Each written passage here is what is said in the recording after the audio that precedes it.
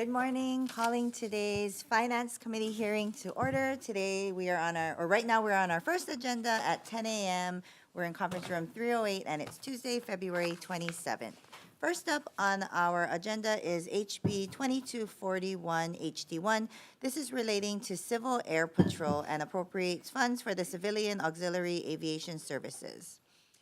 First up to testify, we have Civil Air Patrol. Oh, not here. They submitted testimony in support. Is there anyone else wishing to testify on this measure? Okay, seeing none, committee members, no one to ask questions to, so we're going to move on to the next agenda item. House Bill 1735 HD1. This is relating to offender reentry programs and expands programming and training for the Comprehensive Offender Reentry Program under the Department of Corrections and Rehabilitation. First up is the Department of Corrections and Rehabilitation.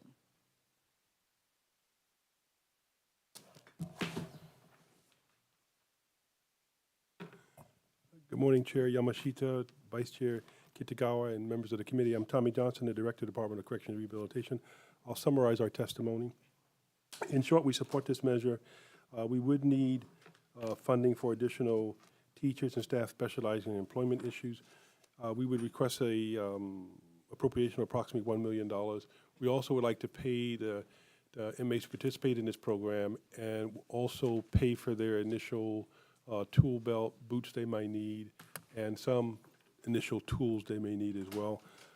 We believe by doing that, we will provide them with additional avenues to success.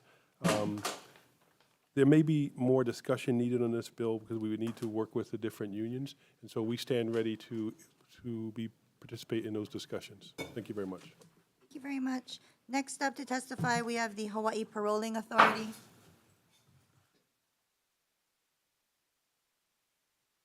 Morning, Chair, Vice Chair, committee members. Fred Hyun with the Hawaii Paroling Authority.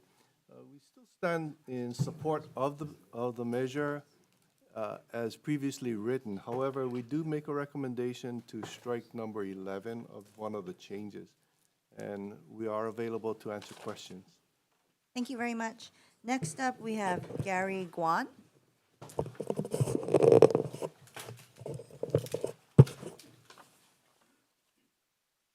Yes, I'm here to support this bill, and I think it's about time for us to make the corrections facility to be really to its name, correction.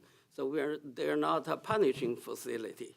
So if we don't work hard on have these inmates reentry into the society and become productive citizens, then we'll keep having the high crime problem. So I'm fully in support. Thank you very much. Next up, we have Gary Shields. Yes. All right. I didn't know I was on the list. I thought it was going to happen. Anyway, I gave testimony last time in support of this bill. Actually, I gave it, I believe, just about 3 days after my mom passed away. And I came here because of the importance of this bill. Even so, my mother passed away, and my mother did a lot of good. She started the Women's Way program with Salvation Army. She helped ACA with Salvation Army, long-term treatment, clinical psychologist. She's always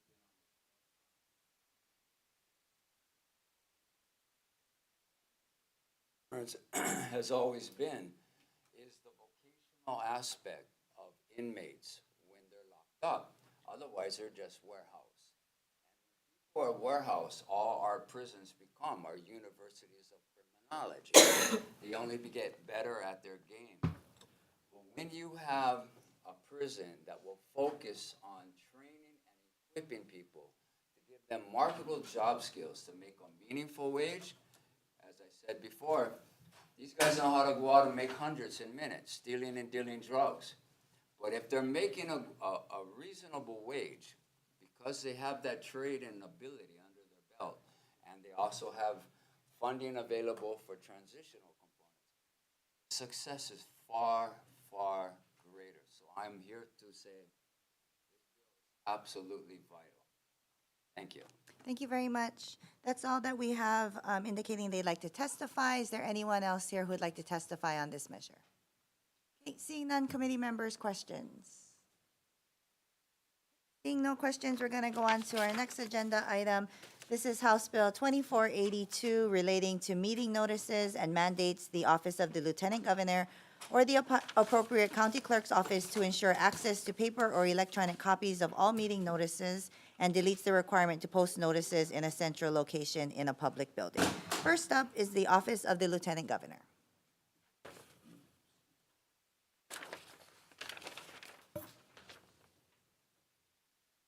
Good morning, Chair, Vice Chair, and members of the committee. Michelle Kurihara-Klein on behalf of the Office of Lieutenant Governor and our Lieutenant Governor, Sylvia Luke. You have our written testimony before you, which is in support of the measure with a proposed amendment, and the amendments were attached to the testimony. We have been in discussion with the Office of Information Practices, and both of our offices agree that the proposed language is clearer and more efficient.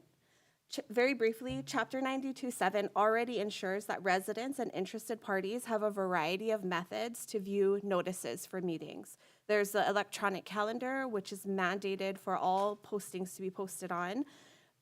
Board offices post their meeting notices, as well as they are required to collect email and physical mail addresses to distribute postings. Therefore, the proposed amendments will not only increase efficiency and decrease paper usage for the state, but it already ensures continued public access to notices. Thank you. Great. Thank you very much. Next up, we have Office of Information Practices on Zoom. Okay, not present. They provided comments. We also have supportive testimony from DLNR. Is there anyone else who would like to testify? Okay, seeing none, committee members, questions for the Lieutenant Governor's office? Okay, seeing none, let's go to our next agenda item, House Bill 1881. This is relating to administrative fines and updates the maximum administrative fines allowed for violations of Chapters 84 and 97. First up to testify is the Hawaii State Ethics Commission.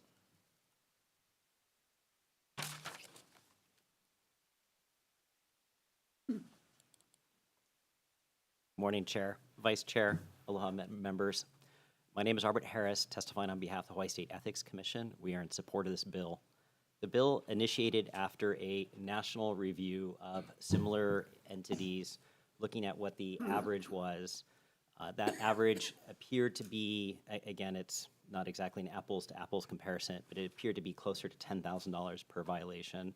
The proposal here is to go to $5,000. It would still be on the lower end. And in addition, I guess I'd want to stress, it still maintains the existing statutory fines that are in place, and obviously the commission still has discretion to issue lower fines. However, the reason why we are proposing a higher one is to make sure that when there are severe, egregious abuses, such as, and we gave some examples in testimony, but where there may be embezzlement, where there may be something that is more significant, that we can try to make sure the fine is more proportional to what is occurring. Thank you very much. Thank you very much. That's all who have indicated they'd like to testify. Anyone else like to testify on this measure? Okay, seeing none, questions from committee members for the Ethics Commission? Yes, Representative Ayu.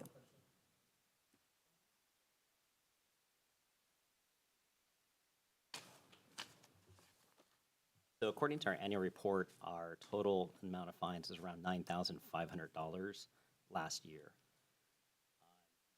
I'd have to look up, I can't off the top of my head, part of that, but it's some information we can give you.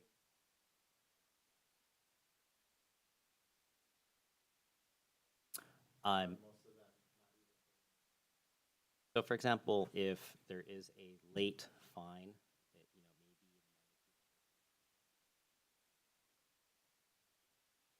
so I'm not sure I could say that there were 9 or 10 fines total, but that is information we can get to you. Okay, it's just my thought is, if you're not issuing the maximum now, why increase the maximum? So we generally, in cases that are more significant, issue the maximum, and we gave an example where somebody revealed confidential information in a lawsuit on behalf of the state, and potentially created issues in that litigation where millions of dollars were at stake. Breach of confidentiality was a pretty significant higher fine might have been appropriate. We have other specific examples we can give where employees, when we've called them and said you can't take certain abuse, they basically rolled their eyes and said, well, the worst you can do is a $1,000 fine. What do we care? So I think it's that type of behavior we're trying to address. And then do the fines go back into the general fund, or do you use the fines for budgetary? They all go to the general fund. Okay, thank you. Thank you very much. Any other questions? Okay, seeing none, let's go to our next agenda item, House Bill 1917 HD1. This is relating to collective bargaining and appropriates funds for collective bargaining cost items for judiciary employees. First up to testify is UPW.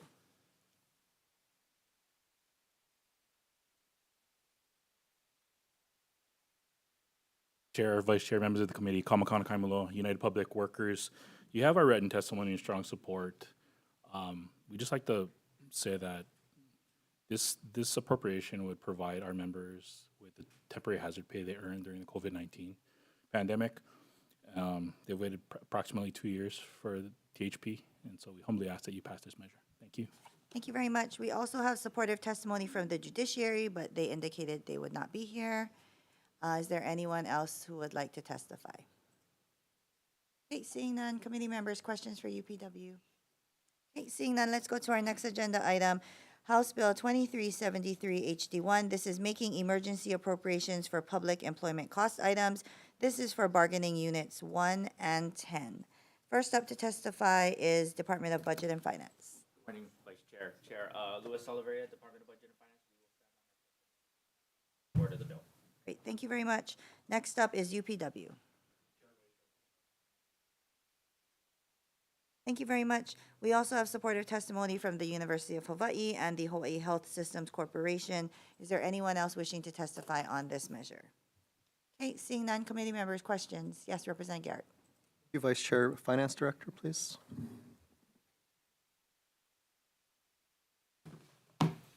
Good morning. Good morning, Nice jacket. Oh, thank you. Do we have a sense at this time what the total obligation might be across these the various bargaining units? Not just this bill, but the prior one as well for units 1 and 10. The estimate that we are using right now is approximately $300 million.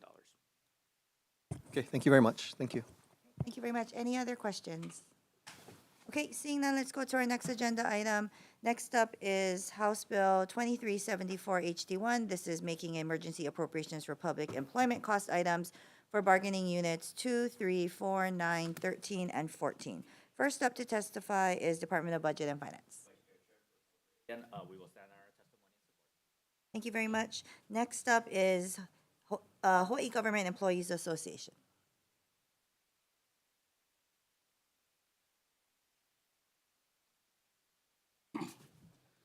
Good morning, Chair, Vice Chair, members of the committee. Nui Sabas with HGEA, standing on a written testimony and strong support. Mahalo.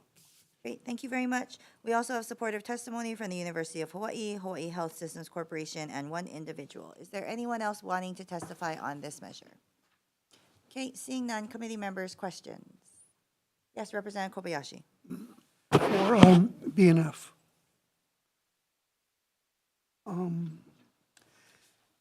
Are we obligated to pay the entire amount in one lump sum 1 year? That is something that is currently being, negotiated on with the public sector unions right now, Representative. So are we obligated? No, but we are obligated to make some agreement and some payment based upon the provisions of the contract. To be decided Correct. when? You mean When are you going to decide? we are currently in negotiations with the public sector unions. There have been proposals that have been presented to them, and they are currently being reviewed and being considered by the public sector unions. I mean, the legislative process needs at least a little bit of lead time, advance time. Is the expectation that you will do that so that we can consider a dollar amount for this session? Yes, the intention is to continue to move the vehicle along as we kind of complete and settle on the negotiations that we're having, and then we would give you the final number when that happens. Thank you very much. Any other questions? Okay, seeing none, let's go to our next agenda item. This is House Bill 2655. It's making appropriations for public employment cost items. This is for public employees with the Senate, House of Representatives, and various legislative agencies. First up is the Office of the Auditor. No one is here, but they submitted testimony in support. Next up is the Hawaii State Ethics Commission. First, on behalf of Hawaii State Ethics Commission, we'll stand on our Thank you very much. In support, we also have supportive testimony from the Office of the Ombudsman. Is there anyone else who would like to testify on this measure? Okay, seeing none, committee members, questions? Okay, seeing none, let's go to our next agenda item, House Bill 2779. This is relating to taxation and incrementally increases the amount of the income tax standard deduction between the years of 2024 to 2031. First up, who has indicated they'd like to testify, is Department of Taxation. Thank you very much. We also have Tax Foundation of Hawaii on Zoom. Morning, Chair, Vice Chair, members of the committee. Tom Yamachika from Tax Foundation of Hawaii. This is one of several bills that would inject some measure of tax reform into our code. We think that some measure of bracket adjustment is necessary since we've, I think, last touched the ones on the lower end in the 1960s. Certainly, I think there was some change in like 81 and 86, but I don't believe there have been significant bracket adjustments other than additions to the top in I think 2013.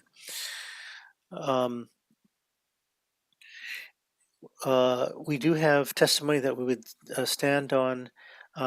We also had occasion to review the Department of Taxation's testimony, and we're kind of wondering why the revenue estimate for loss jumps up more than double between 2026 and 2027. So hopefully somebody can help answer that question. I'd be happy to answer questions. Thank you very much for the opportunity. Thank you very much. That's all who have indicated they'd like to testify, but we do have supportive testimony from the Office of the Governor, from Grassroots Institute, and an individual. Is there anyone else who'd like to testify on this measure? Okay, seeing none, committee members, questions? Yes, Representative Kobayashi. Would Tax Department like to answer the question posed by Tax Foundation?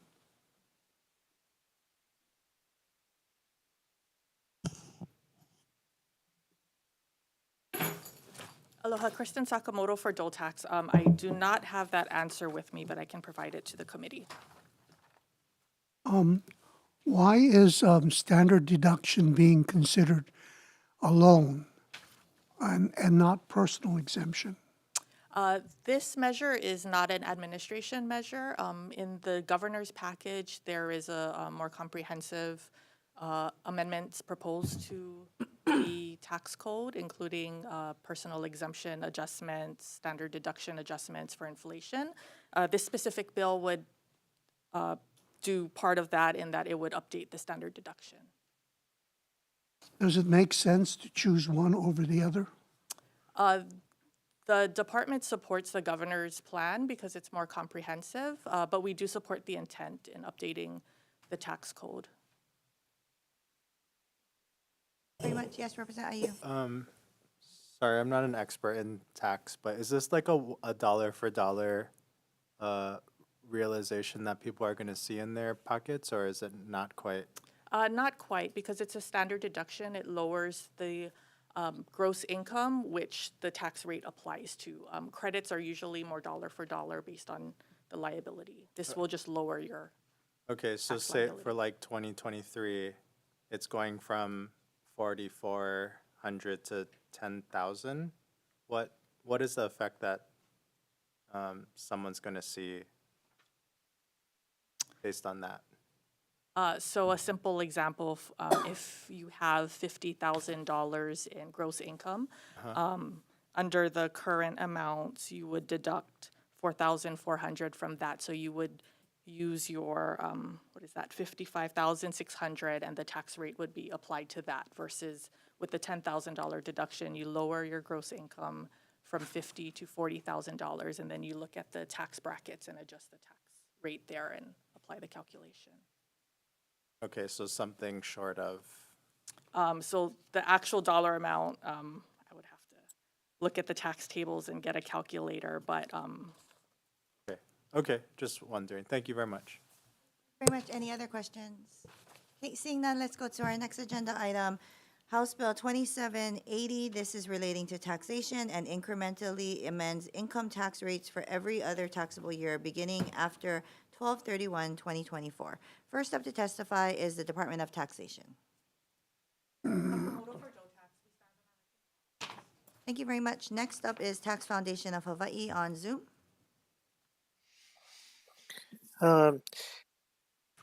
Good morning, Chair, Vice Chair, members of the committee. Tom Yamachika from Tax Foundation of Hawaii. We will stand on our written testimony and be available for questions. We do note that we've also reviewed the Department of Taxation's revenue estimate, and we're again wondering why it jumps up a couple of times. One being between 2027 and 2028 when it almost doubles, and one being 2029 to 2030 when it goes up by another 50%. And we are not sure what in the bill would do that. Thank you very much. We'll be available for questions. Thank you very much. That's all who've indicated they'd like to testify. We also have supportive testimony from the Governor's Office, Grassroots Institute, and an individual. Anyone else wanting to testify on this measure? Okay, seeing none, committee members, questions for this bill? Yes, Representative Ward. DOTAX, please. In the lowest tax bracket, it says not over 9,600, but not over 19,000. No, sorry, not over 9,600. 1.47. How does that compare to other states in terms of taxing the lowest bracket, yeah, it says 1.4% of not over 9,000. How does that compare? yeah, I'm not sure. I would have to look into that. Generally, we've been known as the highest tax, particularly for these Alice and other families. These are the ones that. Could we request some data on that to you? That's the ones who really need the. Thank you, Madam. Very much. Committee members, any other questions?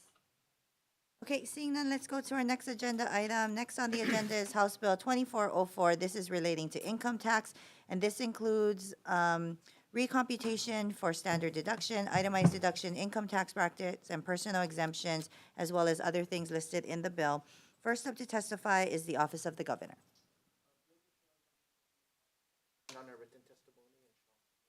Thank you very much. Next up is the Department of Taxation.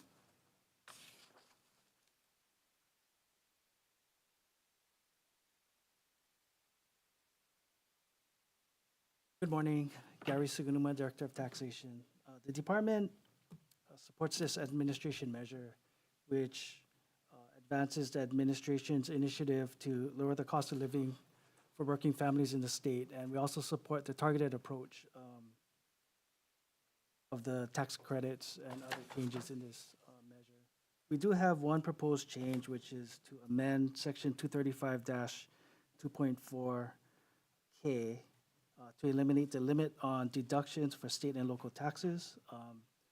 It's explained more thoroughly in our testimony on page 5. I'm here to answer any questions. Thank you very much. Next up, we have Tax Foundation of Hawaii on Zoom.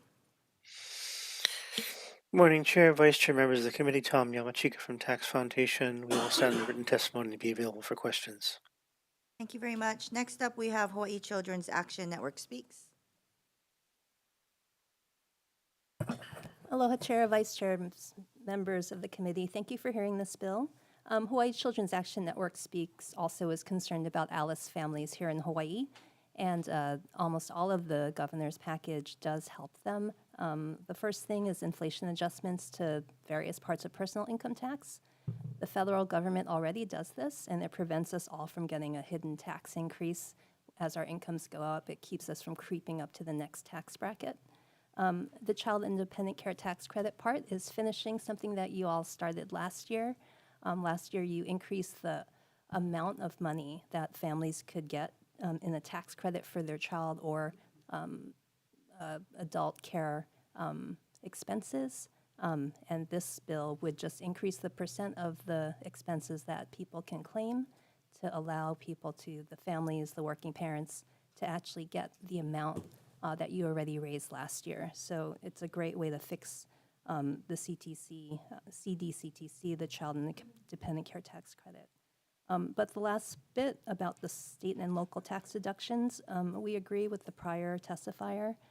Currently, there is a tax deduction for state and local taxes here in Hawaii, but it's capped for people who make up to $100,000 who are single or $200,000 for a couple. This bill would eliminate that cap. There's a group called ITEP, Institute for Taxation and Economic Policy in DC, that has this massive computer that looks at all 50 states' tax systems. And we sent them a copy of HB 2404. They find that the average income of someone who would benefit from this part, the SALT deduction, cap elimination, the average income of someone who would benefit from this is $329,000 a year. People in the top 1%, who make an average of $1.5 million, would be making $12,000, getting a tax break of $12,000 a year, while those making under $90,000 would see none of it. So we support this bill, but we also think that the SALT deduction part is the only part that doesn't help the ALICE families. So we would suggest eliminating that part from this bill. Thank you very much. Very much. That's all who have indicated they'd like to testify. We do have other supportive testimony and comments from organizations and individuals. Is there anyone else wanting to testify on this measure? Okay, seeing none, committee members, questions? Yes, Representative Ward. The notion of lowering the cost of living is a great attachment to this, either to DOTAX or the governor's office. Do you have a metric of how much it'll lower the cost of living? By percent or by a load of groceries, either DOTAX or governor? Because people want to know, well, you've lowered the cost of living. How much did you lower it? And I said, well, I asked in finance, but nobody responded. Or anybody want to take a guess? Mr. Ushiro? Or you want to use an adjective? So you'll lower it substantially, a small amount? A descriptor will help.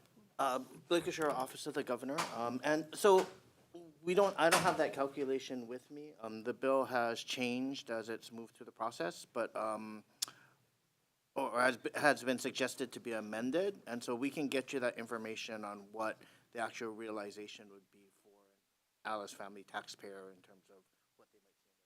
Because it will lower the cost of living. I mean, that is the truth of it. So it would be nice to have a metric to say, this is what it will do. Yes, yes. I mean, we can figure that out if somebody does go through the process and applies for all the credits, what that would realize in terms of Thank you for that. Thank you. Yes. Very much. Chair. Okay, thank you. DOTAX. So what's the revenue impact of this?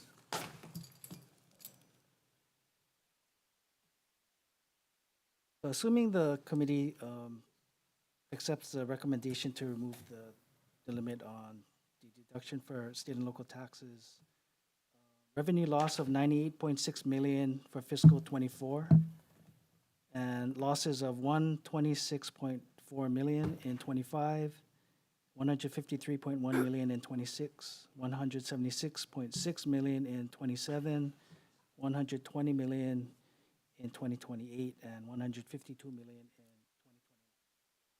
Thank you. Budget and Finance. I think you know the question, but can we afford this in the situation we're in? As it stands right now, we have made those factors into the financial plan. Granted, there are things that are changing right now, but it is, from our indication, affordable at this point in time. Yeah, but,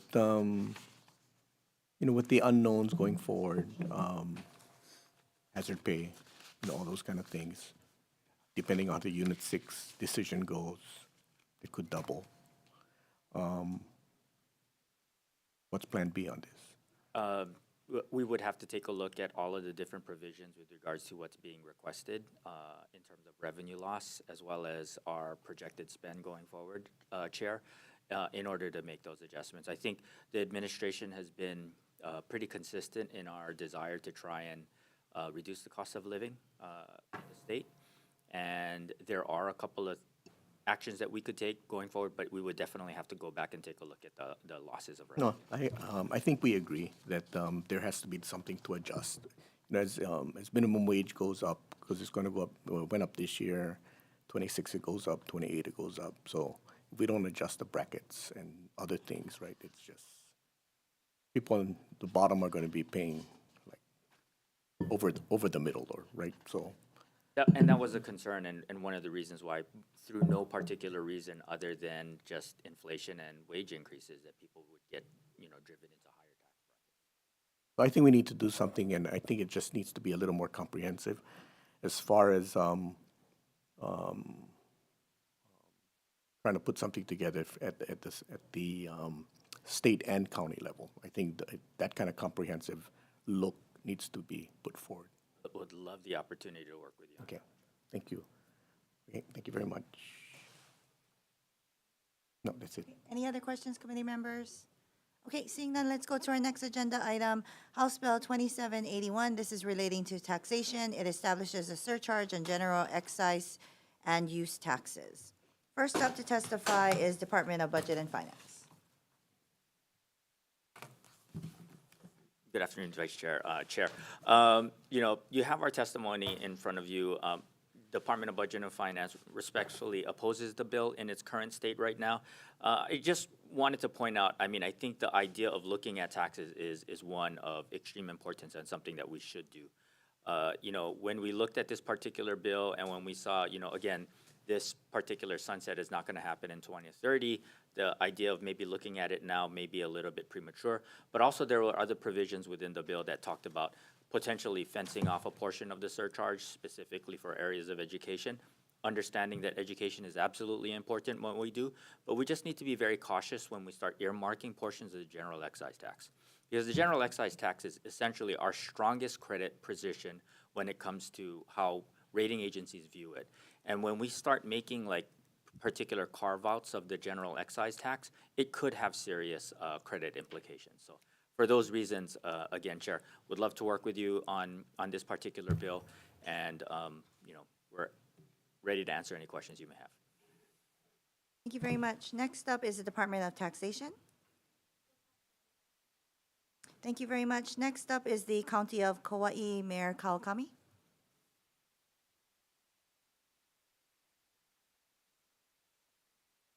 Oh, welcome back.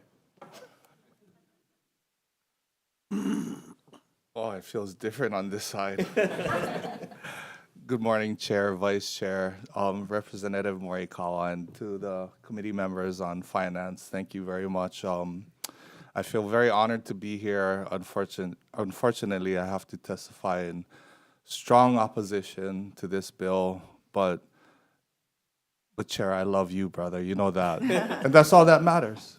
We have these disagreements between the state and county all the time, but I think for the people watching, Hawaii is a place where we can show that we don't let our policy sort of opinions get in the way, that at the end of the day, the state and the county, I think, work wonderfully together.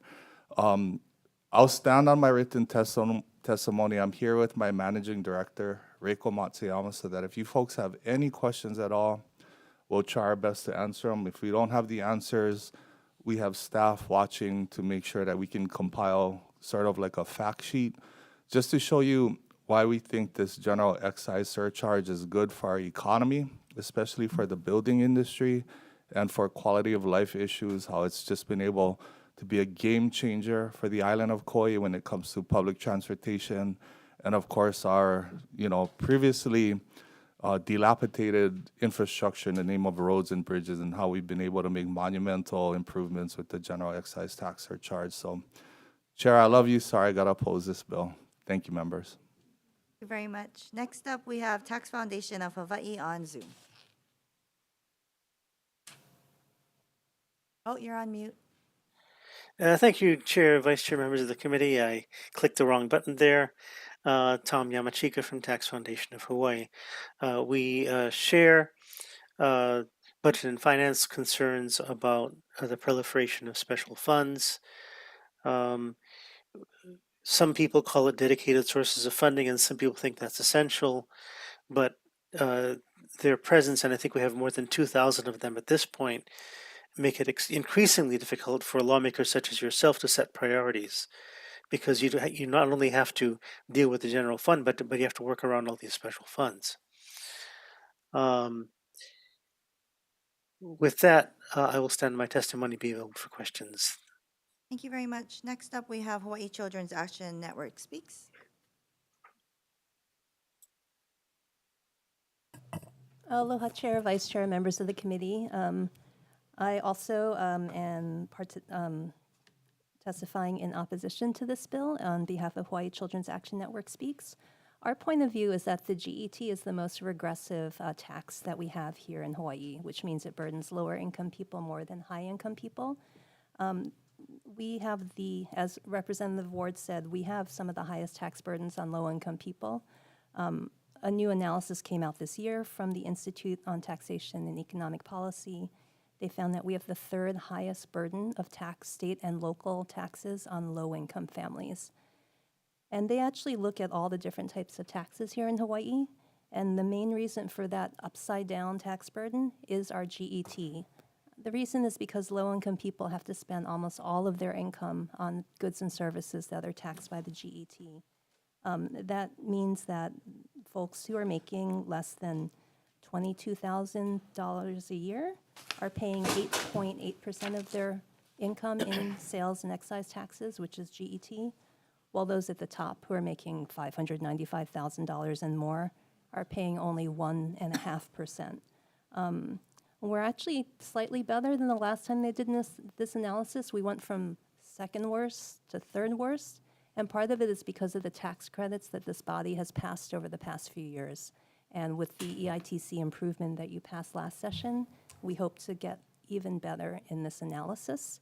But increase any kind of surcharge in the GET puts us backwards and puts more burden on Alice families. So I respectfully request that you defer this bill. Thank you. Very much. That's all who have indicated they'd like to testify. We have additional testimony as well from the City and County of Honolulu with comments, and the County of Hawaii in opposition, as well as other organizations and individuals. Anyone else wanting to testify on this measure? Okay, seeing none, committee members, questions? Yes, Representative Yu.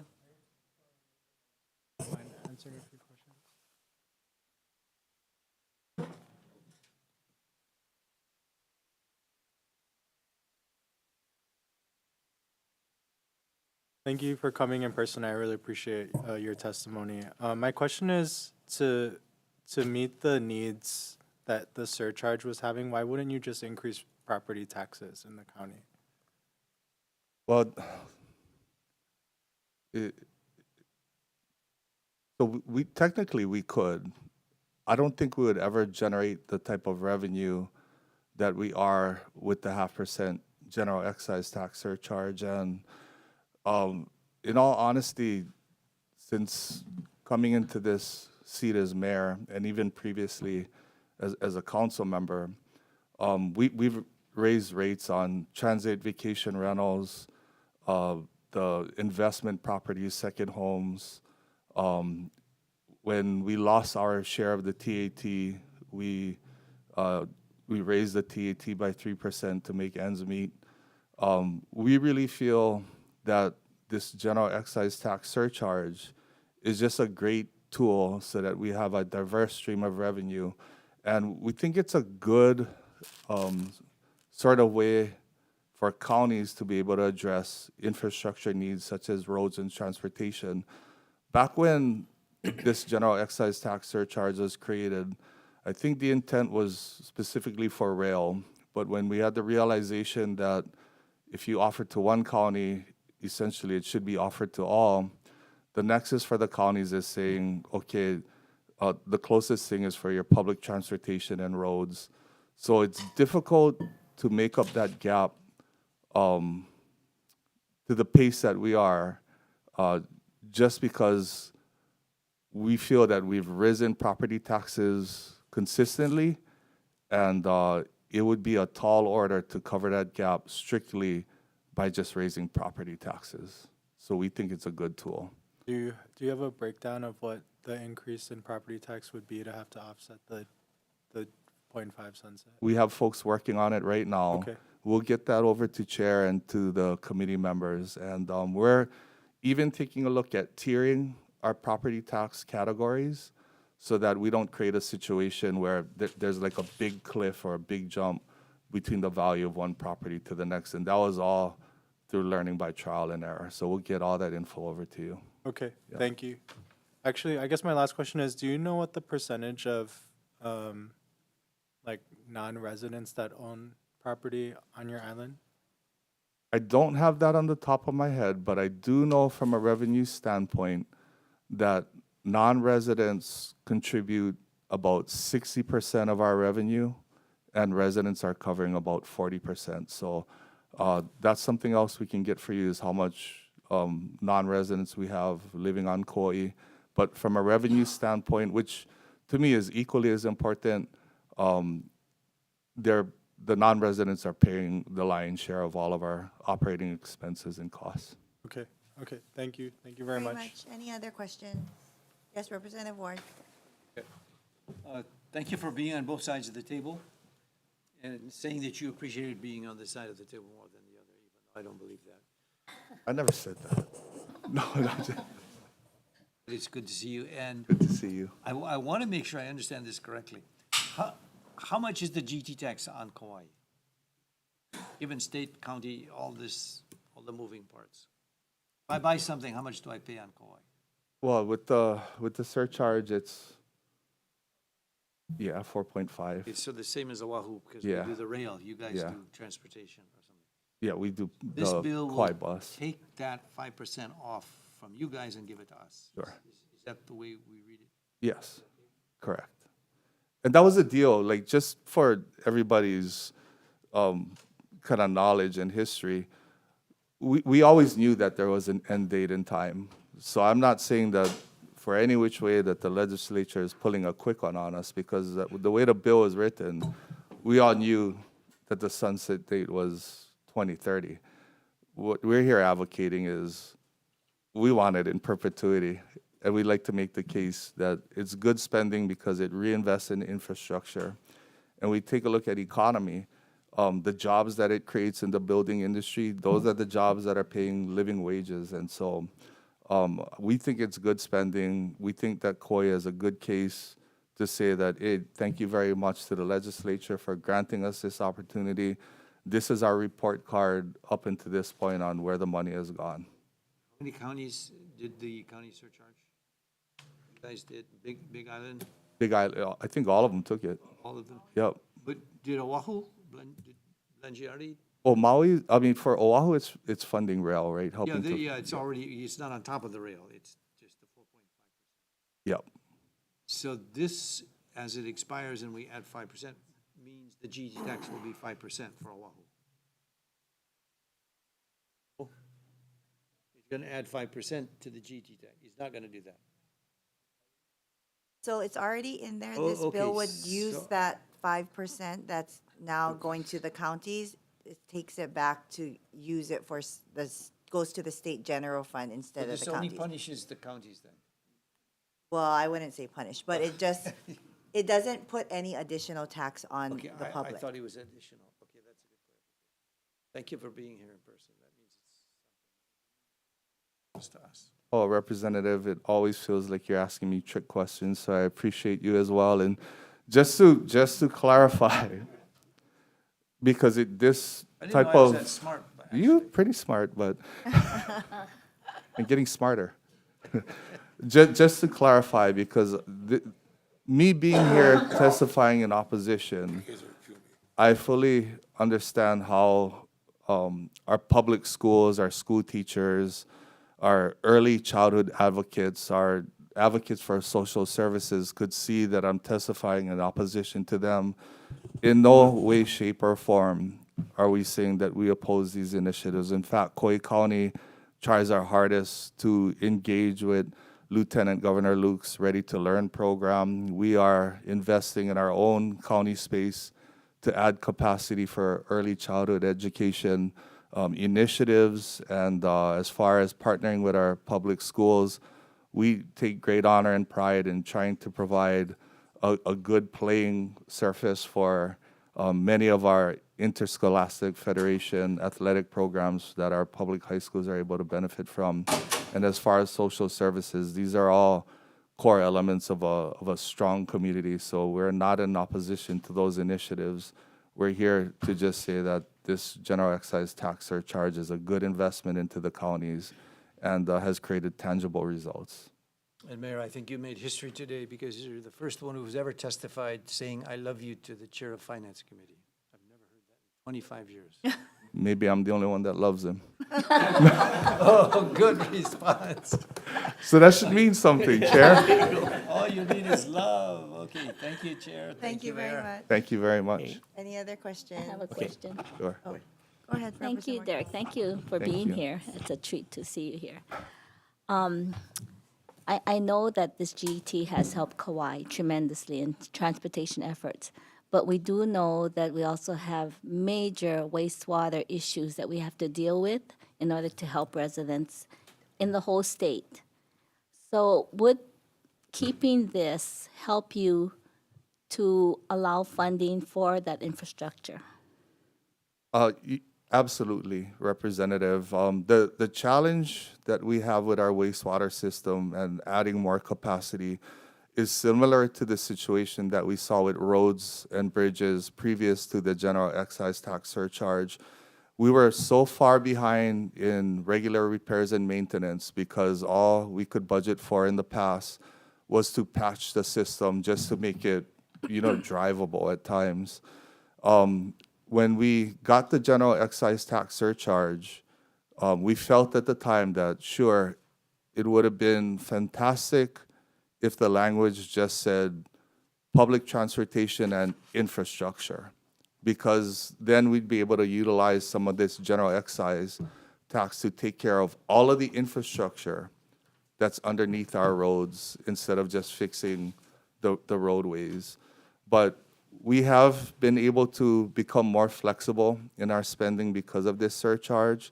So we have really started to reinvest into our wastewater system. But to be completely clear, it's just to get it up to par to keep the system alive. And then we're looking at low-hanging fruit where we could add capacity. And there's certain projects that bring the type of economy of scale that would definitely make it quicker and easier to expand our wastewater system. For example, we're looking at a workforce housing development at the Puhi Park directly across of KCC. A project of that scale and size for our workforce definitely would make the case to be able to tie in the greater Puhi area into the wastewater system. With Lima Ola being built out, we're taking a look at areas around Eleele, Hanapepe, that would be cheaper to do that type of tie-in with that sort of large-scale type of housing development. Yeah, I So hear definitely. you. But when you mention Puhi, it kind of touches a sensitive part in me. But thank you. Oh. Thank you for what you're trying to do. Thank you. And, those type of housing projects, they touch a lot of people emotionally, especially for the folks that got to live next to them. And, I have we all have the rough job of saying that for the greater good, we're going to inconvenience some people, but we're in a housing crisis, and that's a tough pill to swallow at times. Thank you. Thank you for being here. Thank you. Very much. I'll talk to you later. Oh, Okay. thank you. Yeah. Remember, he loves you. Okay, can I have budget and finance and DOTAX? Okay. So, well, first of all, just so everybody is kind of clear, the purpose of this bill was just to send a message out to people that this is something that the legislature may consider going forward after it sunsets. So the aspiration of using it for education, early childhood, and all the other social needs that we have is to highlight the need that the state has that we need to fund these things adequately, and that we need the resources. The other two bills that that were on the agenda that were adjusting, not the administration bill, but the one that was adjusting the brackets and adjusting the standard deduction, was to highlight that by taking the GET, we possibly at some point in time would be able to lower income tax and adjust it to where it is a little more progressive and helping, the middle and lower ends of the groups. The fourth bill that we heard last year that we didn't hear this year, and I should actually put it on this agenda too, was to look at the regressiveness of the GET and to offset that by not using like the child dependent care or the food credit or other mechanisms that we have in place that people have to apply for, but use the mechanism that we discovered during the pandemic, that we can use a rebate mechanism. And because we gave the 300 and 600 rebate amount without anybody applying for it, and we just targeted who could get what. So that, in my mind, that made it so that I think if we sharpen our pencils and work on it, we could actually target specific income levels that we wanted to offset the regressiveness of the GET and things like that. So 4 bills kind of like working in concert to try to kind of address those types of things. I think it has always been my preference to get the state to have property tax authority so that we could pay for things that that the counties pay for in other states: education, community hospital, jails, district court, and even ambulance service, right? That now is being paid for by the GET and income. That's why I believe that our property tax is one of the lowest in the nation, and which is creating that appetite from out of state to buy, which is taking up supply and driving up cost, right? So if we were able to take property tax and pay for those 5 services out of property, we could put some kind of weight on non-residents by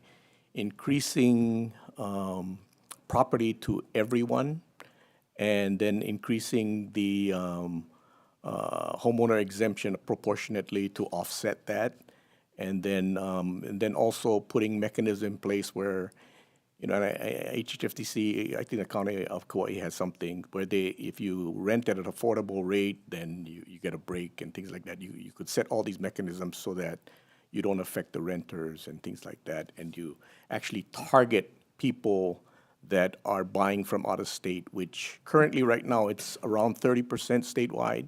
On Maui, it's closer to 40 that are owned by people, residential property that is owned by people from out of state, right? They're taking up supply, they're driving up cost, and that's what is pricing people not be able to live here. So the idea also is that's why I said that's my preference, but over the years, the legislature has tried to put that on the ballot, but the people have voted it down consistently.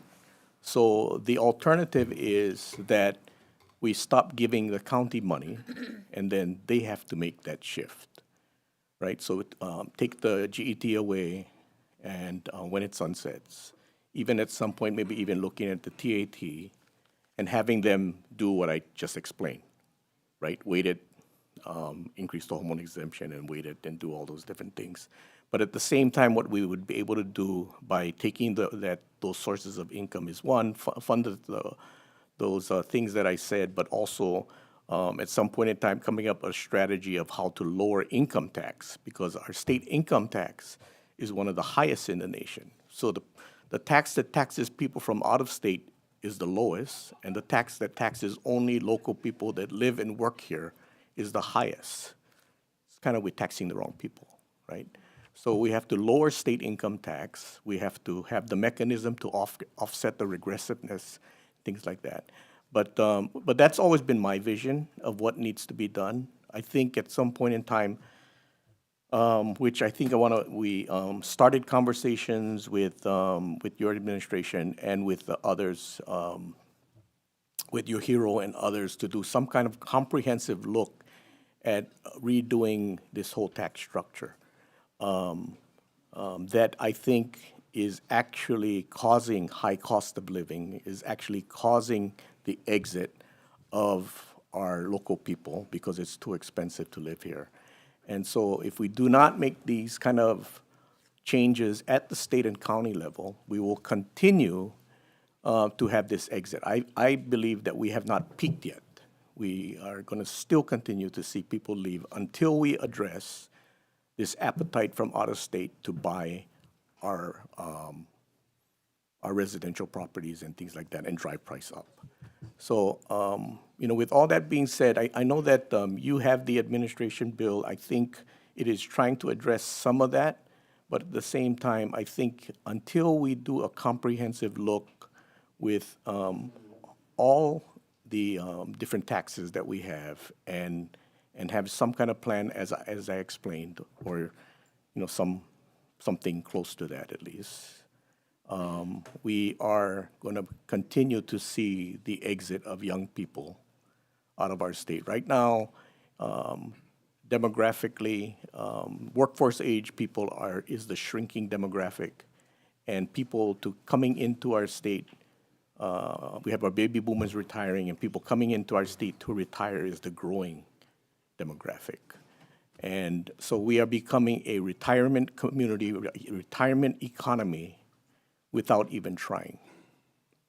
And so I think that's not where we want to head towards. I think that we have to continue to keep working on these things. So for the young people that have just walked into the room, that's what I believe that we are working towards. My question to you is that, and I've spoken to both of you about this in the past. Does any of what I'm saying make sense to you? Well, That's the question. since the mayor started, I love you too, Chair, by the way, just to let you know. Oh, history So- again. But, what you're talking about in terms of like how the state structures it, I think we've had numerous conversations about, it is the purview and it is the prerogative of the legislature to take a look at taxation policy at any given point in time. And, what you say about, about taxes and what's coming in. I mean, the get, if you look at some of the statistics, 30% of the get is exported out to visitors that come here. So there is a gain, an export, component of what the get exists. But then when you look at income, right, you can't treat any other person from the United States differently, the Commerce Clause issues. But then we, as a state, allow our residents through income tax in order to gain some form of relief. If you wanted to make those types of adjustments, it is a pull this lever, push this button, turn this thing kind of situation when it comes to tax policy. I'm not the expert, that would be Kristen, but I love you too, Chair. And Chair, we understand your point and all of the points that you made, and the department is willing to continue working with you and finance and the rest of the state to take a look at everything and deliver what's best for the people here. Okay, thank you very much. Yep, Representative Ward. Budget and finance, I was going to ask the mayor this, but how big is the hit on revenue that the neighbor islands are going to experience? Or should we add them up one by one, or you don't know? I do not have that information. I would defer to the counties. Does the mayor of Kauai know his hit and then his colleagues on Big Island and other locales? I want to see the depth of the injury that you're speaking of, sir. Oh, you do? Okay. Okay. Wanted to know the revenue impact for the. For all the counties, when this thing expires, how big is the hit gonna be? And then the mayor will give you whether it's true or not. I agree with what. This would start in tax year 31. The total impact would be a 318.3 million gain to the general fund, and as far as the counties, It'd be the same amount backed out of the. it would be backed out. So for the last, I guess we don't have for 2031, and we can give you a breakdown of estimated county surcharge revenues based on fiscal year 23, the actual collections. For example, for City and County of Honolulu, 326 million. This is actual figures from the county surcharge. 326 million, just city and county? Yes, County of Honolulu, 70 million to the County of Hawaii, 35.6 million to Kauai. That was for fiscal year 23. Talking almost $500 million. Total, if you add them all up. The total FY 23 collections, The point is. almost, yeah. I can see why there's unanimous. Just wanted to see how big the gore of the hole was that was being into your budget, Mayor. Did you want to respond to that? Or you just want to tell the chair that you love him more than the Oh, gosh. No, I completely agree. Those are the numbers we have as well. And, yeah. But I just want to be clear because, the counties get blamed for a lot, but this was an act of legislation from the House of Representatives and the Senate, and we were beneficiaries. Because oftentimes I feel almost like, and it's not animosity, but we start to get the feeling that perhaps the counties are a burden to the state. And in many cases, I mean, at a local level, there's some tremendous partnerships where the counties help support the state in many different ways, whether it's through, fire, rescuing people on state trails. We support DLNR and work closely. We work very closely with the DOE. And just as much as the TAT, we have this TAT as sort of a gift from the legislature as well. And we had to go and face the transit vacation rentals that we have, timeshares and hotels, to tell them, hey, we're gonna come for our 3%, but this is where we'd like to see that 3% reinvested, because the TAT was intended originally, one, to do away with GIAs to the counties, but two, to support the counties as a replacement. But there was also an understanding to have some sort of reinvestment into the visitor industry. So we've used that revenue for things like destination management. We've used it to improve circulation and infrastructure in and around the resort areas, because that's where a lot of our workers live as well. And so it concerns us that the state takes a look at the counties as a source of revenue generation, when realistically there's a lot of good partnerships being done at the county level, and we could get some of that information together for you folks as well. Because we don't want to just be seen as a burden or somebody that just looks for, financial support. We like to use some of that revenue to support the state as well, because at the end of the day, we're all one. We're all serving one people. There's no such thing as a state constituent or county constituent, especially on a small island like Kauai. Mayor Kawakami for your Yeah. presence here today. Very much. Any other questions? Yes, Representative Lamasal. Mayor, you can stay there. Oh. Thank you, Mayor, for being here. you. And, you know, it's such an honor to have one of our mayors here in the room, especially because our Waipahu intermediate students are here joining us. So mahalo also for being here. But, you know, I think when we talk about showing those numbers, accountability of where those the 0.5% is going to as far as the county, I wish also the other counties would do the same as well. And so thank you for, I just want to say thank you for sharing that information with us, because it is the critical infrastructure that we need in each of the counties. And so if there are other means of financing some of that versus using the 0.5%, which could go to a lot of the state projects as well, that would also be great to see as well.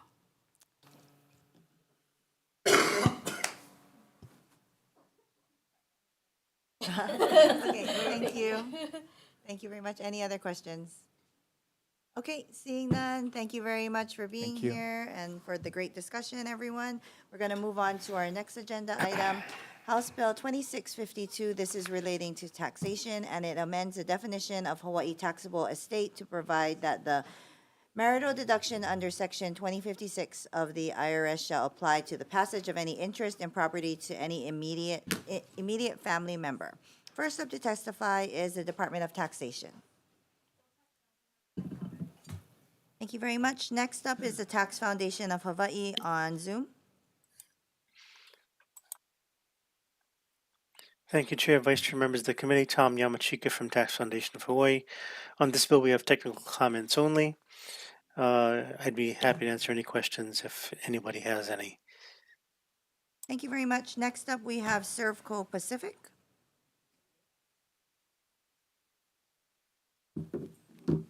Aloha, Chair Yamashita, Vice Chair Kitagawa, members of the committee. I'm Mark Fukunaga, Executive Chairman of Servco Pacific, but I'm here representing 30 local family-owned businesses. These companies are folks like Foodland, Zippy's, L&L Drive-In, ABC Stores, Island Insurance, Hawaii National Bank, Kualo Ranch, that really make up a good part of the fabric of our community.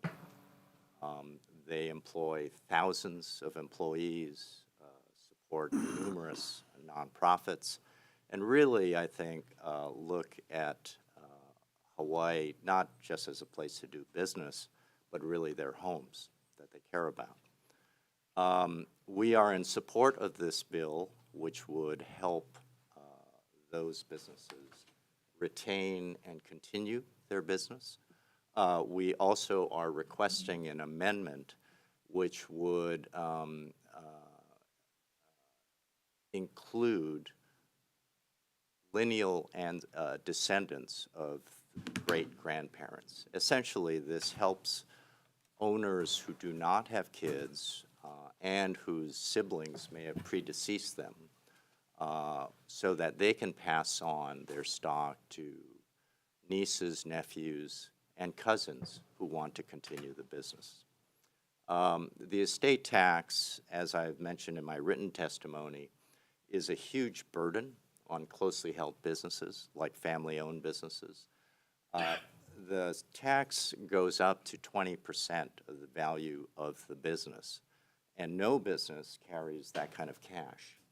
Every business reinvests their profits back in the business to hire more people, build better facilities, provide better customer service. So no one has that kind of cash lying around, and to then assess that when an owner dies oftentimes results in that business being sold because that's the only way they can raise cash. For some businesses who plan ahead, They can buy tons of life insurance, but that also is a diversion of money that could go into the economic health of the state. It instead goes to a mainland insurance company, life insurance company, and doesn't help folks here.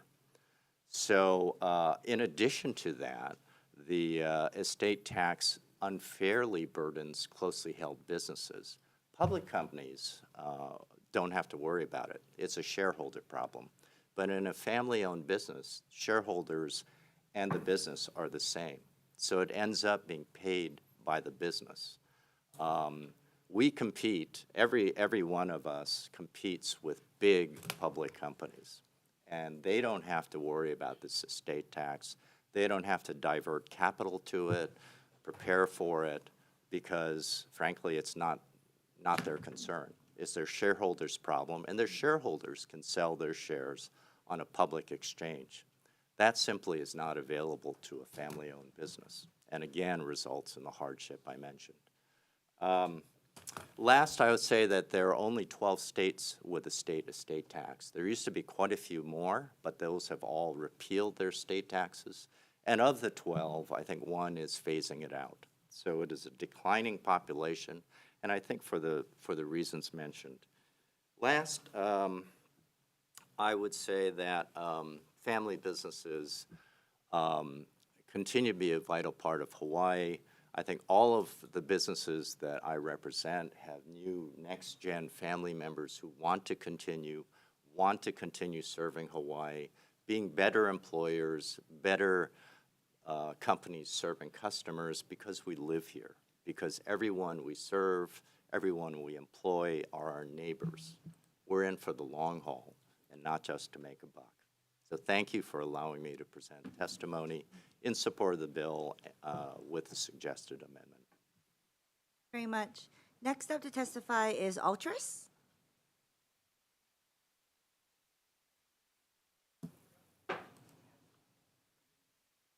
Good morning, Chair, Vice Chair, and committee members. My name is Baron Gus, and I'm the second-generation owner of Altris. We're a 55-year-old company, and I'm very proud to say that I have 3 generations now working in the company. I want you to understand, well, first of all, I'm a very strong supporter of this bill, and I am resting on my testimony, but I wanted to bring some comments and thoughts for you to understand what we're trying to achieve as these family businesses. This bill isn't about estate planning. This bill is about business continuation. And in the case of our company, we employ 350 people in the state, and last year we helped 41,000 Hawaii residents either receive their payroll, receive benefits, find new jobs. As the previous testifier mentioned, this bill is really not about how we go ahead and finance death taxes. We all die. We all know that. This isn't about these business owners getting away with not paying taxes. If you understand a family business or business like this, the fruits of owning a family business is the crop itself. It's every year we go to work, we do what we do, and we pay taxes, and we employ people, and they pay taxes. That creates a circular economy. Our wealth really isn't the business. The wealth in a business, if you hold on to it, it has no value per se. It only has value when we sell it. And when and if our family members and future generations sell the business, we will be taxed. And we don't mind being taxed on the capital gains. But to tax my business based on the value of the crop that we generate this year for future years, none of us in this particular situation can raise enough money to pay the tax, if you call it a wealth transfer tax. But the business shouldn't be taxed like that.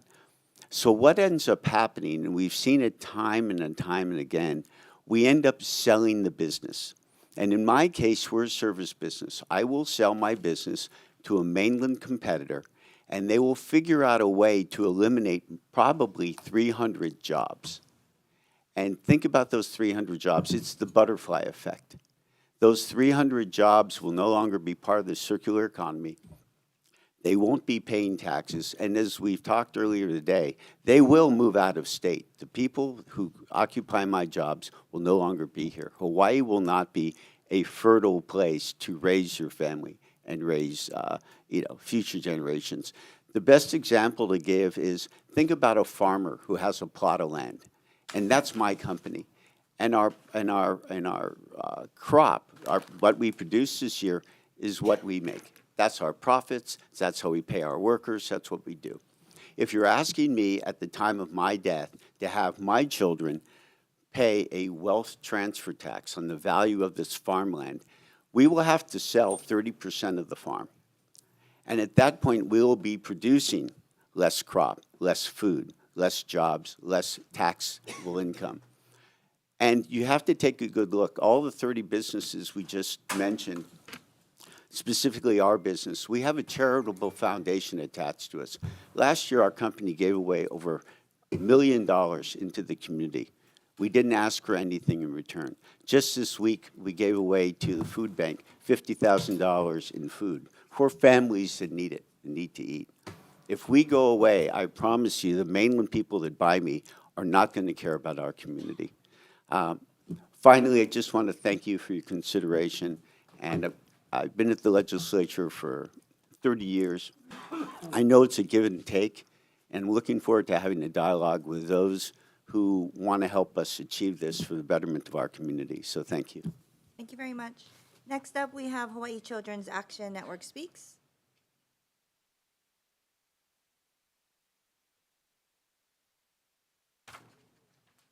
Aloha, Chair, Vice Chair, members of the committee. I represent Hawaii Children's Action Network Speaks. We care about children and youth and families here in Hawaii, especially those who have trouble affording to live here. The estate tax is one of the most common sorts of taxes in history, and its intention is to prevent and slow down the concentration of wealth at the top. And this bill would basically make the estate tax ineffective. Currently, spouses are exempt from the estate tax at the federal and the state level. And it's called the marital deduction because in history, it wasn't a total exemption, it was a deduction. It was like half. But they've, over the years, made it so that spouses are completely exempt from estate tax. And then this bill says, oh, the marital deduction is actually going to be not just people we're married to, but children and grandchildren, stepchildren. So basically, it just kind of reduces or eliminates the whole effectiveness of this tax. I couldn't find any Hawaii-specific information, but at the federal level, 2 in 1,000 families have been subject to the estate tax recently. And that's a lot lower than the historical 1% to 2%. So think about that. You have 1,000 people in the room, and the 2 wealthiest people in that room are the only ones who have to pay estate tax. And we're talking about making a bigger loophole for those types of families. There was also some research into small businesses and small farms across the country. Back when the federal exemption was at the same level as Hawaii, only 80 small businesses or farms in the whole country were subject to estate tax in 1 year. So this really is targeted at those at the very top, and especially in a tight budget year, it doesn't seem like you should be making more exemptions for people who make so much money and have so much wealth. I want to point out some individual testimony. There's one from a person who's from Roberts Hawaii Tours, second or third generation. And that person is testifying in opposition, talks about how estate tax is a foreseeable expense, and in her experience, families buy the insurance that's talked about, and that's how they cover this expense. We're not talking about adding a new tax year. We're talking about reducing the tax burden at those at the very top with this bill, and it just doesn't seem wise to be encouraging more concentration of wealth at the top, more inequality, especially when families are hurting, the Alice families are hurting, and we have a budget situation that's really tight this year. So I respectfully request that you defer this bill. Thank you. Very much. That's all who's indicated they'd like to testify. Is there anyone else who would like to testify on this measure? Okay, seeing none, committee members, questions? Yes, Representative Ward. Fukunaga, are you still here? Yes. Your company was formed in 1919, according to your testimony. Yes, that's right. Without this bill, how did you guys fare generation to generation? We, frankly, had to liquidate assets to pay estate taxes along the way, selling off properties, what have you. I think a lot of our growth has been in the last 30 years. And so the amount of taxes that would be paid now would be a lot more than they used to be. In terms of the amendment that's suggested, do you have an opinion on where it says add lineal descendants of the decedent's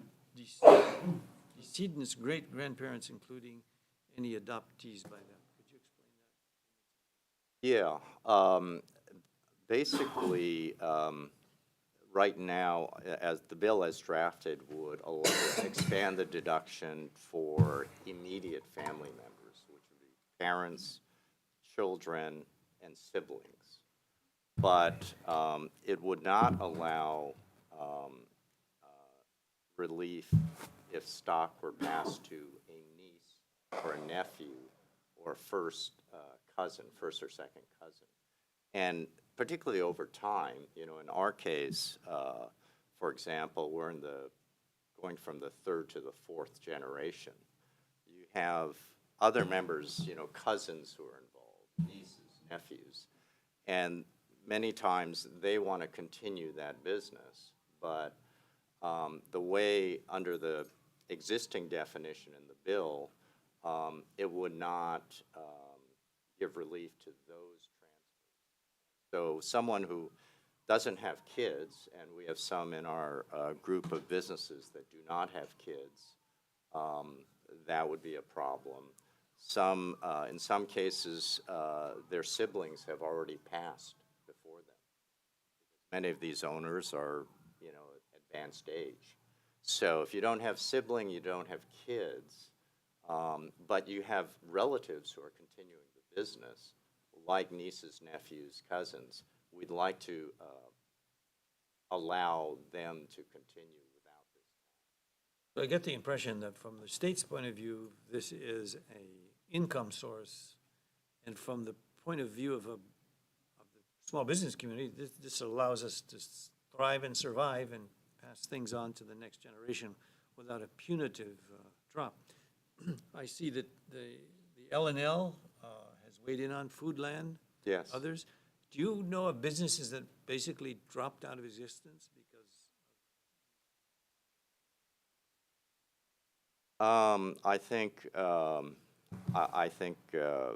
I do know of businesses that have. One of the people who submitted testimony, the Zippy's family, the Higa family, Jason Higa will tell you that they came very close to selling that business 20 years ago when his dad and uncle passed, and they did not have the funds to pay the estate taxes. Luckily, there was a special provision in the federal code that allowed them to defer it for 15 years, which then allowed them to pay it over time. So that's what saved them. But for that, I think we would no longer have a Zippy's in Hawaii. And is the pattern such as was suggested earlier by Mr. Gus that when they sell to the mainland, they're basically offloading employees and the employment value, economic value locally is disappearing or is disappearing? Absolutely. I think, public companies have to show quarterly earnings, and they are, frankly, they'll do what they have to do. I think one of the benefits of being a Hawaii Hawaii family business, we play long ball. We're in it for the long term. We do things not for profitability, frankly, but it's to continue a thriving enterprise to serve people. So I would say relative to public companies, I think we're better employers. I think also public companies would never employ middle managers or executives out here. They tend to employ, frontline folks, but a lot of the talent in business isn't in those companies here. They're all in the corporate headquarters somewhere else. We're all headquartered here, so I think we provide a lot more good jobs, as people say. I think the other thing is that if you go to any fundraiser, you'll see the Hawaii family businesses there. You will not see public companies from the mainland. Speaking of that, you have been in business 105 years. How many times have you come and testified in the legislature? The point is, it's good to see people with a reputation like Surfco Pacific here. So thank you for your presence. Thank you for your testimony. Thank you very much. Any additional questions represented by you?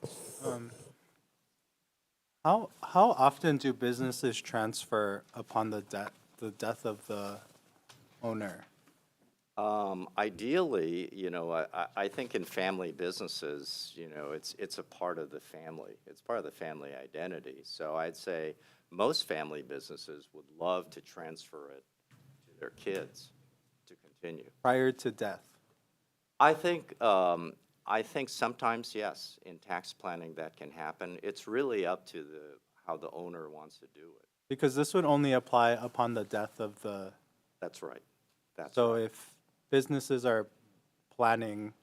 to transfer then it beforehand, there would be no effect. There's no effect, yes. Okay, so I guess, isn't it prudent to do planning prior to death? Like, why do we need to make this change if, like, we should be encouraging the business community to make plans prior to the death of a owner? But the way it is right now, the gifts would be taxed. And so, one way or the other, there is a tax on the transfer. So how businesses prepare for this is you buy a lot of life insurance if you're thinking ahead. In Surfco's case, we're literally paying millions of dollars in life insurance premiums.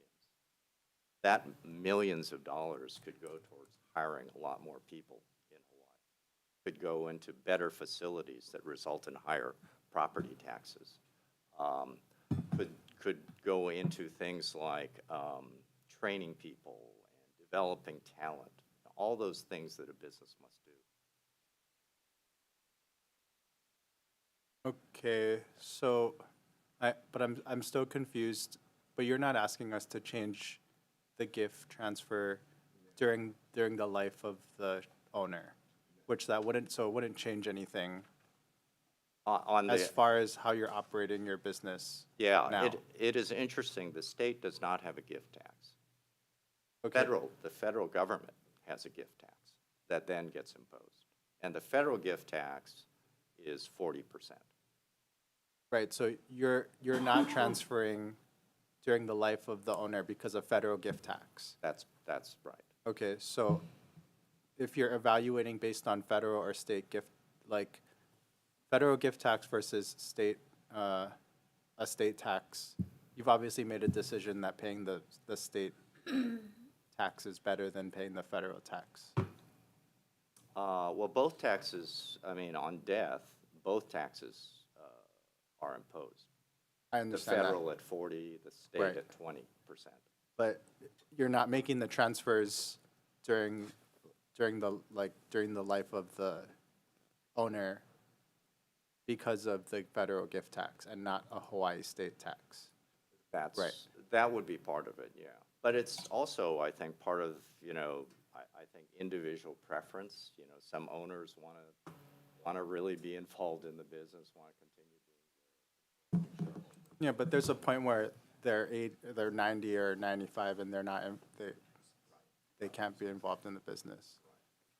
But So I mean, so because the owner doesn't want to relinquish control or figure out a plan, they want the state to just waive essentially these taxes. Well, I think whether they, pay it at death or they prepare for it in insurance, there's a lot of capital that gets diverted away from reinvesting in the business, which I think benefits Hawaii. Okay, thank you. Very much. Any other questions? Okay, seeing none, we're going to go to our last agenda item, House Bill 2653. This is also relating to the estate tax, and it does a couple of things in the bill description, conforms to state tax law and IRS laws, and also establishes a estate tax deduction. Okay, so first up to testify is the Department of Taxation. Thank you very much. Next up is Tax Foundation of Hawaii on Zoom. Thank you, Chair, Vice Chair, members of the committee. Tom Yamachika from Tax Foundation of Hawaii. We will stand on our testimony, but we want to make a correction. In our testimony on page 2, we raised an example of Mark Zuckerberg of Facebook. Upon further reflection, he would not qualify as a qualified family-owned business interest under this bill, so we need to withdraw that example, but otherwise we will stand our testimony and be available for questions. Thank you very much. Next up, we have Servco Pacific. I won't obviously repeat what I said earlier. I just want to amplify one point that I didn't raise earlier, which is, obviously in a time of budget concerns, we wanted to point out a couple of things. One is most economists would say that imposing an estate tax may actually result in less tax revenues to the state over time. That's because, as I mentioned, with the estate tax, you divert capital from the business. If you didn't have the estate tax, we would all reinvest in the business. That's what every healthy business does. 90%, in Servco's case, over 90% of the profits we generate year to year are reinvested in the business. That means that employees pay more income taxes over time. It also means that the suppliers and vendors to that business also pay income, excise, and property taxes. And in turn, their vendors and their suppliers and their employees also pay taxes. So when you consider the multiplier effects of allowing businesses not to pay estate taxes, but instead reinvest that capital into their businesses, over time, that results in more tax revenues for the state. So we would submit that not only is the estate tax burdensome, not only is it unfair, but it is ineffective in terms of producing the most revenue to the state. Secondly, the estate taxes are a pretty small part, a very small part of the state tax revenue base.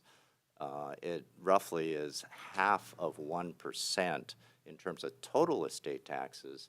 And then if you consider the amount collected from businesses whose founders or owners have died, that's an even smaller percentage. So it's a pretty tiny amount. And as Mr. Yamachika said, this bill specifically covers only closely held businesses that aren't on a public stock exchange.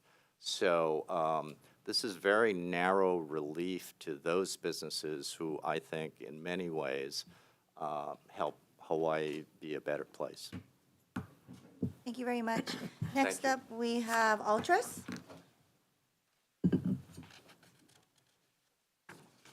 Thank you again. Why is it whenever you get up here, you forget all the great things you want to say, other than I love you too? That's all I can tell you. You know, one of the things that as we talk about, this really is a very narrow portion of the community we're talking about. But these businesses are our lifeblood. You know, When we talk about family business is a dinner table conversation. It wasn't that I just joined my father and suddenly I'm in business. I started, at the time of 6 and 8 years old, going to the office, helping my father type invoices to send to our clients. I was making deliveries at 16 years old. As a temporary help company, I've worked at Frito-Lay making potato chips. I've shoveled potatoes. I've mixed paint. I've delivered, alcohol, beer, if you will, in the beer trucks, We've done it all. All we want is the opportunity to continue to do that. And we talk about timing.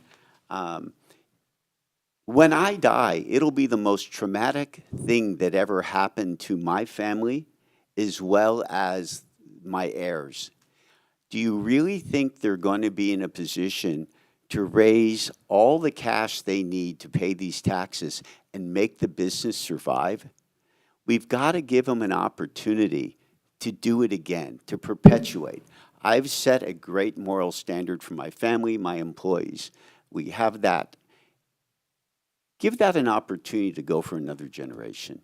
Because we pay taxes every day. I pay taxes personally. Our company pays a wealth of taxes. And we have no problem doing that. But when I pass away, the amount is so tremendous. It will choke this business. And we most likely will have to sell. We talked about examples. I can tell you one, and those of us who have a few gray hairs around the temple, Spence Cliff restaurants, if you remember them, Kelly's and all the others in the ranch house, they went away because they couldn't raise the money. It's the restaurant industry. Their biggest value was the land property. They sold to a Japanese investor when you remember all the Japanese came to buy businesses. And in 3 years' time, that company just left town and they went back. But they dismantled everything we knew of our childhood, our heritage. It almost did happen to Zippy's. They figured it out. Some of these businesses like ours were a service industry. I can't just sell off a restaurant. I can't just sell off a portion of my customer list to a mainland competitor or someone else. We will go away. We will vaporize. That shouldn't happen. Again, the real wealth in my company is the ability to do it year over year over year. The only time my children will get, wealthy is when they decide to sell the business, and that's capital gains. And you should tax them. You should. But taxing them because I happen to die by accident, and will be by accident, God willing. I plan on living a long, long time.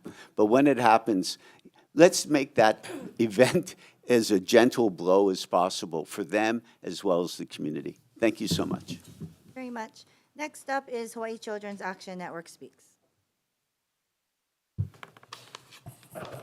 Thank you, Chair, Vice Chair, members of the committee. Thanks again for this opportunity to testify. Again, I am an advocate for families with children here in Hawaii, especially the lower income ones. For those who maybe aren't a geek like me, I worked at an economic policy think tank for 10 years in DC before coming here, so I really am pleased to be able to share some of my experience with you. In my testimony, I have a chart of the amount of exclusion from the estate tax since 2001. It was $675,000 excluded from the estate tax back in 2001. Now in Hawaii, it's $5.5 million is excluded from the estate tax. For a married couple passing down their estate, that means it's $11 million tax-free going to their heirs. This bill would increase it from $5.5 million to $13.6 million tax-free. For a married couple, it would increase the exempt amount from $11 million tax-free to $27.2 million.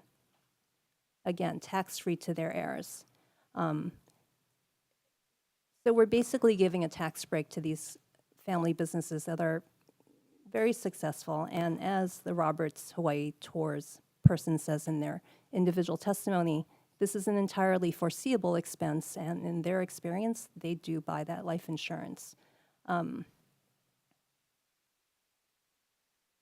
Also, there was a mention that our estate tax is 20%.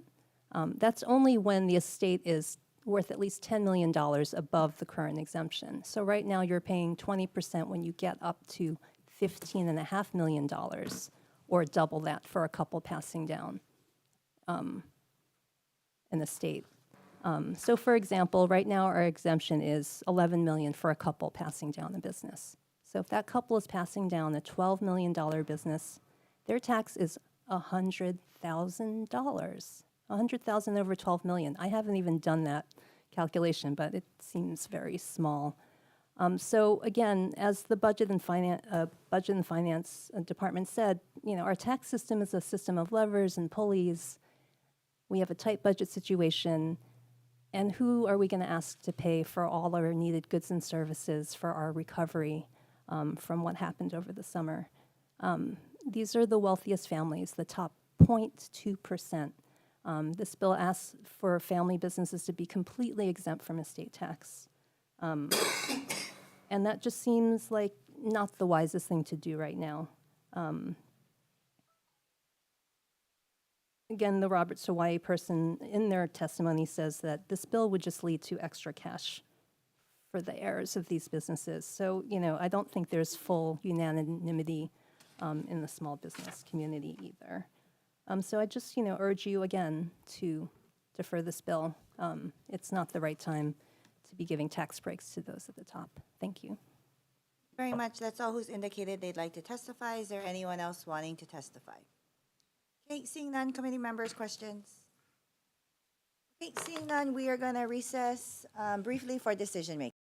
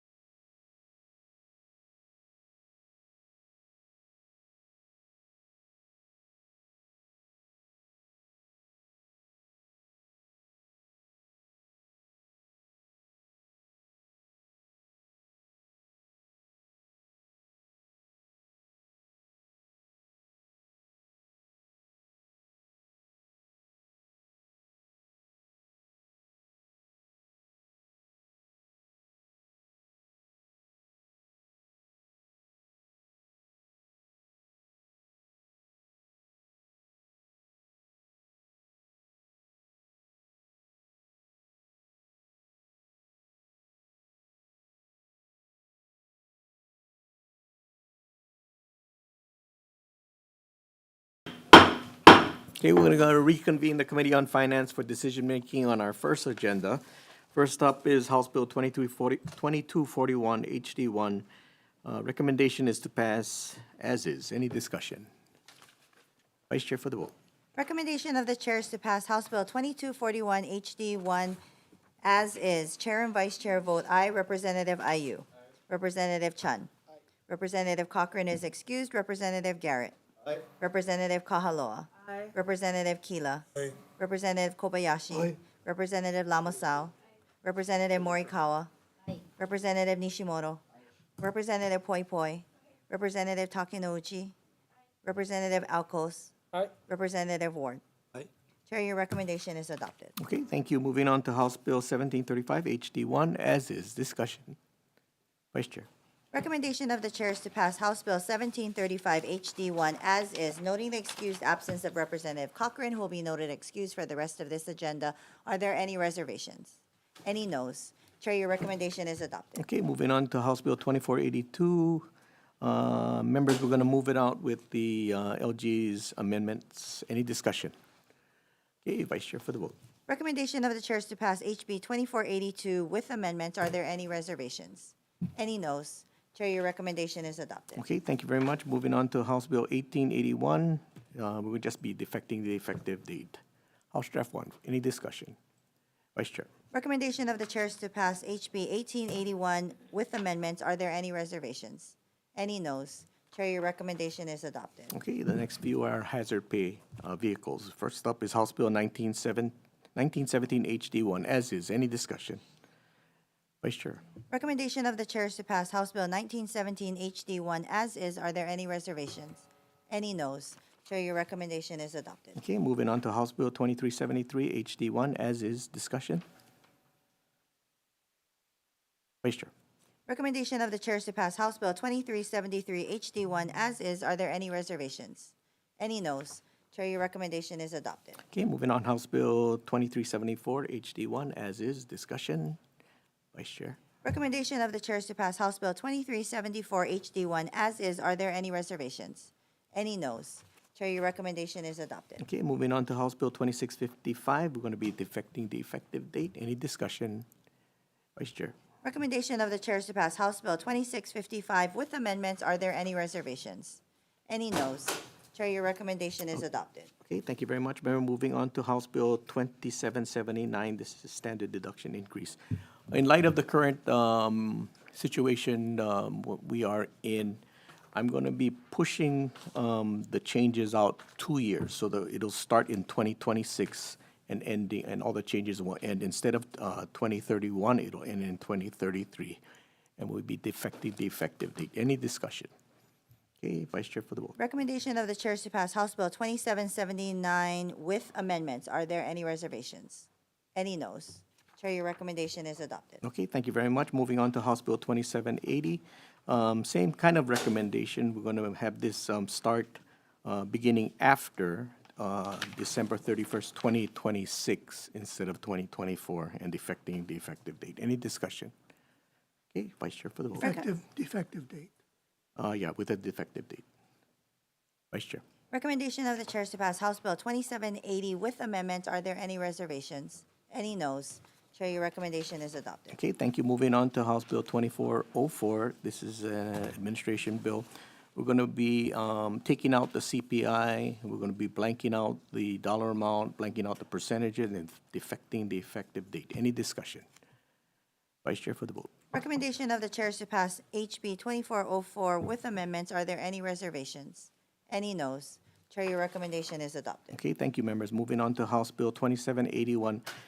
Members, again, I just put this out just for discussion, and I do want to continue looking at this comprehensively. So at this point in time, we'll be deferring this. Moving on to the next bill, House Bill 2752. We're going to be defecting the effective date. We are not going to be putting the amendments in that was suggested. I think we need time to go and review that a little bit. So we'll just keep this moving for discussion.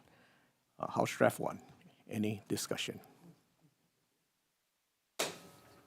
Okay, Vice Chair for the vote.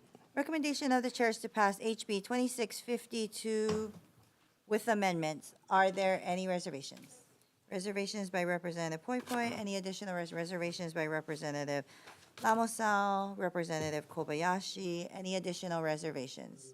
Reservations by Representative Kila, and reservations by Representative Ayu. Okay, so reservations by Representatives Ayu, Kila, Kobayashi, Lamosal, and Poi Poi. Are there any additional reservations?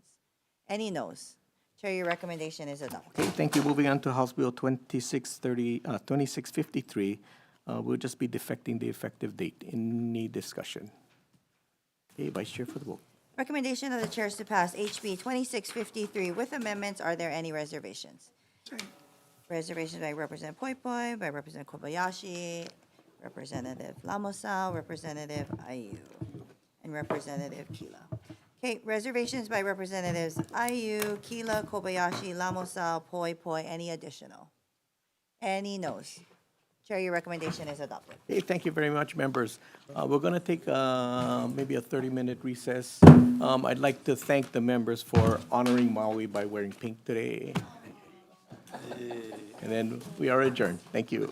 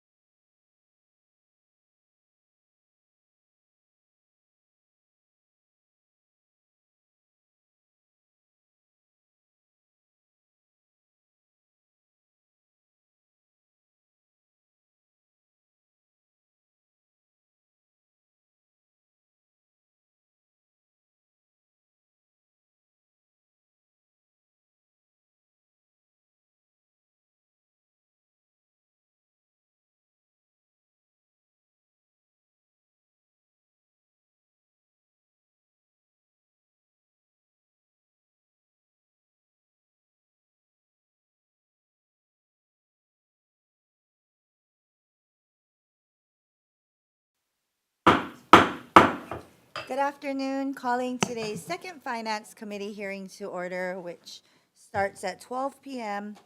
Our first agenda item on this agenda is House Bill 2455 HD1. This is relating to private security contracts with the Department of Law Enforcement. First up is the Department of Law Enforcement. Good afternoon, Chair Yamashita, Vice Chair Kitagawa, and members of the committee. Department of Law Enforcement submitted this bill. This is a housekeeping bill to actually change some of the statutes to reflect who actually is managing the security contracts for these three agencies. And so we'd like to kind of, that's the reason for the bill, is to actually clarify who actually is administering these contracts, when it's really not the Department of Law Enforcement. It's Department of Defense, Health, and Human Services. And they have a unique knowledge with respect to their various facilities to deal with the security contracts with these agencies. Thank you very much. Thank you very much. We also have supportive testimony from the Department of Health. Is there anyone else here wishing to testify on this measure? Okay, seeing none, committee members, questions? Chair. Department of Law. So this transfer to manage the contracts, does the money go with it? Do you get the money? How does that work? No, these agencies have been managing their own contracts. It's in their own budget. They've been paying for these security contracts. And it's got nothing to do with the Department of Law Enforcement. Previously, it was the Department of Public Safety, and they weren't involved with it either. It's just, this wasn't cleaned up when Act 278 was passed. Okay. But it doesn't change. But anything you manage it financially. right now? Pardon me? You manage it right now? No, we do not. Okay. Right Okay, now, this is just clean up to It's just cleaning it to up to clarify reflect that what's they- really going on. Okay, got it. Thank Yes, you. sir. Thank you very much. Any other questions? Okay, seeing none, let's go to the second agenda item, House Bill 1886 HD1. This is relating to fire protection and authorizes monies in the Reduced Ignition Propensity Cigarette Program Special Fund to be used to defray costs for statewide fire prevention, education, life safety, and preparedness programs. First up is DLNR.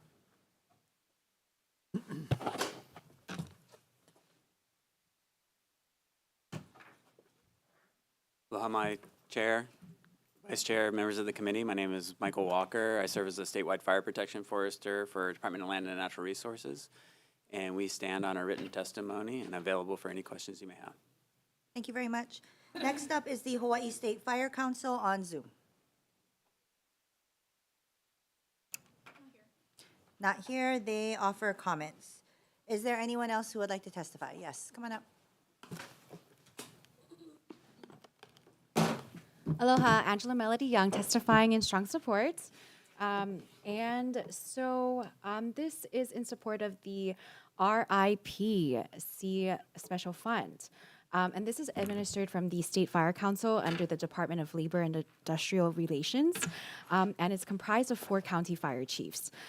The Fire Council's primary mission is to develop a comprehensive statewide fire emergency management network for the protection of life. It adopts a state fire code applying and administering federal fire-related grants and administering the RIPC program. The Fire Council advises and assists county fire departments where appropriate and prescribes standard procedures and forms related to inspections, investigations, and reporting of fires. The staff consists of 2 administrative specialists, a secretary, and a RIPC program specialist.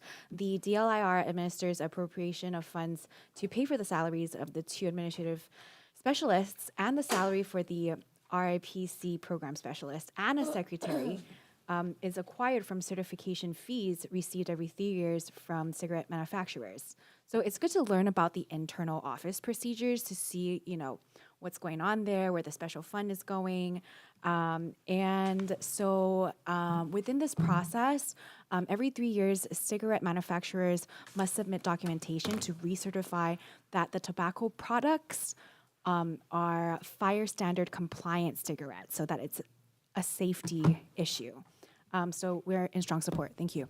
Great, thank you very much. Is there anyone else who would like to testify? Okay, seeing none, committee members, questions? Yes, Representative Ward. The fire protection gentleman in uniform. Do you ever work with the proper name for it is the Fire Council, I believe? Yes, sir. Last year, the legislature added Department of Land and Natural Resources and state airport fire rescue to the council. And will you, with the bill that we passed, work with the newly created fire marshal if it passes? Will we work with the marshal? They're Yes. in the Department of Land and, they're in the Department of Labor, though. Yes, sir. Does all that make sense to you, that we've got these different departments? Basically, you're Kuleana.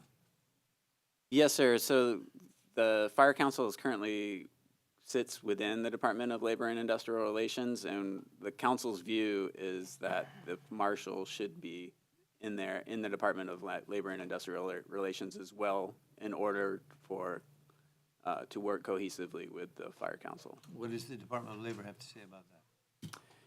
Well, you weren't here, but.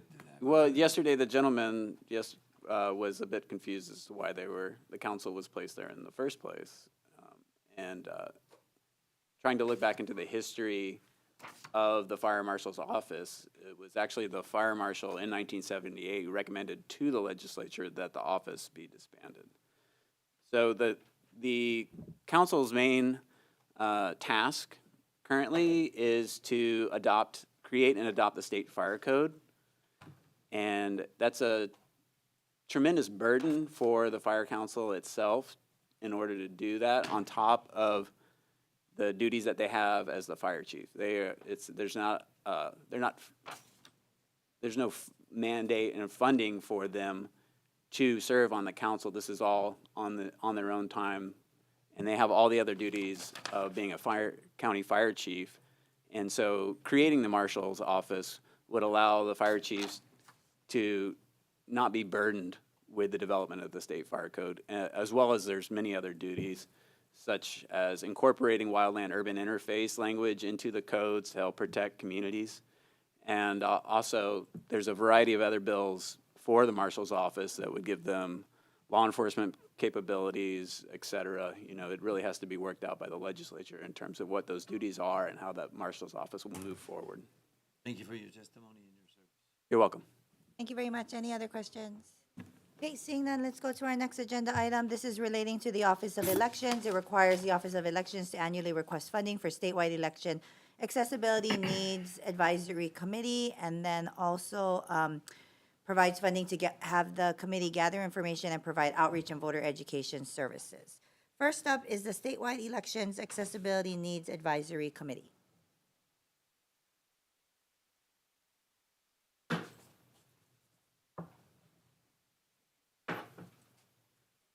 Thank you, Chair, Vice Chair, and committee members. I'm James Gashel. I'm Vice Chair of the Statewide Elections Accessibility Needs Advisory Committee.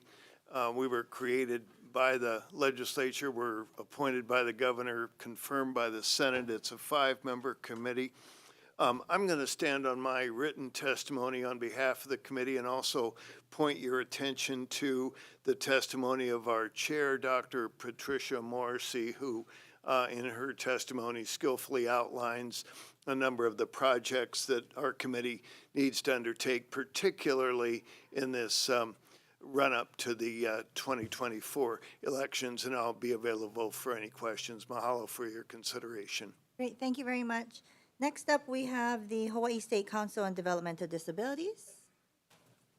They are not present, but they submitted testimony in support. We also have supportive testimony from individuals. Is there anyone else wishing to testify? Oh, sure. Angela Melody Young on behalf of CARES in strong support. So this bill appropriates funds for disability access to the voting process. Also, the measure seeks to gather information and provide outreach and voter education for individuals with accessibility needs. So CARES is in a little bit of a disagreement with this, that disabled people are going to need the education. No, it is the staff and the operators of the voting processes of the events that will need the instruction, training, and education. And at the City Hall in 2022, during the elections process, there was no clear plan. So the funding could really try to help with the training for the staff and the operators of the event.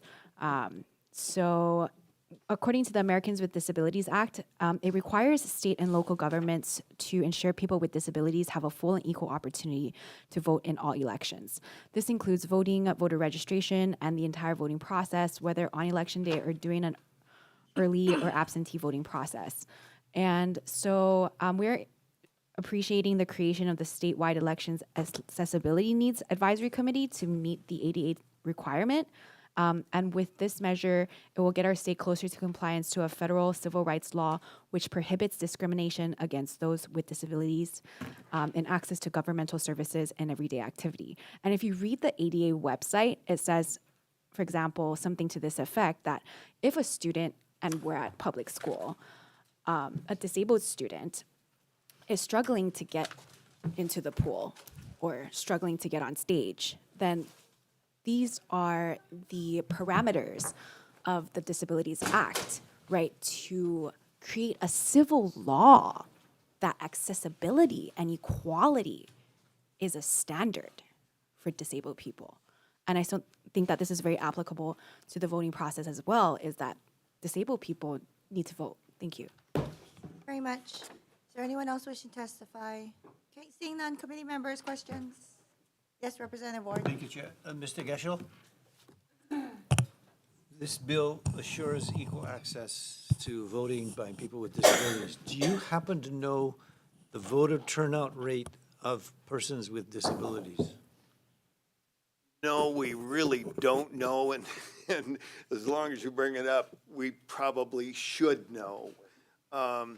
Nothing like that is necessarily disclosed when a voter votes. It is possible for the voter to register to receive a electronic ballot. So we do know those numbers, and I think that's something like 300 people statewide actually request that. But we don't actually know that they then turned around and voted, just that they want their ballot in an accessible electronic means. I was thinking that you might have a super voter turnout and provoke the jealousy, those of individuals without disabilities not showing up and disability people showing up and showing them what democracy is all about. Thank you. If you ever get that, let me know. That would be very interesting. I sure would. Thank you, sir. Thank you, sir. Thank you very much. Any other questions? Okay, seeing none, let's go to our next agenda item. House Bill 1845 HD1. This is relating to partial public financing of elections and increases the amount of partial public campaign financing available to all elective offices. First up to testify is Campaign Spending Commission on Zoom.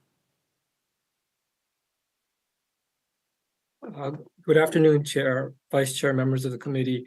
My name is Gary Kam, and I'm with the Campaign Spending Commission. The maximum amounts of funding available under the partial plan program has not been amended since about 30 years ago. So the commission believes it's about time to increase the amounts. What this bill will do is increase the amount by about 50% for all offices except for OHA. The bill makes a more significant increase for the OHA candidates. Right now, they're limited to $1,500 for the election period. The other main point of the amendments here are to increase the matching funds for qualifying contributions in excess of the minimum amounts from 1-to-1 match to the 2-to-1 match. So it'll be easier for candidates to reach the maximum amount, or at least it'll be faster to reach the maximum amount. The commission asked that this committee put the funding for the two positions back into Section 6 of the bill, and to change the effective date back to July 1st of this year, so we can make it effective for the upcoming election. Other than that, we've submitted written testimony, and I'll just stand on the rest of the testimony. Thank you. Thank you very much. Next up is James Wallace. Okay, they are in opposition.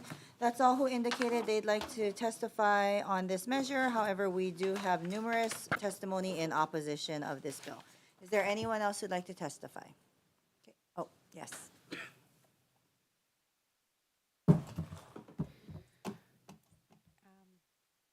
Aloha, Angela Melody Young, testifying,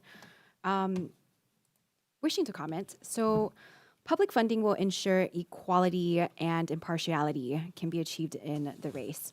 Those who do not have support of the majority party are often disadvantaged, while the majority party are more advantaged in the race.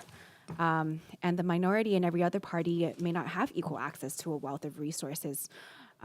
If the majority is getting access to many resources, and this measure could try to balance that, because we wouldn't want the minority party to be in such a disagreeable manner. So a conservative group called the Citizens United Challenge challenged the campaign finance rules in a response to the Federal Elections Commission. And then a 5-4 majority of the Supreme Court sided with the Citizens United, ruling that corporations and other outside groups can spend unlimited money on elections. And so we see that with this court ruling that it was in favor of unlimited money to support big contributions. So, representation should be about addressing barriers of our deep-rooted systemic flaws, such as creating equity with policy to give resources to the socially disadvantaged, the marginalized, and the low-income and the impoverished. So this measure accomplishes that by creating a public funding pool. And we could wonder, does the campaign finance system unfairly favor large contributions? And we could also wonder, does a handful of wealthy special interests dominate political funding, such as super PACs? Thank you. Much. Is there anyone else wanting to testify? Okay, seeing none, committee members, questions? Yes, Representative Ward. Mr. Kam, are you still there? Mr. Kam? Yeah. The question is, what if you add up the total of all these different races, what would the cost of public funding under this bill be, if you have that number? I don't have that number. I'm looking at the amounts available for 2024, which is not this bill, of course. How much? There is. What was spent in 2023 or 2022, the amount of public funding? 2022.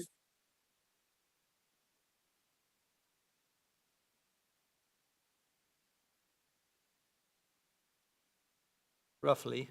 It was a little over, it was close to 72,000.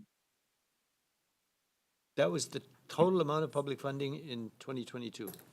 That was dispersed, correct. 72,000. Yeah, it was a rather down year. Yeah. Wow, that's like a single campaign for a Senate. Okay, I was just trying to get an estimate of what, one constituent asked, well, how much is that going to cost to do public funding of campaigns? I wanted to have a response, unless someone here knows. Well, it's on our website. I just didn't add it up. There's a listing of all the offices and the maximum amount available for primary and general. And if you like, I can add it up and send you that information after. Okay, and then you assume a participation rate of a certain percentage, I would think, rather than 100%. But whatever you can do to say what this actual bill will cost would be very helpful. Thank you very much. Okay. Okay, thank you very much. Any other questions? Yes, Representative Ayu. I guess I just have a question on the fund. Do you have monies in the fund right now? Yeah, it's about 1.9 million. And is it a revolving fund, or do those funds lapse eventually? I don't think they lapse. It's funded by the tax checkoff, fines. I'm sorry, the fines go to the general fund by its sheets. And there hasn't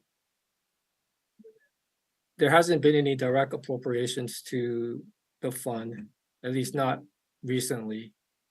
Well, because you have a huge surplus and you gave out a very minimal amount this past year.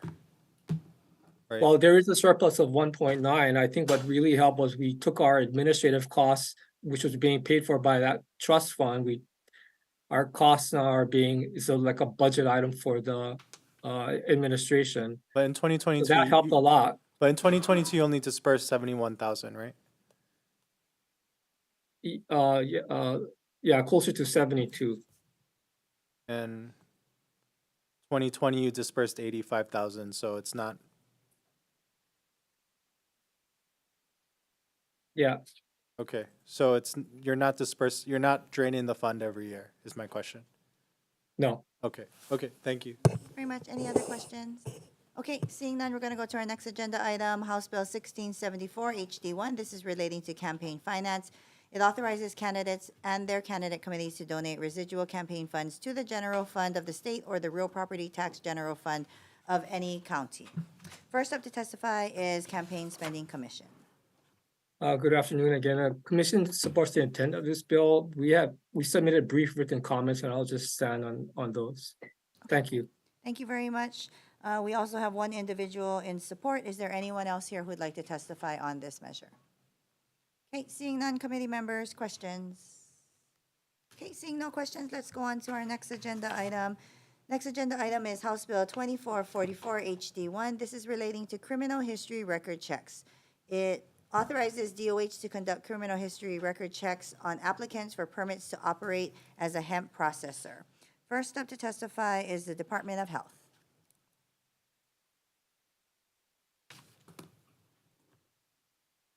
Good afternoon, Chair, Vice Chair, committee members. My name is Greg Edwards with Department of Health, Office of Medical Cannabis Control and Regulation. Department stands on its written testimony and support, available for any questions. Thank you very much. Next up is the Department of Agriculture.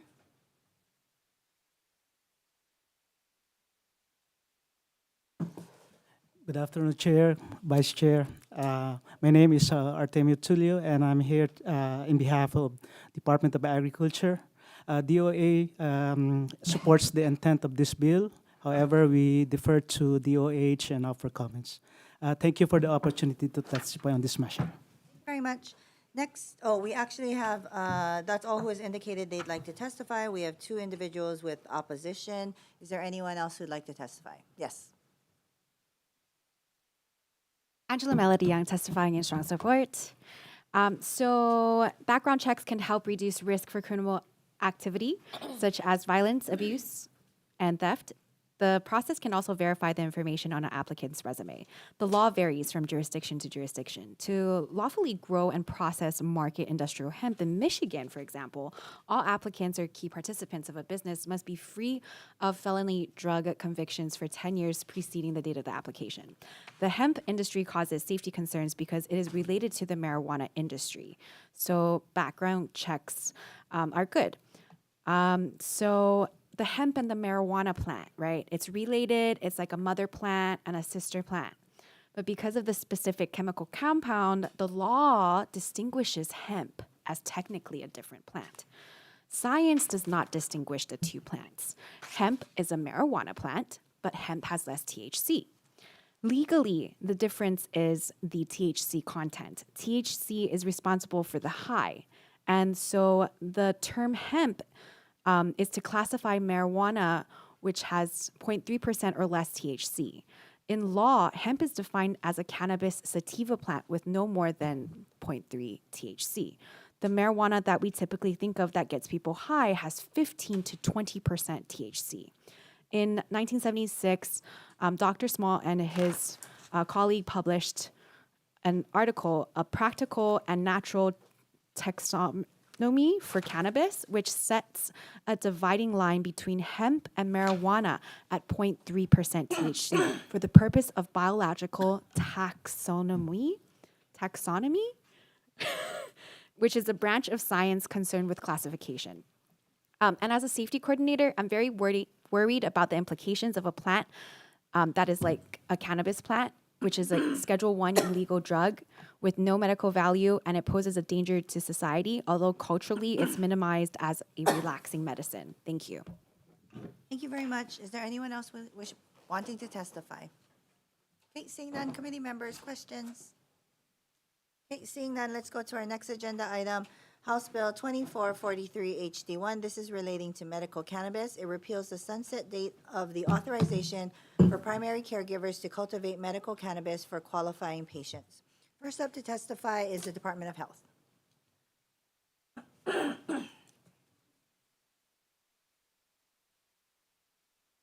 Morning, Chair, Vice Chair, members of the committee. My name is Kyle Brandt with the Office of Medical Cannabis Control and Regulation. Stand on a written testimony in support of this bill. Thank you very much. Next, we have Akamai Cannabis Consulting on Zoom. Aloha, Chair, Vice Chair, members of the committee. Dr. Clifton Otto, you have my written testimony offering comments, to which I'd like to add just a few brief remarks.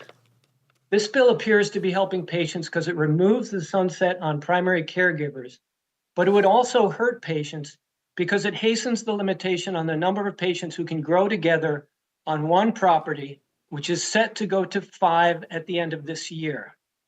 Most patients are attracted to medical cannabis because they are looking for an alternative to Western medicine that they consider to be safer and more natural.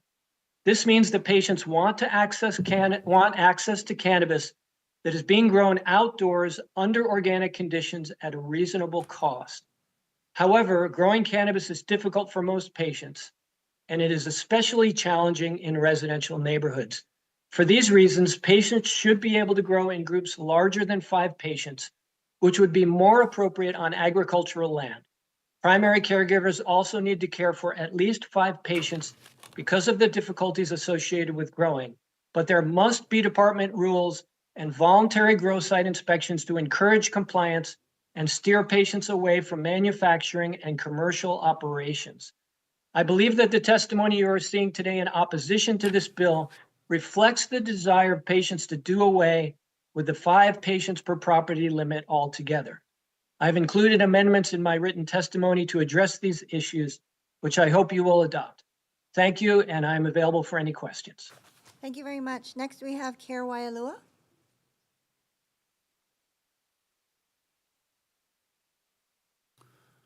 Aloha, Chair, Vice Chair, Representatives. Good day. My name is Jason Hanley. I'm the owner of Care Waialua. We are a North Shore farm with over 980 active grow site patients on our farm. This bill we're looking at right now is what we discussed last year in HB 1217. This is a market intervention bill, again, as we spoke about. This is a dispensary bill that looks to aim to limit cards on sites. It also aimed to remove the caregiver status, which is a big deal. And so what we're trying to do right now is try to better understand how to deal with this bill. I put oppose in my testimony, but I think correctly it needs to be comments, because we need this bill to be either sunshined out a couple more years where regulations can be put in place, or, you know, something that Clifton Otto recommends that maybe, you know, more than on agriculture sites we have more than 5 patients. Another simple solution is to allow a caregiver to take care of more than one person, and that's kind of what we do at our farm. The caregiver law right now is a 1-to-1 person ratio, and it just doesn't allow for any leniency to help people grow, to help people water their plants. And so we've got a lot of support on our side, and we did submit a lot of opposing testimony, but what we're trying to do is just to try to get this 5-car limit out of the House and out of the laws, so it doesn't affect our farm and put our rural community out of place to grow. We are a service to our community.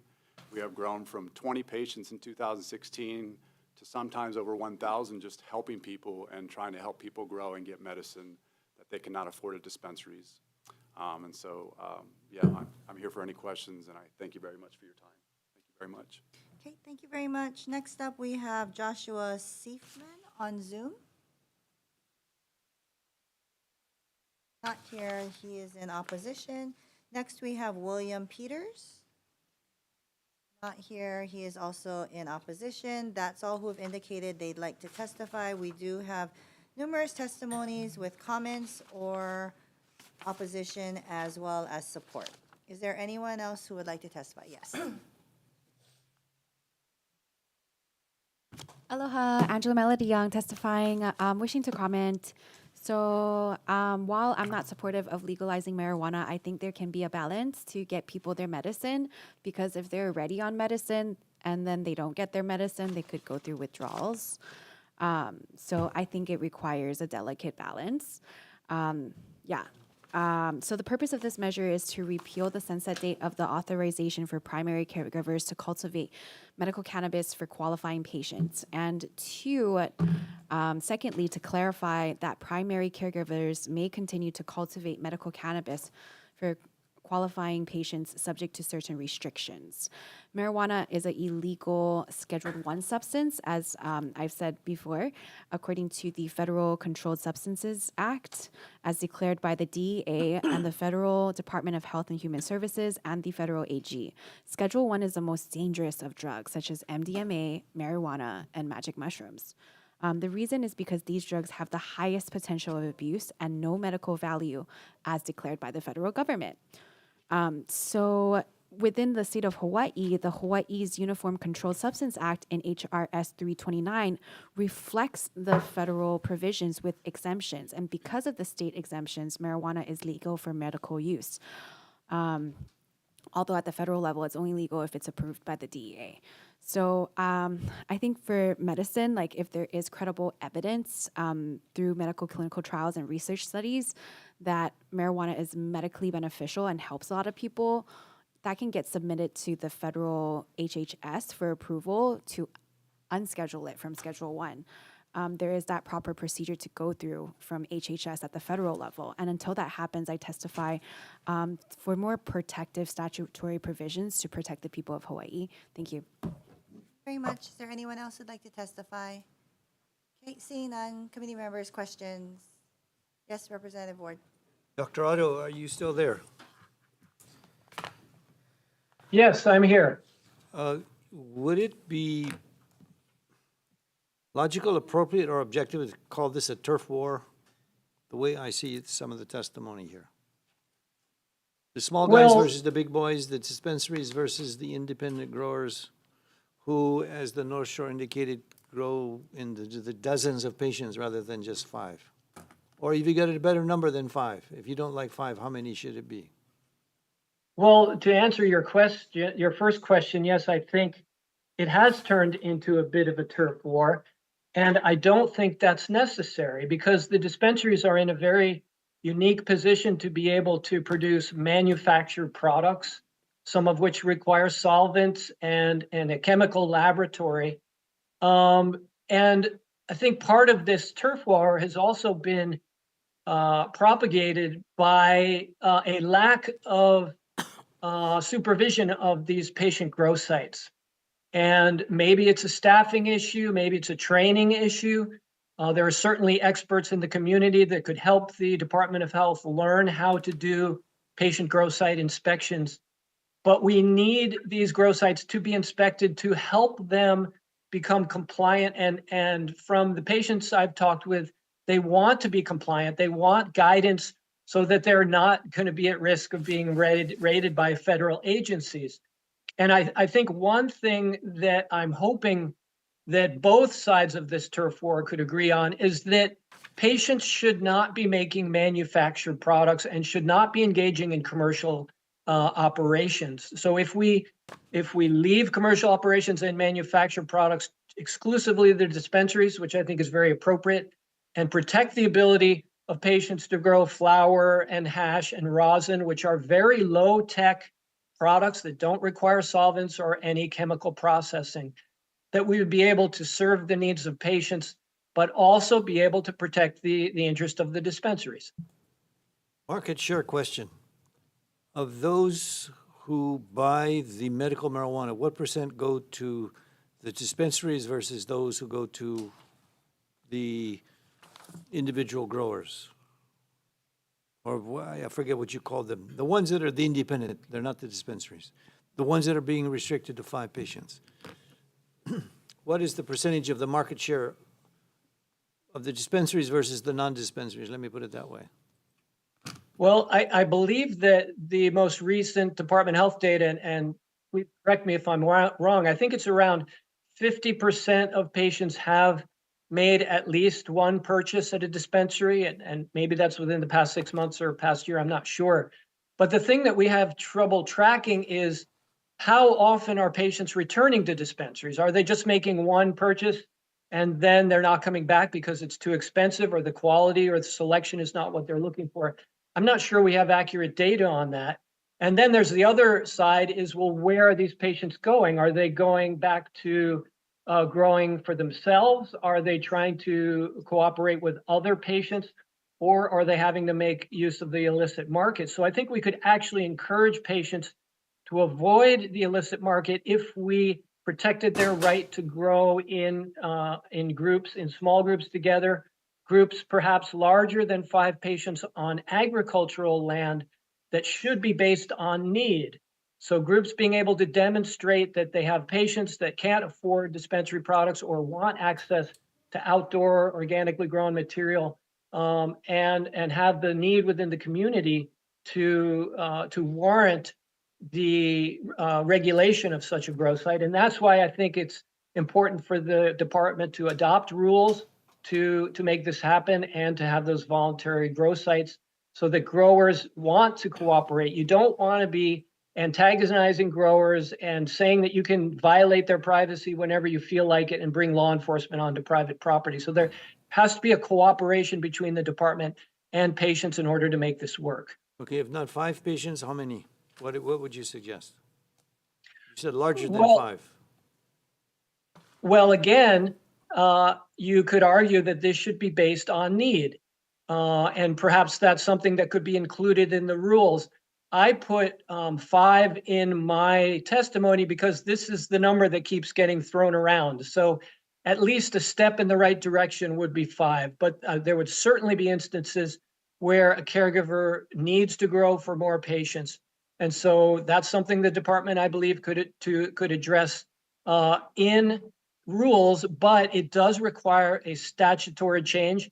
And if this committee wanted to leave it up to the department or leave it open to exemptions by the department, then that's something you would probably want to include in as an amendment in this measure.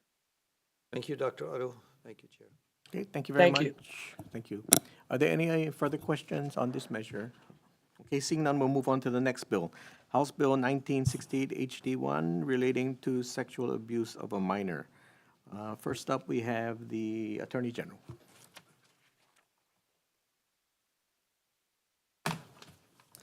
Good morning, Chair Yamashita and members of the committee. I'm Deputy Attorney General Lee Kwok, and I represent our department with respect to HB 1968 HD1.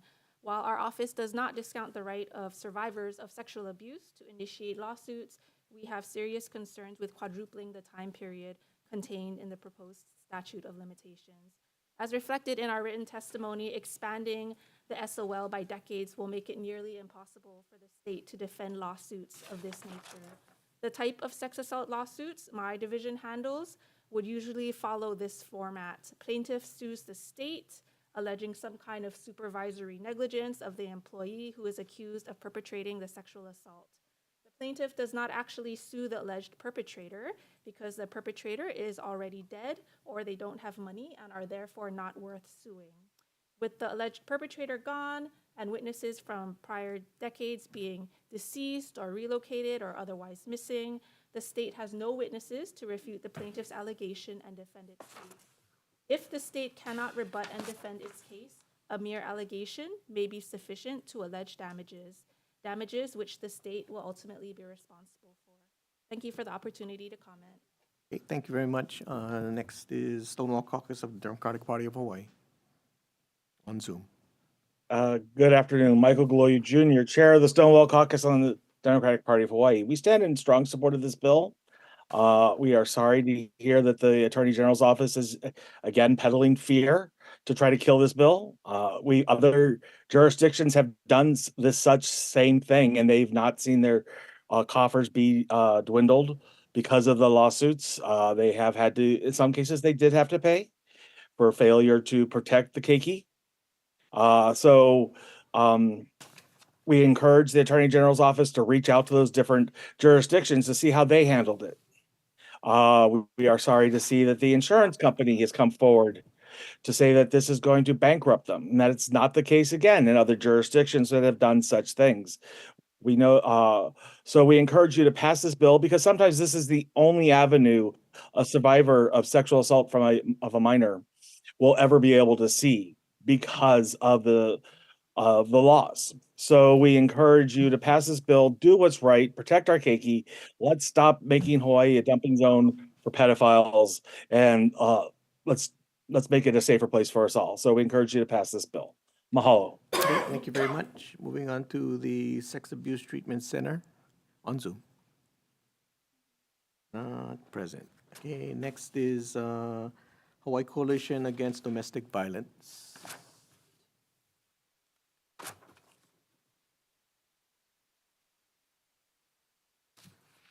Aloha Chair, Vice Chair, committee members. I'm Angie Mercado, the Executive Director of the Hawaii State Coalition Against Domestic Violence.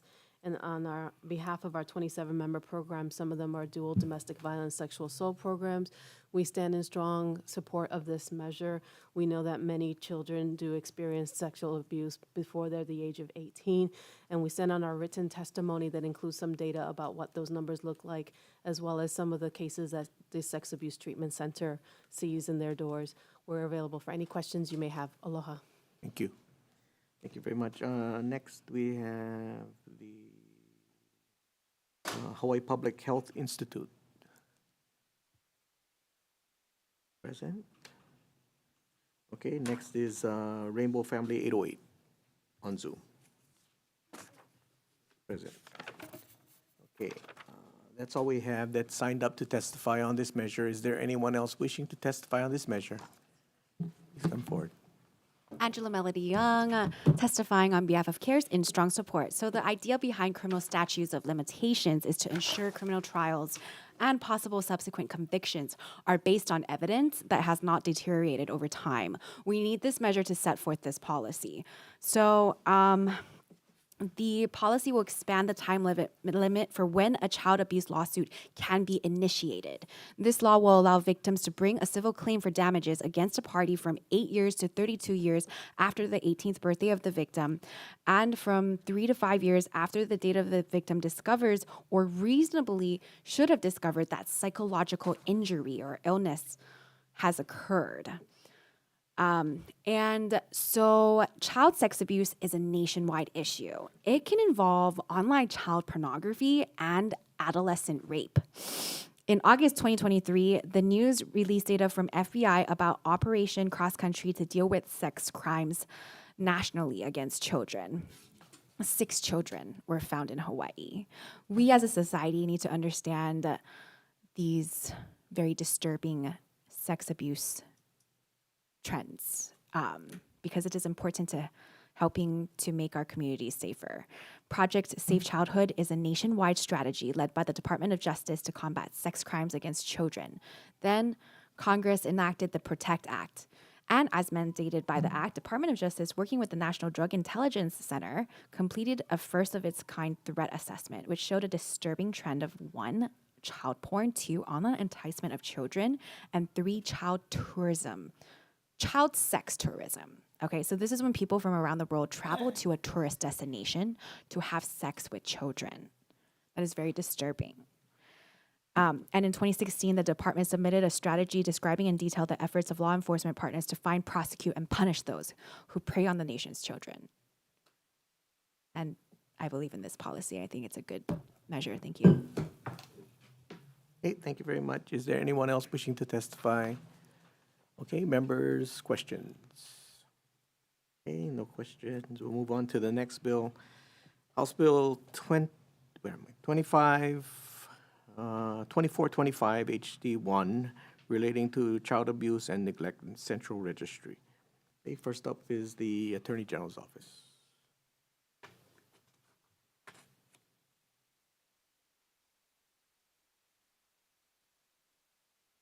Good afternoon, Chair and Vice Chair. My name is Lynn Yeomans. I'm a Deputy Attorney General, and I'm testifying in support of this bill. Thank you for the opportunity to testify in support. And we just had one technical correction that we'd like to add to the bill that's reflected in our testimony, and I'm available for any questions. Okay, thank you very much. Next is Department of Human Services, State of Hawaii, on Zoom.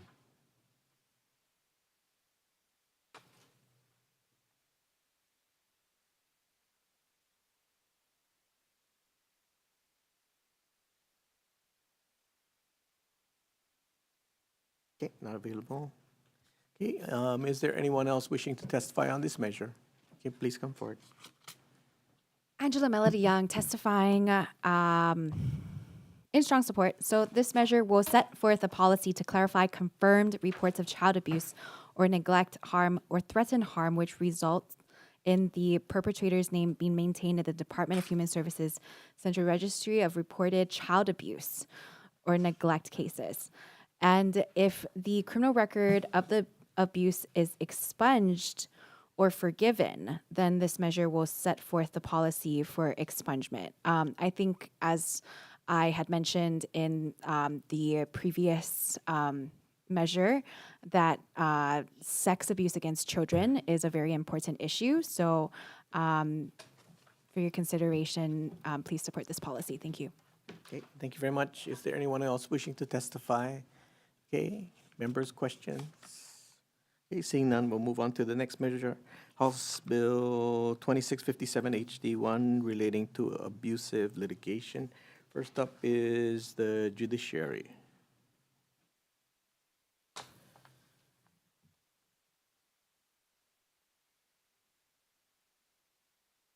Good afternoon, Chair, committee members. I'm Matt File. I'm a senior family court judge of the First Circuit. First, we appreciate the changes that the Committee on Judiciary and Hawaiian Affairs had made to this bill. We have not taken a specific position.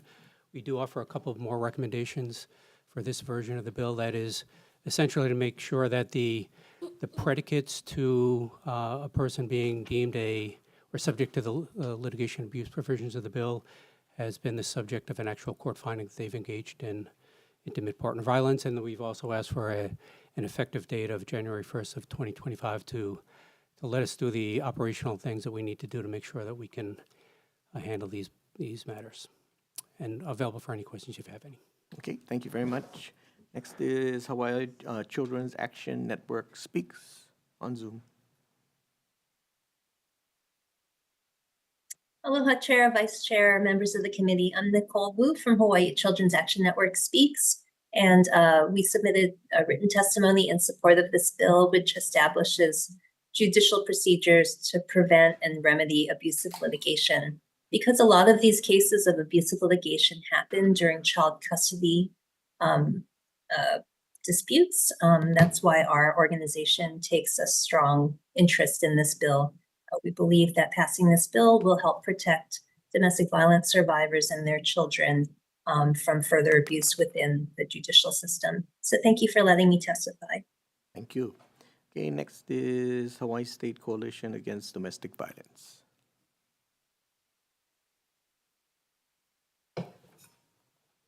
Aloha, Chair, Vice Chair, committee members. I'm Angie Mercado, the Executive Director of the Hawaii State Coalition Against Domestic Violence. And on behalf of our 28 programs statewide, we are in strong support of this measure. What this bill would do was allow a survivor to assert a claim of litigation abuse if the party filing or advancing that litigation was previously an intimate partner. As Hawaii Children's Action Network Speaks just testified, we do often see that survivors of intimate partner violence are going through the courts, and the judicial system, especially through the civil side, is being weaponized against our survivors of domestic violence. Not only is it through custody, but it's also in a lot of other situations where families, friends, community members are threatened with civil litigation if they are even talking about or providing themselves as witnesses in domestic violence cases. We believe that we need to do something as a community to stop additional weaponizations by survivors of intimate partner violence. We appreciate the amendments that have already been included in this measure. We stand in strong support of those of those amendments as they exist. And we thank you for this opportunity to testify in this matter on behalf of survivors in Hawaii. Okay, thank you very much. Anyone else wishing to testify, please come forward. Angela Melody Young testifying in strong support. So, domestic abuse offenders can abuse the judicial system to continue the abuse through court proceedings to control, harass, intimidate, coerce, or impoverish someone. Two people, for example, who were never dating partners and were just friends for a long time, and one suddenly attacks the other offensively in a physical manner, and the victim files a lawsuit, and the attacker wants to continue the abuse through abusive litigation, this measure will set forth a policy to address that. The purpose of this act is to limit abusers who take advantage of a domestic abuse situation in court by using emotional manipulation in the form of coercive control. I don't know if I said that right. Coercive control and litigation abuse. Coercive control and litigation abuse are important factors to consider by the court. Coercive control is a very abusive pattern that occurs when an abuser is repeatedly threatening and humiliating a victim in a way designed to make the victim dependent by isolating the victim from support and exploiting the victim. Litigation abuse occurs when an abuser uses the court system against a victim. Litigation abuse is hard to deal with because it is not easy to limit an abuser's right to file in court. However, there are other states that do allow for judges to issue an order to restrict someone's right to file if that person is strongly suspected of litigation abuse and does not have good reason or merit to file excessive motions. CARES believes this measure will set forth a policy to protect the community. So we're in strong support. Okay, thank you very much. Anyone else wishing to testify on this measure? Okay, members, questions? Representative Ayu. Question for Judge Field.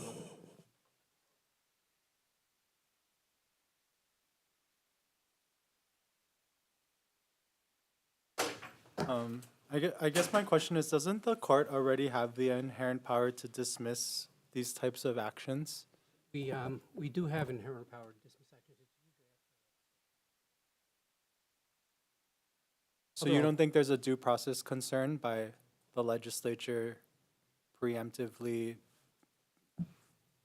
I would say I think the current version of the bill does have some due process protections. Person who's allegedly.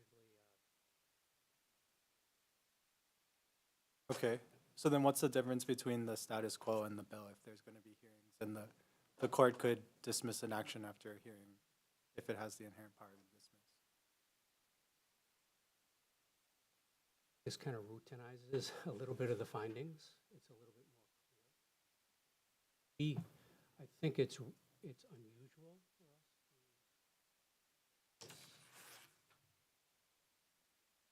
So there's a hearing on the merits. I think this allow us to, before we get to a full hearing on the merits, or also to put in place some process for the person who's already been deemed to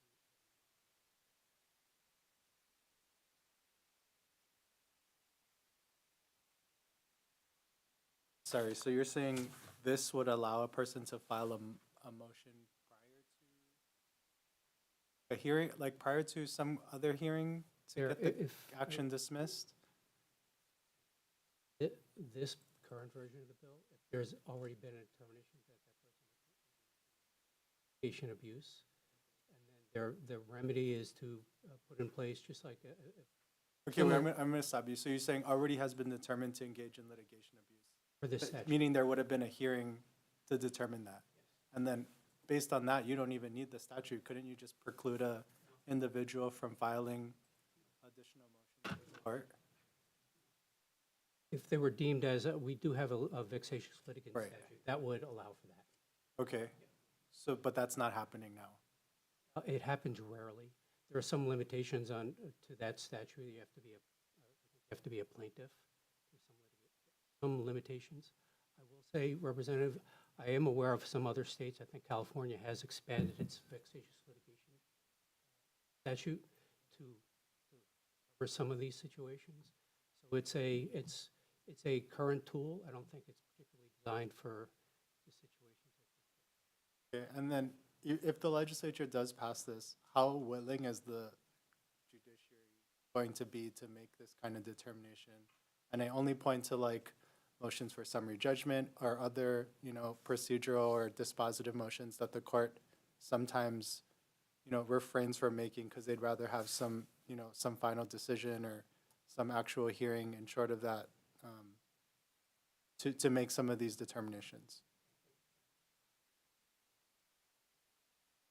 Recognize that this is an issue.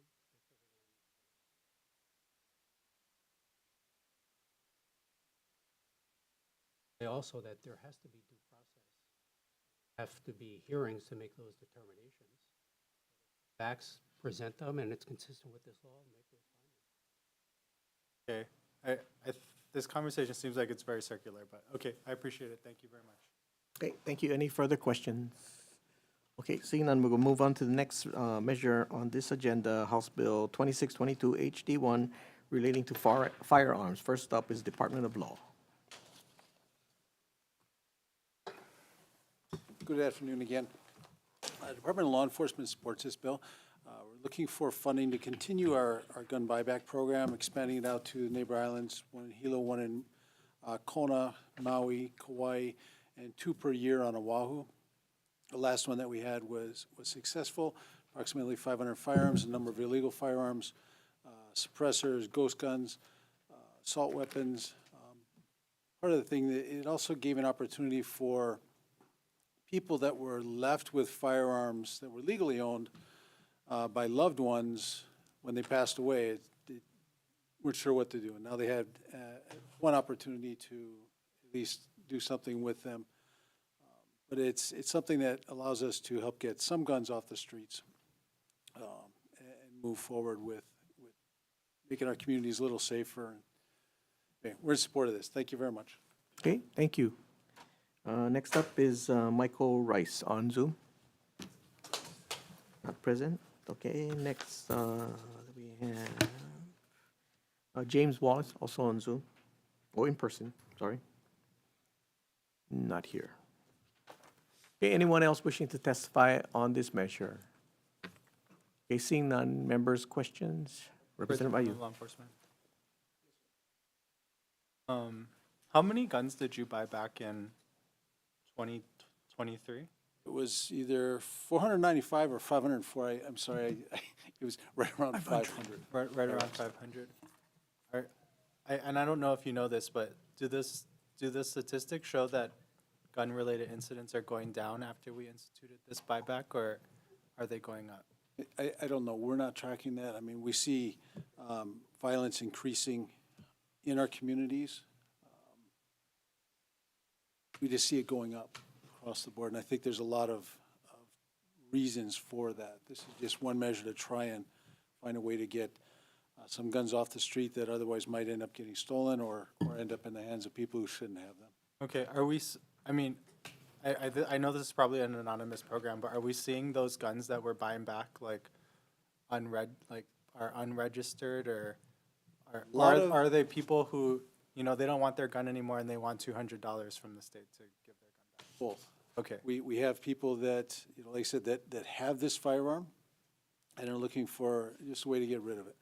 A lot of firearms that were left by loved ones that passed away.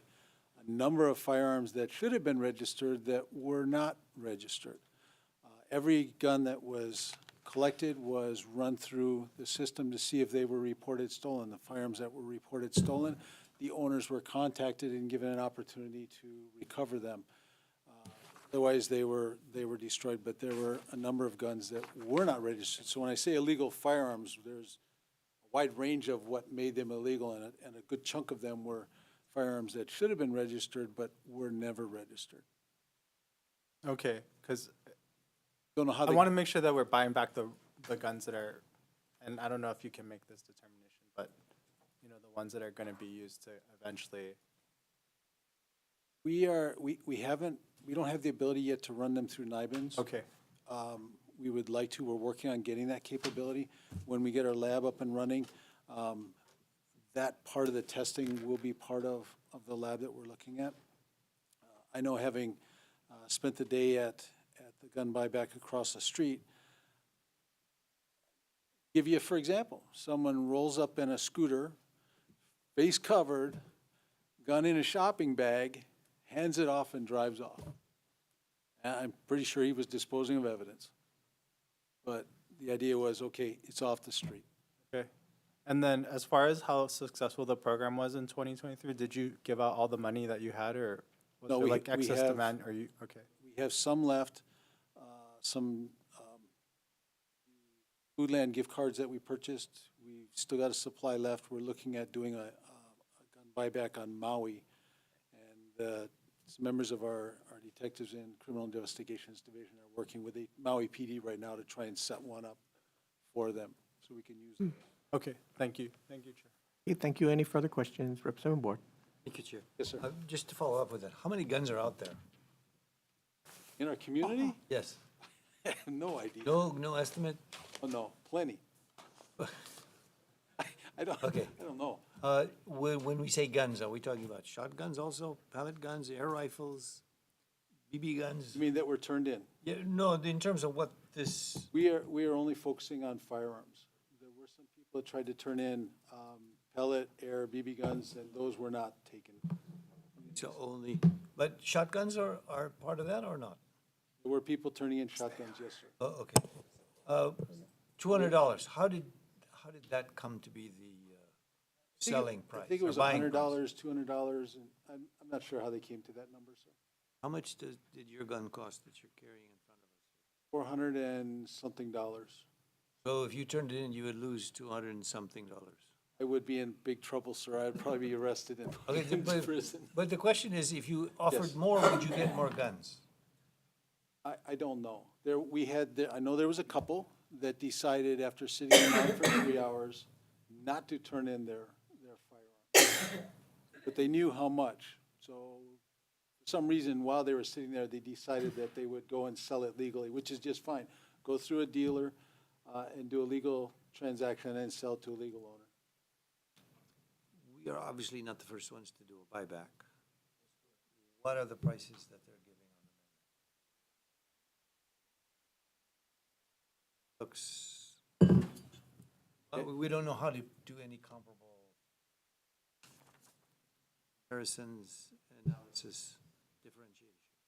I suspect that those that came up with the number looked at what was being done and came up with something similar. Looked for a way to try and find and keep away money in the community, and we picked a company that is local. And on the Neighbor Islands, we will do the same thing. You have no idea how many guns are out there. How do you know 500 guns really makes a difference? Walk out in the rain without an umbrella, you're gonna get wet. Sometimes you can get really wet. You got rid of some raindrops. Describe it rather than actually measure it then, okay. I don't know That's how to fair enough. measure it. Okay, thank you. Any further questions? Representative Kobayashi. Yes, sir. In terms of effective spending, do you think this is effective way of spending money? Or would you like to have $800,000 for your own operations?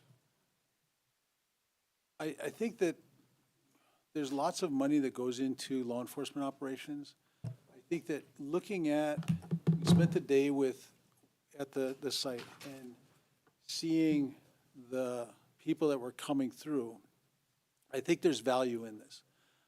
The number of kapuna and the number of people that were coming through with firearms that were left in their hands because a loved one departed, I don't know how you measure that, sir. I mean, I went out to somebody's home to pick up a number of firearms. It was a retired HPD officer, 80-something years old, and he did not want to leave them for his wife when he passes.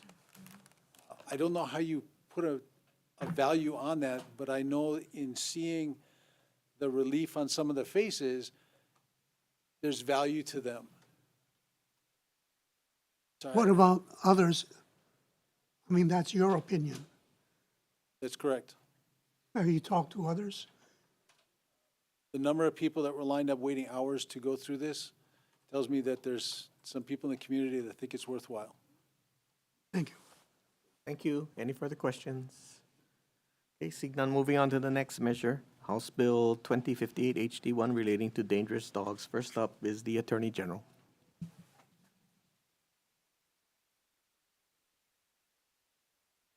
Good afternoon, Chair, members of the committee.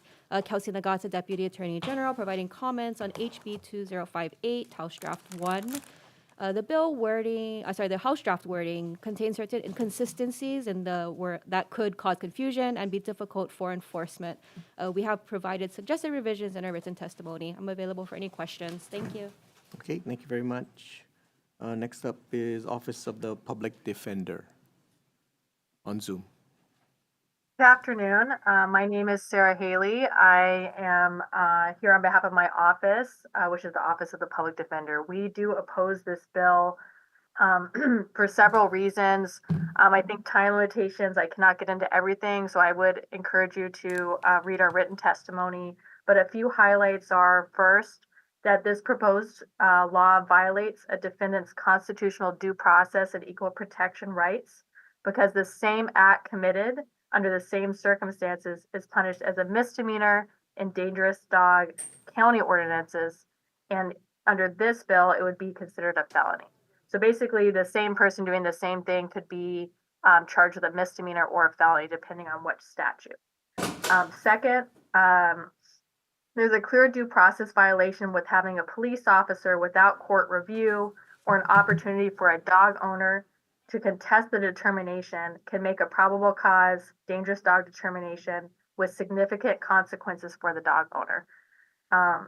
Third, the mandatory minimum 1 year of jail is a harsh penalty that takes away the court's discretion to consider probation or a lesser jail sentence considering circumstances of the case and the defendant.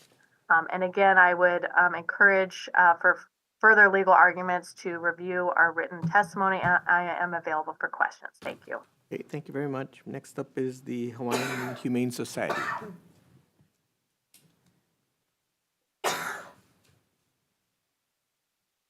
Aloha, Chair Yamashita, committee members, Stephanie Kendrick from the Hawaiian Humane Society. We are in strong support of this measure, and out of respect for the committee's time and very long agenda, I will largely stand on that. I just wanted to point out that coming up with the language in this bill really represents a statewide effort of both animal welfare and law enforcement to balance the concerns of keeping our community safe and also doing what we can to protect our animals. I think it's a well thought out and important piece of legislation. We do respect the Attorney General's concerns about some constitutionality and language issues, and we're happy to work with them and the sponsors on making sure those are addressed. But this is not an insignificant event in our communities. There have been fatalities, which I'm sure will be testified to today, and we need to do a better job at keeping our community safe, and the county ordinances simply aren't up to that task. So I ask the committee to please move this forward, and I'd be happy to answer any questions. Thank you. Okay, thank you. Next up is Hawaii Animal Welfare Alliance. Not present. Department of Ag. Thank you, Chair and committee members. Just a comment from the department. It sits a little close to home in the revised statute as currently written, and we're committed as this moves forward to work with Attorney General's office and others to maybe find a better fit to where this is located in the revised statutes. Thank you. Okay, thank you. Next up is Heidi Betcher.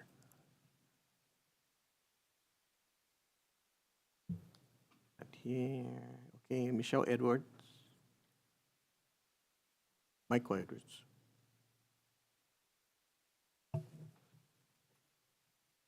Hi, I'm Michelle Edwards, and I flew over from Kauai to testify.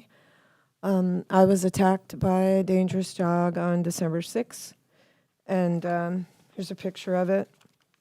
I took the owner, put a towel over his head. They refused to help me, and it killed my dog here.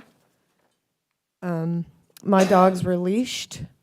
This was a huge dog. This is one of the cuts that I had on my hand. And the owners had an unleashed huge dog on the beach. My dogs were leashed. Without provocation, the dog attacked and killed my dog. And the people didn't help me at all, wouldn't give me their names, and I took a picture of their driver, of their license plate, but I had to go to the hospital. My dog died on the way to the vet. The hospital called the police. They made a report, and they said the Humane Society would be handling it, and nothing happened. Nobody called me. Nobody did anything. So I hired a private detective to try to track down the owner. And I was, because even though I had a picture of the license plate, somehow, because it's only a petty misdemeanor, the police just don't want to bother with it, and the Humane Society apparently doesn't have enough staff. So I finally got the address, and I went to the mayor, and I went to the Humane Society, and I went to the police, and I literally demanded that they go and press charges.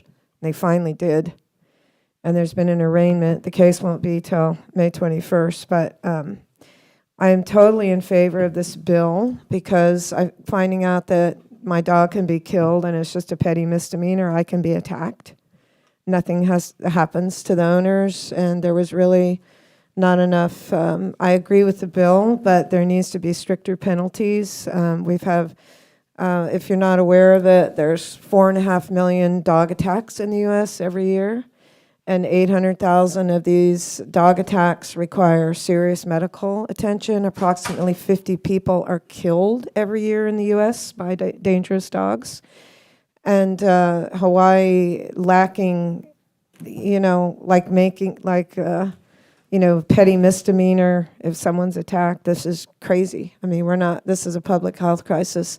And to give you some perspective, coyotes, like I saw recently, they were like, coyotes were bothering people or something. And there's only been 2 coyote deaths in the U.S. in 100 years. Just to give you a perspective. Now we have these dogs that are capable of killing. They're not, and they are killing people. They're killing other dogs, and they're not being held accountable. So here's my suggestion. I'm totally in support of this bill, but there needs to be should be at least a Class B felony if a dog kills a human, and especially if it's out in public. That's not a Class C felony. And if a dog kills another dog, of which there are tens of thousands of dogs being killed by other dogs in the U.S. every year, that needs to be a Class C felony, not a misdemeanor as it's listed in the bill. And we really have to put more teeth into this because right now, people just don't care. I mean, I had those owners just laugh at me and get in their car. And I had no help from the police. But if we had more teeth in this bill to actually hold these owners accountable, if you're going to allow a dangerous dog to get out and kill people, maim people, and that doesn't even count on the people that are maimed that have to have plastic surgery. I mean, if any of you take the time to Google this on YouTube, you would be shocked at the number of people getting attacked all over the U.S. And it's even been written up as a I saw in the LA Times or something that they're warning people about coming to Hawaii that you could be attacked by a dog. Now, if people want to own a dog that can commit murder and kill people or other dogs, if you want to own an animal that's basically capable of doing that, then you need to be held responsible in a big way. So the dogs, if it is a dangerous dog capable of killing, we have to have stricter penalties. And for what happened to me and what happened to my dog, having this bill just say it's a misdemeanor, that is just not enough. And one more thing I want to say is that in the case of a dog that kills livestock or another dog, I think the victims or the owners of the livestock should have to be able to request euthanization. Because these dogs, like we've had recent attacks on Kauai, and dogs are just being, the Humane Society, they're full of these dangerous dogs. Nobody wants to adopt them. And so they're like, well, in the case of the dog that, this dog, which is the one that attacked me, I had a huge bruise on my abdomen as well and hurt my knee and cut my hand, but killed my dog. There's just no accountability. This dog, I talked to the Humane Society, and they go, well, the owner said that they're going to keep it in an escape-proof kennel. Well, I don't feel safe because these people wouldn't even help me after the attack. They laughed at me. The guy puts a towel over his head, so I can't take a picture of him. So do I think that they're going to be responsible pet owners? No. So I feel like the law needs to hold them accountable in a big way, and we have to protect.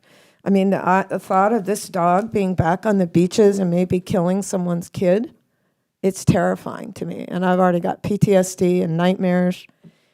And when I found out how little protection we have and how little the police would do, it was really disconcerting. So I totally agree with this bill, but we have to make more severe penalties, or else people are not going to be motivated to actually control these type of dogs, which I prefer to call beasts. Thank you very much. I appreciate you listening to me. Thank you. Okay, next we have Shannon Matson.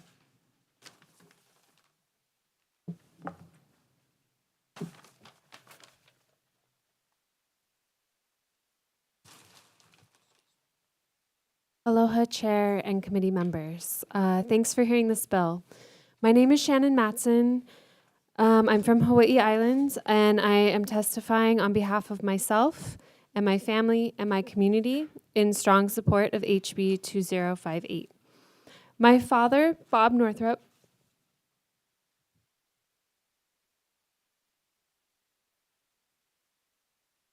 was killed in August last year in Ocean View by 4 loose dogs that I believe attacked another individual months prior. As I have continued to advocate for stricter laws, better enforcement of our current laws, and any sort of accountability for the dog owners, it's been over 7 months with 0 charges for these individuals. I discovered there is no state legislation regarding dog owners if a dog injures or kills another human or animal. My understanding is that this bill would fix that oversight. I wanted to be sure to mention I agree with the suggestion made by Hawaii Animal Welfare Association in their testimony to change the effective date back to January 1st, 2025 or sooner. And also, while I do agree with this bill, I think that the potential criminal penalties are still too low when compared with similar crimes resulting in death of another human, such as vehicular manslaughter. I believe that a person whose dog causes serious bodily injury or death should be exposed to a potential penalty of up to 10 years imprisonment, which is the potential punishment for vehicular manslaughter. This would bring this bill into alignment with the comprehensive and widely supportive Hawaii County Ordinance that was passed on this topic in 2022. While, of course, a more severe punishment would only be used in the most severe of cases, it's a grave oversight to not allow for a Class B felony if an attack results in death, especially if those dogs have been declared dangerous in the past. Please, I urge you all to make this amendment and be sure to pass a bill that will truly allow future victims and their families to seek the justice they deserve and make our communities safer for all. Most frustrating to me today is, and the other victims, is the testimony we're listening to from the Public Defender's Office, as it strongly conflicts with what we are being told by our County Prosecuting Attorney's Office. And I urge you all to please dig into this. Please get clarity. Why are victims getting conflicting info? Why are we being told by the county that there can be no charges brought until this bill passes, but the state office is saying that they can? Why are so many people across our Pai'aina sharing similar stories of not getting charges brought while the state is saying that the legislation is duplicative? It's certainly not duplicated very well because it's not serving any of us who are demanding justice for our loved ones. The public has certain expectations that state and county are there to protect our communities when awful things happen, and there are systems in place to help prevent those things from happening again and provide justice to families and victims. As I delve into this issue more and more, I hear the same disappointing stories, and you can see people have traveled from numerous islands to testify about that. Attacks resulting in physical and emotional trauma with no consequences for those responsible, perpetuating a cycle of a lack of accountability. We need a culture shift of dog owners taking responsibility for their pets and their actions. We need a shift for animal welfare and human safety. Please pass this bill in memory of my father and all other, excuse me, I'm sorry, I'm trying to get through this. Please pass this bill in memory of my father and all other animal and human victims to help hold dog owners accountable. Mahalo nui, I'll be here for questions. Thank you for your testimony. Next up is Teresa Tice. Yeah. Yeah. Yes, I did. Oh, yeah. The fact that Shannon's dad, this is Heidi Segedin, was killed by dogs that were roaming on the streets, you know, on the Big Island. My dog was mauled, almost got killed by a dangerous dog in my neighborhood. And like she said, a cultural change needs to happen. I'm from Oahu, I grew up here, but I live on Kauai now. And there's so much dangerous dog attacks now. There's so many dogs, pit bulls, other large dogs that just cruise on the beach that are killing little dogs, biting people, and nothing happens. People just have to go through it. It takes a year, 2 years, and then maybe the homeowner's insurance is going to give them a little bit money. But they're maimed, they got scars, they got PTSD, and all this trauma because dog owners are not held responsible. Yes, there's plenty hunting dogs. Of course, there's plenty of pigs on the island. But they don't have any, if their dog does something, biting people, killing other dogs, killing people, and nothing, they don't have any recourse. It's laughable. I said this so many times, like, how can the laws about this exist now? It's unreal. And I mean, I love animals and I don't like putting down animals, but these are dangerous dogs that are killing other dogs and putting people in trauma, and nothing is being done. And that's why this bill has to go through, and I believe it should be stricter. Just like somebody's car hits somebody in the sidewalk and kills that person, this dog that's owned by somebody kills somebody, and then nothing happens. You know, it's ridiculous and unreal, and it really needs to change. Thank you. We need a cultural shift on the islands that dog owners need to be held responsible for their dangerous dogs. So thank you.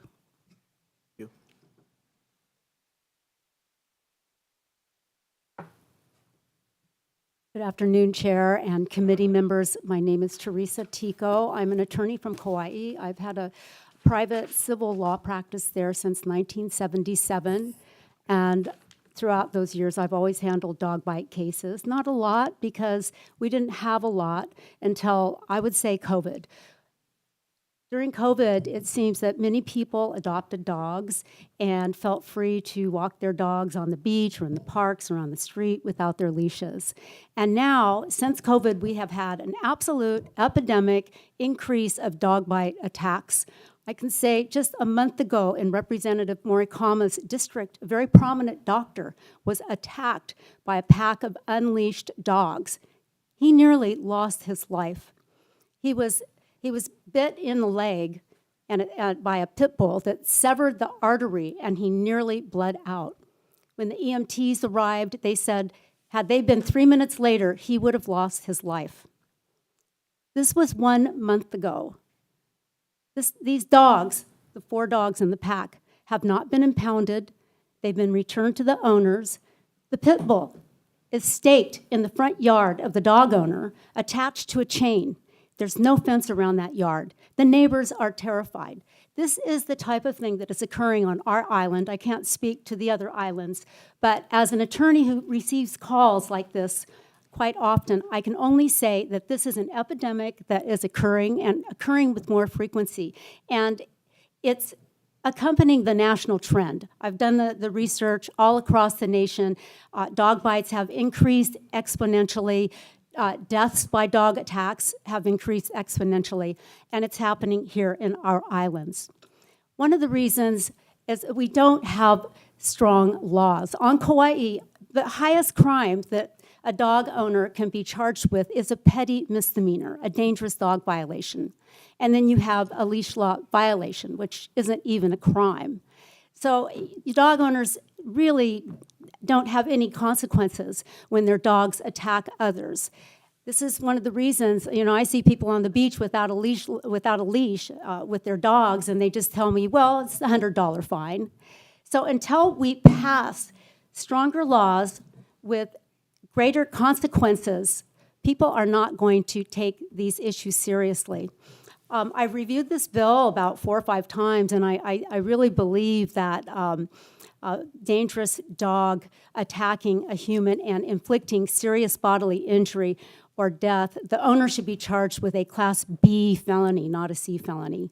And this law allows for a misdemeanor charge if a dog attack or kills an animal and inflicts bodily injury on a human. That should be a Class C felony. I don't think that the penalties contained in the current version of the law are strong enough to deter dog owners from breaking the law.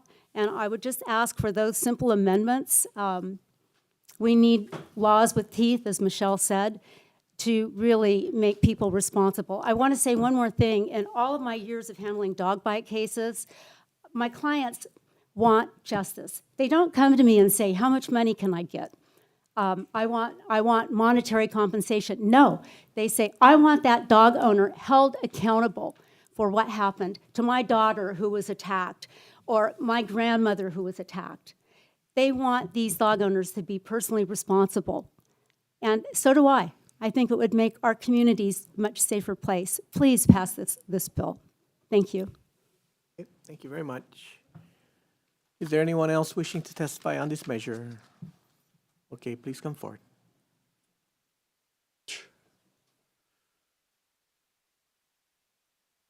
Angela Melody Young testifying in strong support, or actually, I retract that, wishing to comment. Because just not sure yet. Okay, so ROAR Rescue of Animal Rights. Okay, so we rescue cats and we provide trap and neuter services and we provide medical care to various creatures. So for dogs that are aggressively dangerous, we do need laws to protect the community. This does not just benefit those who are getting bit, but it also can create community training programs to raise awareness about animal welfare standards and how to train others to protect the community from aggressive dogs. And you have to wonder what are the circumstances surrounding this policy, right? And we heard stories about what initiated the policy. And ultimately, what is the root cause of aggressively behaving dogs? Are the dogs running around and biting people? Or, are the people going into the dog farm and getting bit? So we've heard some stories. I'm sure there are other stories as well. Either way, from ROAR's perspective, it requires training. And ROAR's perspective is that the most effective policy will be to set forth a measure to appropriate funds to raise awareness about responsible pet ownership and animal welfare standards.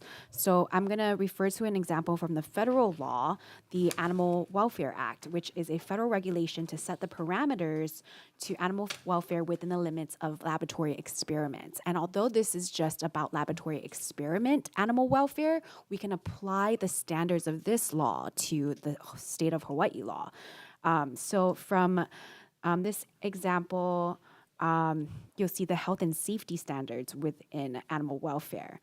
And the law needs to set minimum standards of routine care and training for responsible pet ownership. So the animal welfare law was signed into law on August 24th, 1966, and it is only federal law in the United States which regulates the treatment of animals in research, teaching, testing, exhibition, transport, and for dealers. And the Animal Welfare Act sets a limit to the treatment of animals to protect the dealers within the trade, but also the living creatures within the trade. And so this act is enforced by the USDA, the Animal and Plant Health Inspection Service branch. So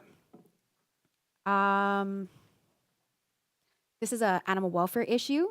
right? It has to do with health and safety standards of raising pets. You have to wonder, why are there breedings of aggressive breeds? Where are the aggressive breeds coming from? Are they doing dog fights in secret farms? Although this is speculative, in Roar's animal rescue work, we've seen pig farms with unsanitary conditions. And so it could be very possible that there are dogs being bred in unsanitary conditions, although this is speculative. And also, they're not getting behavioral training, right? So it's the behavioral training and health and safety with the sanitary conditions that works together to create healthy, happy animals and pets. Okay? So also there can be stronger collaboration with the city's prosecuting attorney and the Attorney General's office to address animal cruelty issues. Right now, there are 3 most relevant response teams that could strengthen their collaboration, which is the Humane Society Animal Abuse Division, Crime Stoppers, and the Honolulu Police Department. We can advocate for a stronger chain of command as evidence moves through the Humane Society and the Honolulu Police Department. So while I do not agree that the punishment should fall upon the animals do not deserve to die, I do agree the punishment should fall upon the owners. And it starts with health and safety standards and implementing animal welfare standards. Thank you. Okay, thank you. Are there any further, you know what, all the material, can it be passed, there's a table in the front outside the door, and then it will be disseminated to the members. Okay, thank you very much. And is there anyone else wishing to testify on this measure? Okay, members, questions? Okay, Representative Ayu.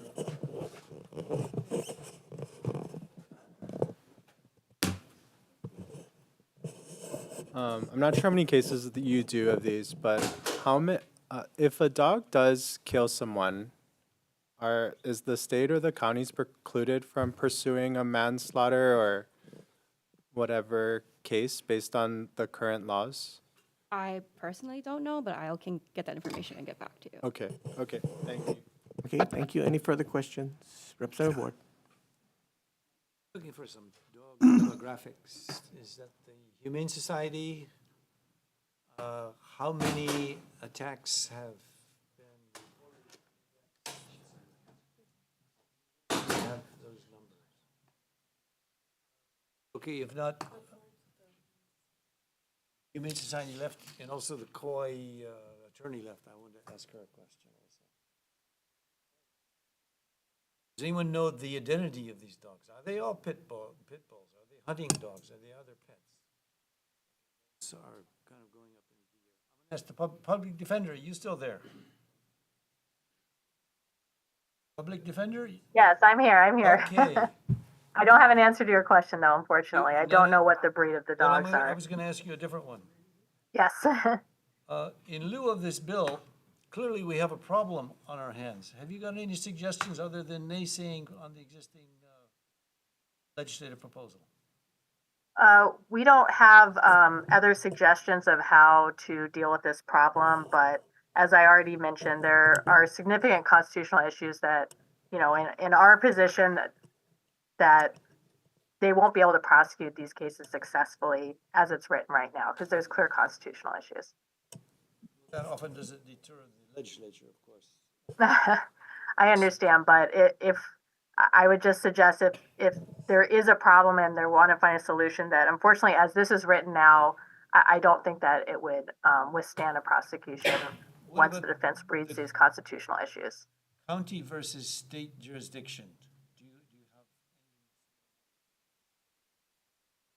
I'm sorry, I can't hear you if you're asking me a question. County versus state jurisdiction, there was a question about whether, the counties can go ahead. No, it's in the states, Kuleana. Have you got a position regarding that duality?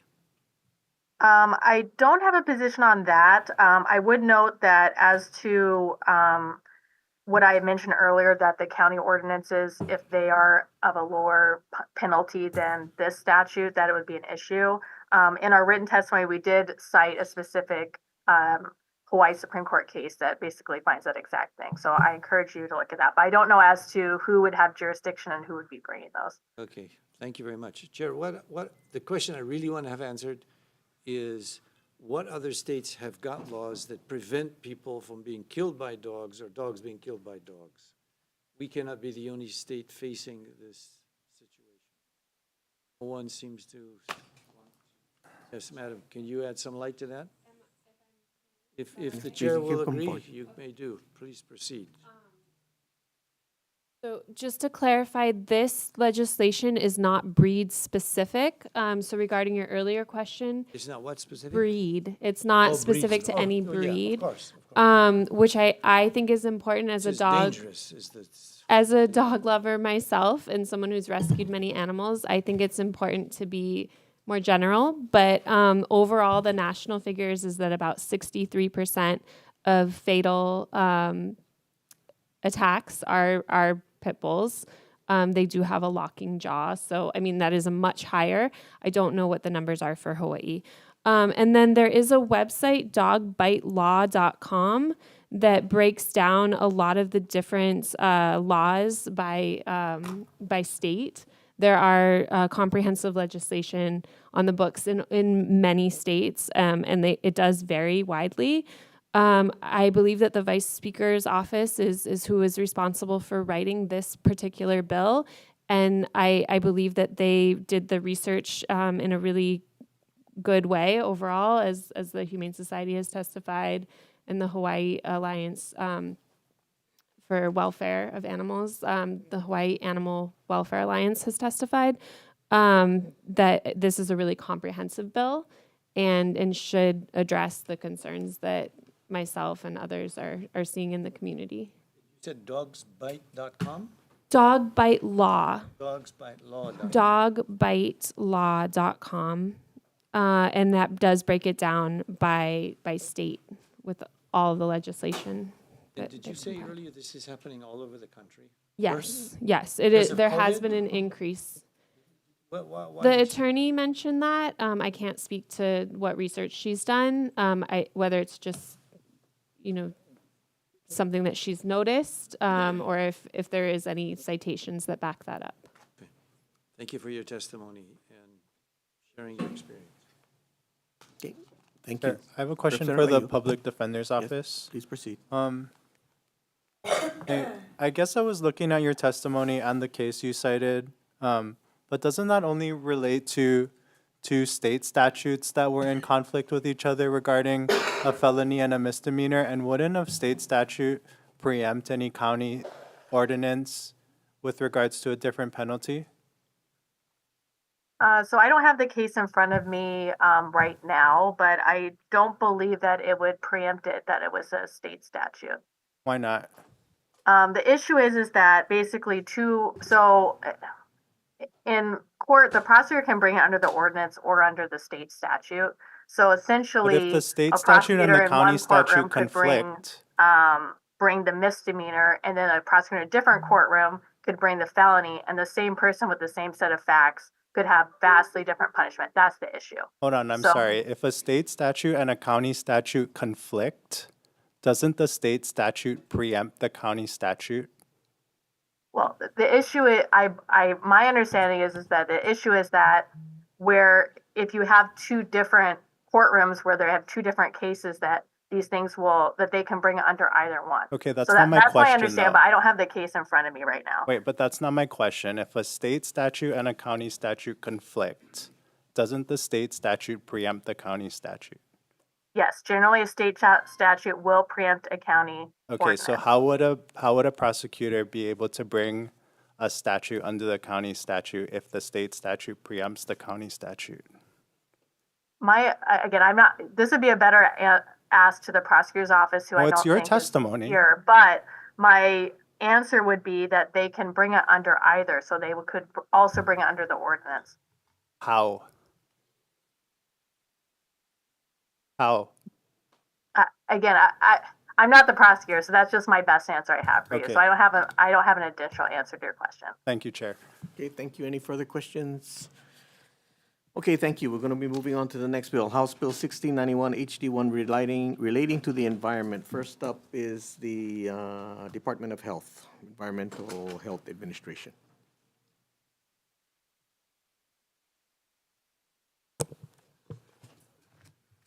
Chair, Vice Chairs, committee members, John Nagato, Department of Health. The department stands by its written testimony.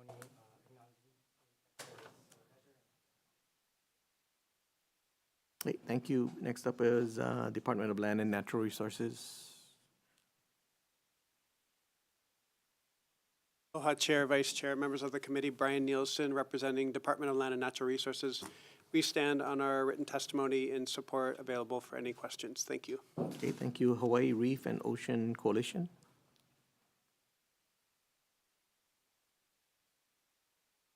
Sorry, I missed one. Aloha, Chair Yamashita and members of the committee. My name is Ted Boland, representing the Hawaii Reef and Ocean Coalition, which is in strong support of this measure.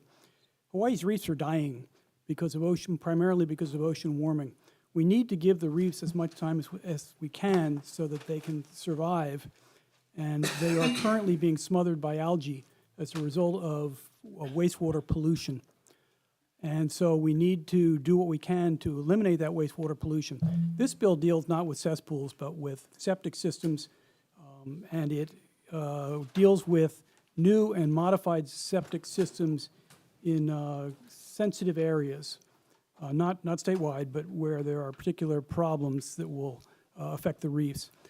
I've been at this wastewater game for a long time. I was the Deputy Attorney General representing the Department of Health for 15 years before I retired. And I got interested in this issue there, and I'm continuing to follow it.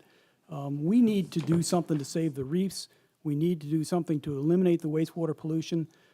Please pass this bill. Thank you for the opportunity to testify, and I'm available for questions. Okay, thank you. Hawaii County Council. Heather Kimball on Zoom. Not present.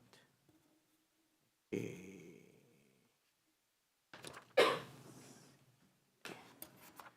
Shannon Matson.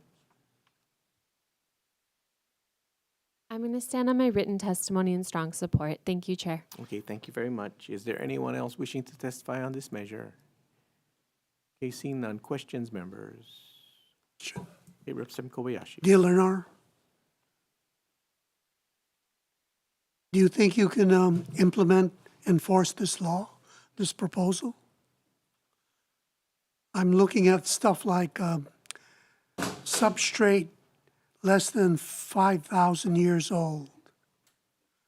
So, yeah, probably not. I don't think we could enforce it. That would be a challenge. I think the bigger hammer or tool to enforce this would be in, on the wastewater, looking at the wastewater effluent water quality. maybe you should try to get this amended so that you can enforce. Thank you. Okay, thank you very much. Any further questions? You have a question for the Department of Health. So one of the issues, and we have a lot of these bills coming forward, not just with this issue, but cesspools coming up also. But part of what came forward is once the state put the mandate that they have to convert to septic systems by 2050, it became the state's problem. But it's always been my opinion that cesspools are an interim form of wastewater treatment until you have density. And at that point, it should have triggered the need or necessity to put in a wastewater system, which is the county's job. And yet it was not done, and yet it was allowed, and then creating the problem that we have today. So, but at the end of the day, this measure, now dealing with shoreline issues, is still an issue of it needs a wastewater system that, in my opinion, again, should be the county's responsibility. But because we put that law in place that required it to be converted by 2050, we shifted that responsibility, or, yeah, we shifted it to the state. If we repealed the law, the 2050, would it revert back to the counties?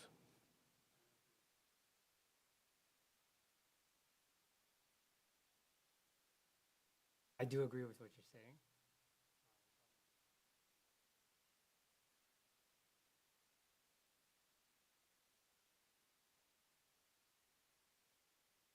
So, yeah, so I believe we did it backwards. What we should have done was allow the counties to come up with a wastewater system, and then the state can help. But what we did was we put the burden on the individual to upgrade their system, which in my opinion is not their fault because the county allowed them to put those systems in. Again, I don't think, the answer is going to be simple, but I do believe that it needs to be led by the county, putting in a wastewater system, and then with the Clean Water Revolving Fund and the state's help, they are able to build out a system. The city and county of Honolulu, if not for a consent decree, would not have come up with I don't forgot the exact number, $11 billion wastewater system that they had to come up with a plan of how to build out this system, and more importantly, how they were going to pay for it. Every time we put these mechanisms in place to delay that from happening, they will not make that move. But it was a consent decree that forced the city and county of Honolulu to put together this huge plan. And I feel that we are delaying what needs to be done by putting these types of measures forward that don't address the problem long term, which again, we are putting these interim forms of wastewater treatment that is not going to solve the problem. Do you agree? According to our rules,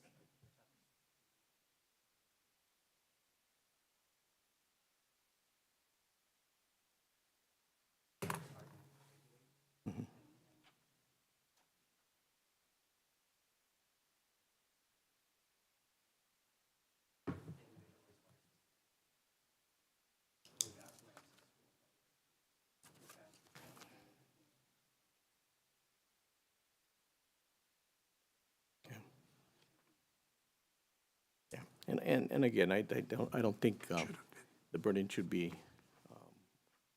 it should be led by them, but we can help. But right now, it's the other way around, so I don't think we're going in the right direction. Anyway, thank you very much. Okay, members, any further questions? Okay, thank you. We'll move on to the next bill, House Bill 1759 HD1 relating to cesspools. First up to testify is the Department of Health.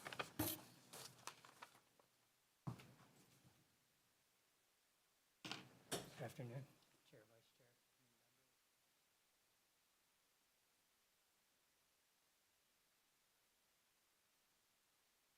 Great, thank you very much. Next up is the Department of Land and Natural Resources.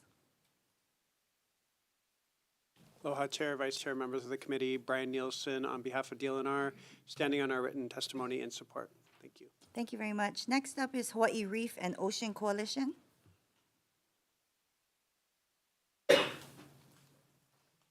Ted Boland on behalf of the Hawaii Reef and Ocean Coalition. Thank you, Chair Yamashita, Vice Chair Kitagawa, and members of the committee. The Hawaii Reef and Ocean Coalition is in strong support of this bill. We want to thank the committee for hearing all the rest of the bills on this agenda relating to cesspools.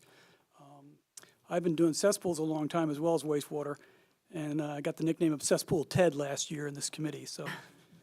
I never said that. No, I never did. said you said it. I did say that, actually. Thank you, Representative Ward. This bill is one of several bills that would accelerate the deadlines for upgrading of cesspools.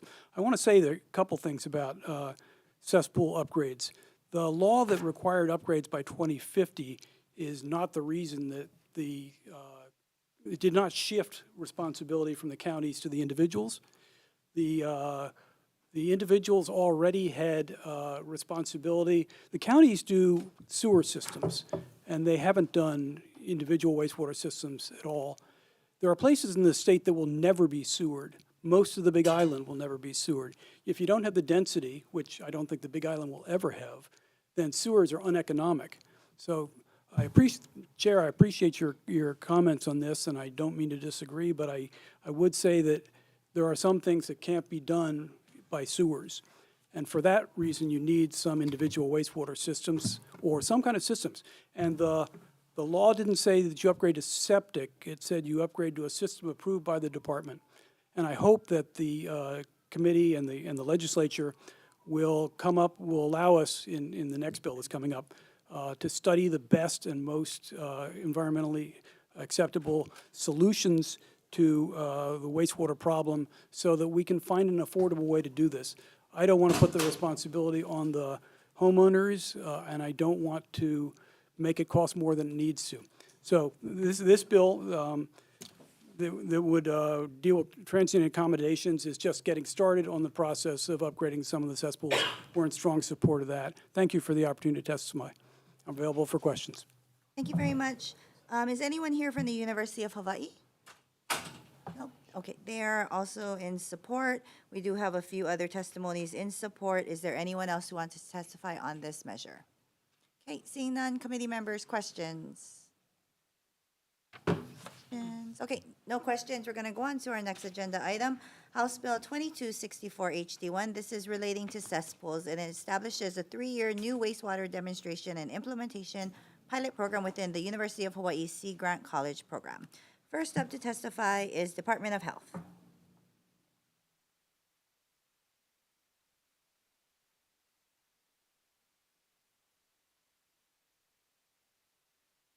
Department stands by its written testimony.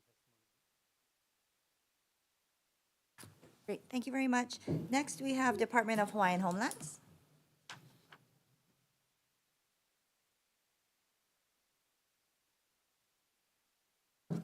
Aloha Chair, Vice Chair, members of the committee, Oriana Leal, Department of Hawaiian Homelands. The department stands on its written testimony in support of this measure, and I'm available for questions. Mahalo.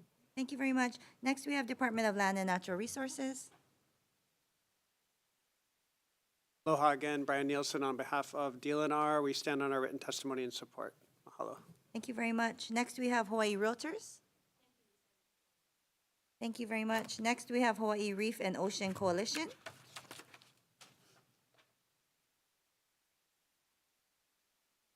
Thank you again, Chair, Vice Chair, members of the committee. This bill, this is 2264 we're on, right? 2264. Yes. Yes. Sorry, I get confused. We've got so many bills. This bill would, as I said a moment ago in the other bill, we need to find the best and most affordable solutions.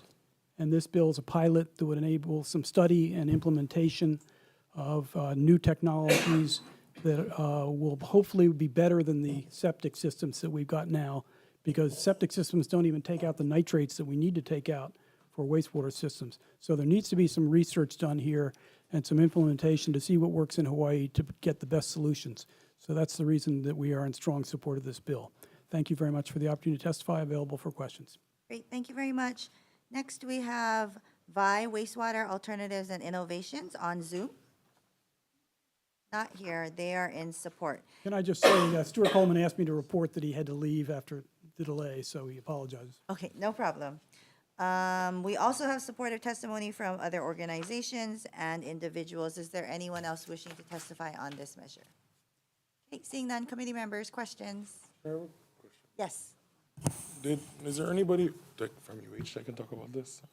UH is not here. Okay. Yes, Representative Ward. Ted, the expert, Ted says, Ted, you are an expert. This bill refers to new technology, like cutting-edge things that are happening. Are you in search of a catalytic converter for a toilet or something like that? What I have seen, and I'm not the best person to talk about this, but I think the Wastewater Alternatives and Innovation have done a lot of work on this. There are new toilets, there are new decentralized sewer systems, there are various types of solutions that are, we hope will be less expensive and more effective.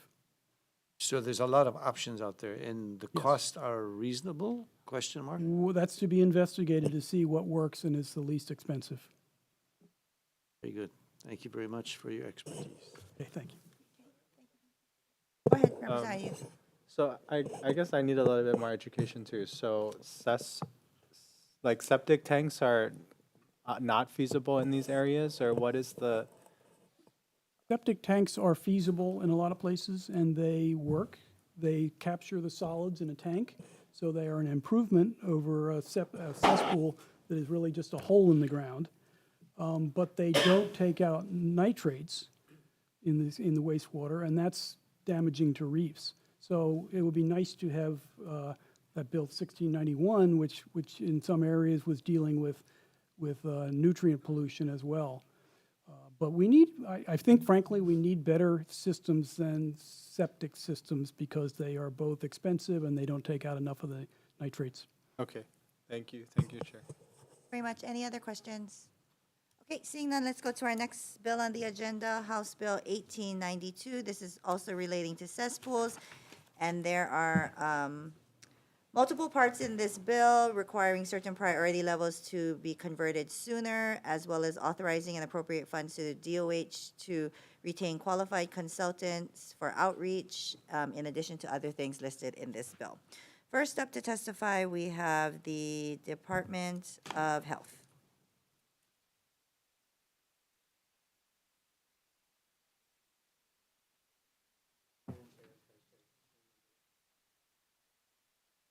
Department stands by its written testimony. Thank you very much. Next, we have Department of Hawaiian Homelands. Thank you very much. In support, next we have Department of Land and Natural Resources. Aloha, Brian Nielsen. On behalf of DLNR, we stand on our written testimony in support. Mahalo. Thank you very much. Next, we have Hawaii Realtors.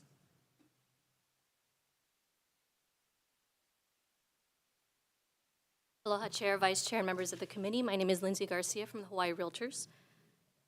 So we do support parts 3 and 4 of the bill, and our comments are actually confined to part 2. We support the goal of protecting our drinking water, streams, groundwater, and ocean resources. We recognize that cesspool conversion is important for our environment. However, we are concerned with Hawaii's ability to achieve the current mandate of converting all cesspools to a DOH-approved wastewater system by 2050. Much less the challenges that homeowners will face if that mandate was moved forward to 2035 and 2040. It's estimated that we have about 83,000 cesspools in the state, and we're only about 26 years away from the 2050 mandate, which if you average that out equally per year, that would be about 3,192 conversions that need to be done per year. So I think it'd be a good to get an understanding right now from Department of Health how quickly we are converting right now, and will we actually be able to meet this mandate, even if of 2050, much less bringing it forward. As you all know, it can take a long time to get a permit in order to do the kind of construction work needed in order to get rid of the cesspool and either connect to a sewer system, assuming the sewer system is there, or installing a septic system, assuming that that's affordable for the homeowner. We believe also that the missing piece of this conversation is to hear directly from the contractors and other professionals who would be engaged in the actual work of cesspool conversion to hear about the feasibility of these goals and how we can move forward together to protect our environment. It is crucial that we properly plan and find ways to assist communities and homeowners as resources and manpower are limited, especially on the neighbor islands and in rural areas. Thank you. Thank you very much. Next up, we have Hawaii Reef and Ocean Coalition. Thank you again, Chair, Vice Chair, and members of the committee. I hope you're not sick of my face yet. This bill is an important one.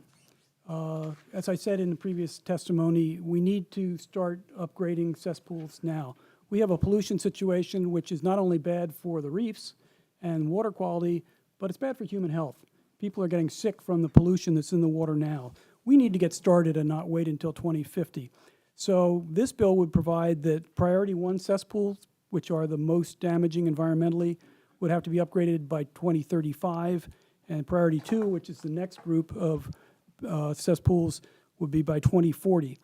The acceleration is needed not only in order to improve the water quality and human health and all those reasons, but it's also we need to get started, because we're not going to be able to upgrade 83,000 cesspools by 2050 unless we do something now. We need to do that in order to save the reefs, and we need to do it in order to improve the water quality, and we need to do it in order to meet the 2050 deadline. This bill would allow exemptions under certain conditions by the Department of Health, and it would allow extensions if people have difficulty in paying. In addition, the bill would provide for an outreach program, which other jurisdictions have found is necessary for a successful program to educate both cesspool owners and industry professionals on their requirements and what they need to do, what the resources are out there. And finally, it funds a grant pilot as passed a couple years ago under Act 153 of 2022. So I think this is a great bill. I think it covers the things we need to do, and I strongly urge the committee to pass it. I thank the chair for your leadership in hearing these bills. I hope I wasn't a little bit rude in my responses to you, because you are doing a great thing in this committee. Thank you very much. Thank you very much. That is all who have indicated they would like to testify. We also have additional testimony from various organizations and individuals. Is there anyone else wishing to testify? Yes. Angela Melody Young, on behalf of CARES in strong support. So, I wasn't sure about the subject matter of cesspools and environmental protection and how they work together and how it branches into like cesspools and sanitary systems. So I performed research. So cesspools are an environmental policy issue because trash, waste, and sewer systems have to be managed by the city and the state. So at the federal level, large capacity cesspools are managed by the Environmental Protection Agency.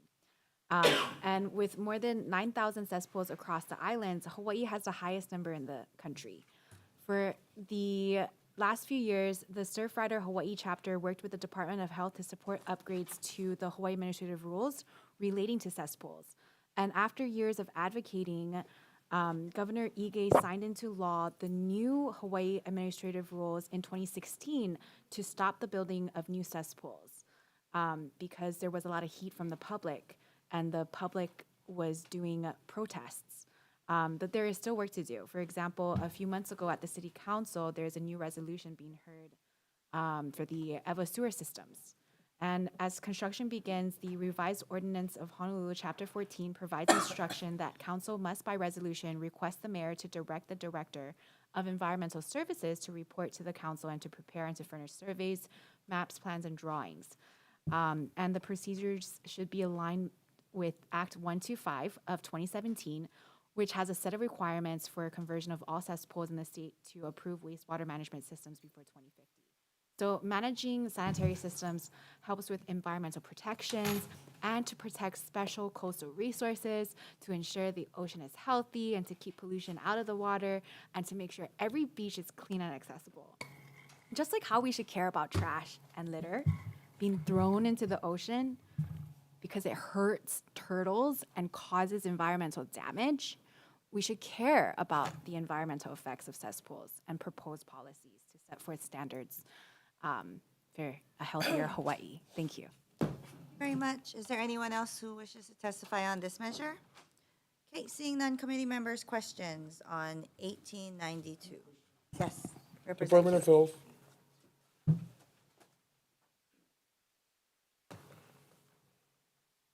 I don't know if you can speak to this, right? But in the bill, there's the part where it talks about the director may grant an exemption from the requirements of the subsections to the property owner who applies for an exemption, where we talk about small lot size, steep topography, poor soils, accessibility issues, planned development of sewer upgrades to an area. How committed is the department to exercising that?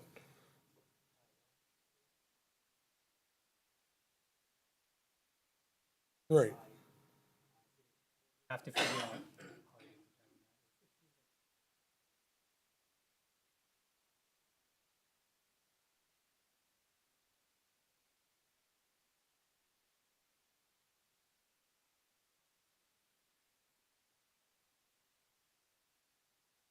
Because, I mean, if it's in the original bill rate and then we're still proposing it, and we're gonna accelerate the timeline,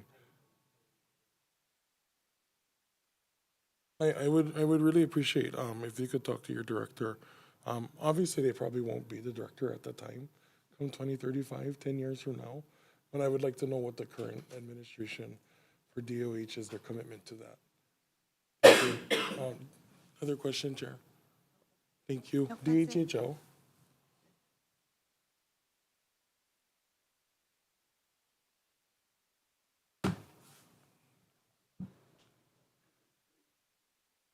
Representative. Thank you, Ori, for being here. On the floor, I voted reservations because of my concern that how this would impact DHHL, and then to see you folks submit testimony in support. I'm just a little confused. You and I both know that DHHL lessees don't own their property. So why would the department want to support a measure that could financially impact people who don't own the land? You are correct. They do not own the land because the land is held in trust in the Hawaiian Homelands Trust. However, this bill, which applies statewide, does have the potential to impact them and the Department of Hawaiian Homelands. Therefore, we stand in support of this measure to support the other departments who do carry this responsibility and will likely need to find alternative methods to serve all of the state. I think I've asked you folks this question again, and I'll ask it again. What is DHHL's current status in pursuing funds to do the upgrades on these properties without incurring the cost to the homeowner? Currently, we have committed to work in collaboration with other state departments and their efforts through these various measures to secure funding through appropriations from the state pursuant to Act 153 and Act 127. We are aware that there may be other windows of opportunity for federal funding, and we are aware of the ways in which the EPA has also mandated that large capacity cesspools be closed, as well as passage of IIJA, the Infrastructure Investment Jobs Act. However, we haven't been able to secure federal fundings through those avenues yet. So in that case, then I would really encourage the department. I know you folks have to support each department, but we're talking about land that is leased and technically is to be maintained by the department. I mean, I'm just looking at my map for Series 7 and Nanakuli Homestead. There's over just 50 alone, right? Identified cesspools. And the lower cost of $20,000, right? We have people who are already just defaulting on their mortgage. And you and I both know that the department holds mortgages of other lessees who have defaulted from traditional financial institutions. And to add something like this, the department, I understand your position, but this is gonna hurt lessees more than anything, especially when those are priority. I mean, I just had priority 2 in Nanakuli. I'm looking at the neighbor islands, and they're priority 1. And those are the same leasehold properties from DHHL. So that's my only concern for the department, to get ahead of this before it gets in front of us. So, but thank you, Ori, for that. Mahalo. Thank you, Chair. Any other questions? Yes, Representative Takenouchi.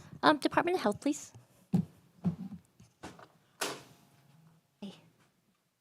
Thanks. Sorry, out of curiosity, how many conversions are we doing a year right now? Do you have those numbers, or maybe for the last 5 years? John, can you speak into the mic? People said they can't hear you. Thank you. I don't have it off the top of my head. I just know that every week I'm signing 50 IDAVIS approval or construction, or so I can get the exact numbers. It's a lot, but even at the amount that each of our island IDAVIS engineers are approving, it's nowhere near the amount if you divide how many the 88. Okay, and these are just approvals, and then there's the additional time for the actual construction that the individuals are doing with the contractors or whoever in the community. How fast? How long is those processes taking to? From the time they're allowed to construct to the time they're approved. Yeah. It varies. If everything's smooth for them, they could actually do it. Permitting, construction delays. I mean, even in the grant program, we're also getting numbers. People are getting approved for the monies, but to get them that money.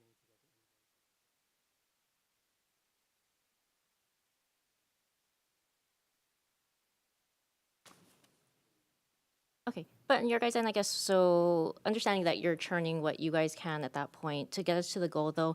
So the part three, to get the more education, the things out to the public, and the extra positions, is that going to help us kind of accelerate this timeline that we're looking to hit? It will help. I mean, we actually are. There was some outreach, I think, that came out of the cesspool working group, and then recently some of our co-workers, we've actually been trying to put together our own outreach. That's why we kind of put in these numbers for staff, because to say from all the other organizations to just say doing outreach helps, it does, but to actually run an effective outreach program, it really, we actually went through a thing with Environmental Finance Center West, where we actually go out into the community. We went out to Waianae, and then we were trying to go to Eva Beach. We're just trying to pilot how it works, because you don't want to just go out there and tell them what they can read in a website. You actually want to get specific communities' challenges, so that takes a lot of manage something like that, and then try to get them. Okay, thank you. And yeah, if we could get those numbers to the committee, Yeah, I'd like to see those. for the approvals. And Yeah, thank you. Very much. Yes, Representative. Stay there, please. Has Department of Health granted any exemptions as of this point? Knowing that some of these projects, no matter what we do, indemnification, like 20+ years, they're not gonna get to the place they need to be. I wouldn't know, but I can check. I've only been TAing for the chief. Oh, good for I'm a staffer, so. Sorry. No. Yeah, thanks. So I can ask though, because the people that do the IWS applications, they might have heard or gone through it. It's a very specific question, but I can dig into it a little bit. But I might not have an answer though. Yeah, I don't think it's fair that the department sent you if you've only been on a job for a Oh, month. no, there's nobody else to send though. So no worries. Thank Yeah, you. we have vacancies across. Can you send that to the chair, please? Yeah, Is that okay? I'll look into that and at least let you know that I don't. Thank you. And then I actually have a question for Ted.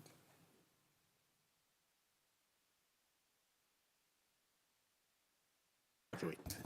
You know what? I think that mic on the left isn't working. That's why people can't hear you. Guys speak in that mic. Yeah. Your left, yeah. Yes, thank you, Representative. Oh, okay. Hey, Ted, I have a question. Have your folks group kind of thought about, I mean, I understand where you folks are coming from, where we look at our environment. But when I look at the cesspool map, right, and I'm looking at disproportionately low-income communities like mine, and I look at communities who choose to live in the areas that haven't been converted, have we thought about that, the financial and fiscal impacts for those folks who are defaulting on their mortgages? Absolutely. That is, financing is really important. This shouldn't fall on the homeowners who can't afford it. Very few people can afford the kind of money we're talking about. Even wealthier people are going to be stressed by this. The cesspool average, the upgrade average is $30,000. And it's a little less if you're connecting to a sewer system. And it can vary a lot depending on your location, but it's expensive. And so low-income people in particular need help. There's a program in one of these bills already in effect which benefits a small number of people, but the Act 153 grants under 2022 provide grants for people with low and moderate income. And we would need more of that. And I certainly think we would need that in low-income communities. And when I did my line of questioning for DHHL, have your group thought about those properties that are not held directly by the homeowner, but instead by the state and DHHL? That's not been our focus the way it has been for DHHL, so I don't really have much to add to what she testified. I would just ask that maybe you folks explore that complexity. Also an important question, yes. Thank you. Thank you, Representative. Thank you, Chair. Very much. Any other questions? Okay, seeing none, let's go to our last bill on this agenda, House Bill 2743, HD1. This is relating to wastewater. It requires each county to develop and maintain a wastewater management plan and authorizes DOH to exempt the county from creating that plan in addition to other things listed in the bill. First up to testify is the Department of Health.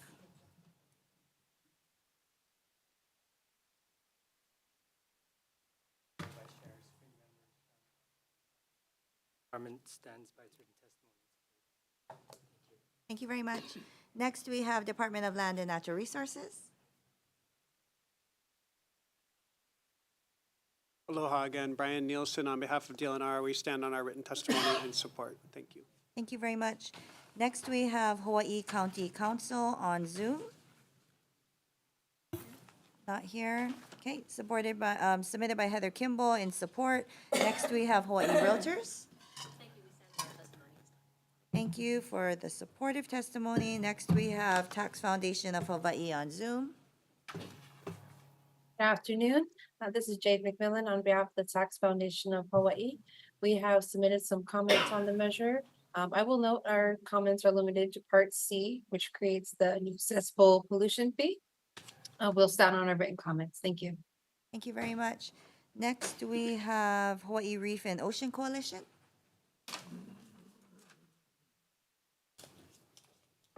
Thank you, Chair Yamashita, Vice Chair Kitagawa, and members of the committee. Ted Boland on behalf of the Hawaii Reef and Ocean Coalition, also in strong support of this bill. I promise this is the last bill on this topic I'll testify on today. This is an important bill, too. The counties have the wastewater, the counties have the sewer systems, but the Department of Health has been regulating the individual wastewater system. Part of what we need to do is to get more people onto the sewer systems, but we don't want to put people who have cesspools, get them to upgrade individually and then have a sewer come through. Doesn't make any sense. So the counties need to have integrated wastewater management plans so that they can tell their people which areas are going to be sewered and when. And we can decide then if people are outside of that area, then maybe they need to upgrade. So it's really critical that the counties get going on this and develop integrated plans. Also, the bill provides for the county authority to charge cesspool pollution fees or to do it through property tax revenues. We need revenue, as I discussed with Representative Keeler a moment ago, and so this is a good measure for coming up with a way to finance cesspool closures that don't fall entirely on the homeowners. The money would be put into a cesspool closure special fund for grants and low-income loans for upgrades. So it's a good measure in both those respects. Counties are responsible for sanitation and sewers, and this bill would amend the statute to make clear that they have explicit authority to charge fees or use property tax revenues. So we strongly support this bill, and I hope that you pass this along with the others. I'm available for questions. I thank the committee again for its patience in hearing me so many times today. Thank you. Thank you very much. That's all who have indicated they'd like to testify. We also have comments and supportive testimony from organizations and individuals. Is there anyone else wishing to testify? Yes, come on up. Angela Melody Young, testifying in strong support on behalf of CARES. So just to request consideration to work with the county for a stronger partnership in collaborating the teams, while the DOH has the Clean Water branch, which protects public health, the city has got the Department of Environmental Services, right? The Clean Water branch from the state level protects and restores coastal resources. It also protects public health and coastal and inland water resources.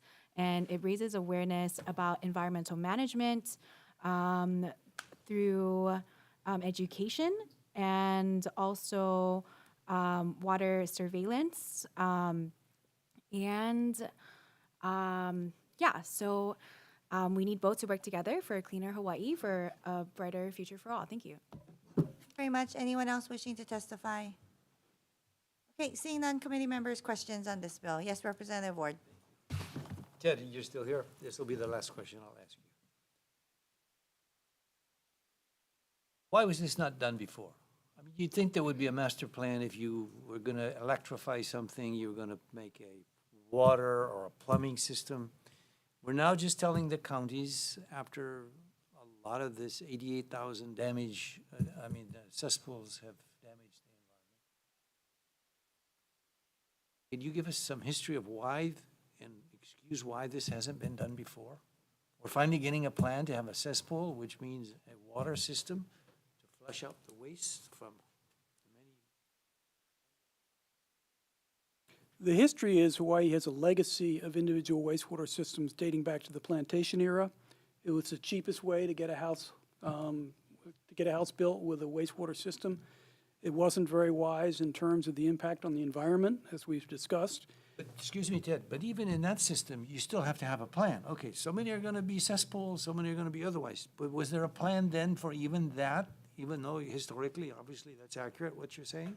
The counties have largely reacted to the situation, and I don't think they've ever had integrated planning. They have it, for example, on solid waste. They have integrated solid waste plans. Why they haven't done it with regard to their sewer systems, I don't know. They have certainly done planning, like, okay, in a few years, we're going to put in an extension here, but they have not looked at it on an integrated basis, county by county, and I don't know why. I agree that we're playing catch-up, and we need to get on it now because we're behind the 8 ball. Thank you very much. Any other questions? Oh, yes, Representative Ted, you Maricol. can stay there. I go back a long ways where what we did was just in a hole in the ground, right? That's what we came from.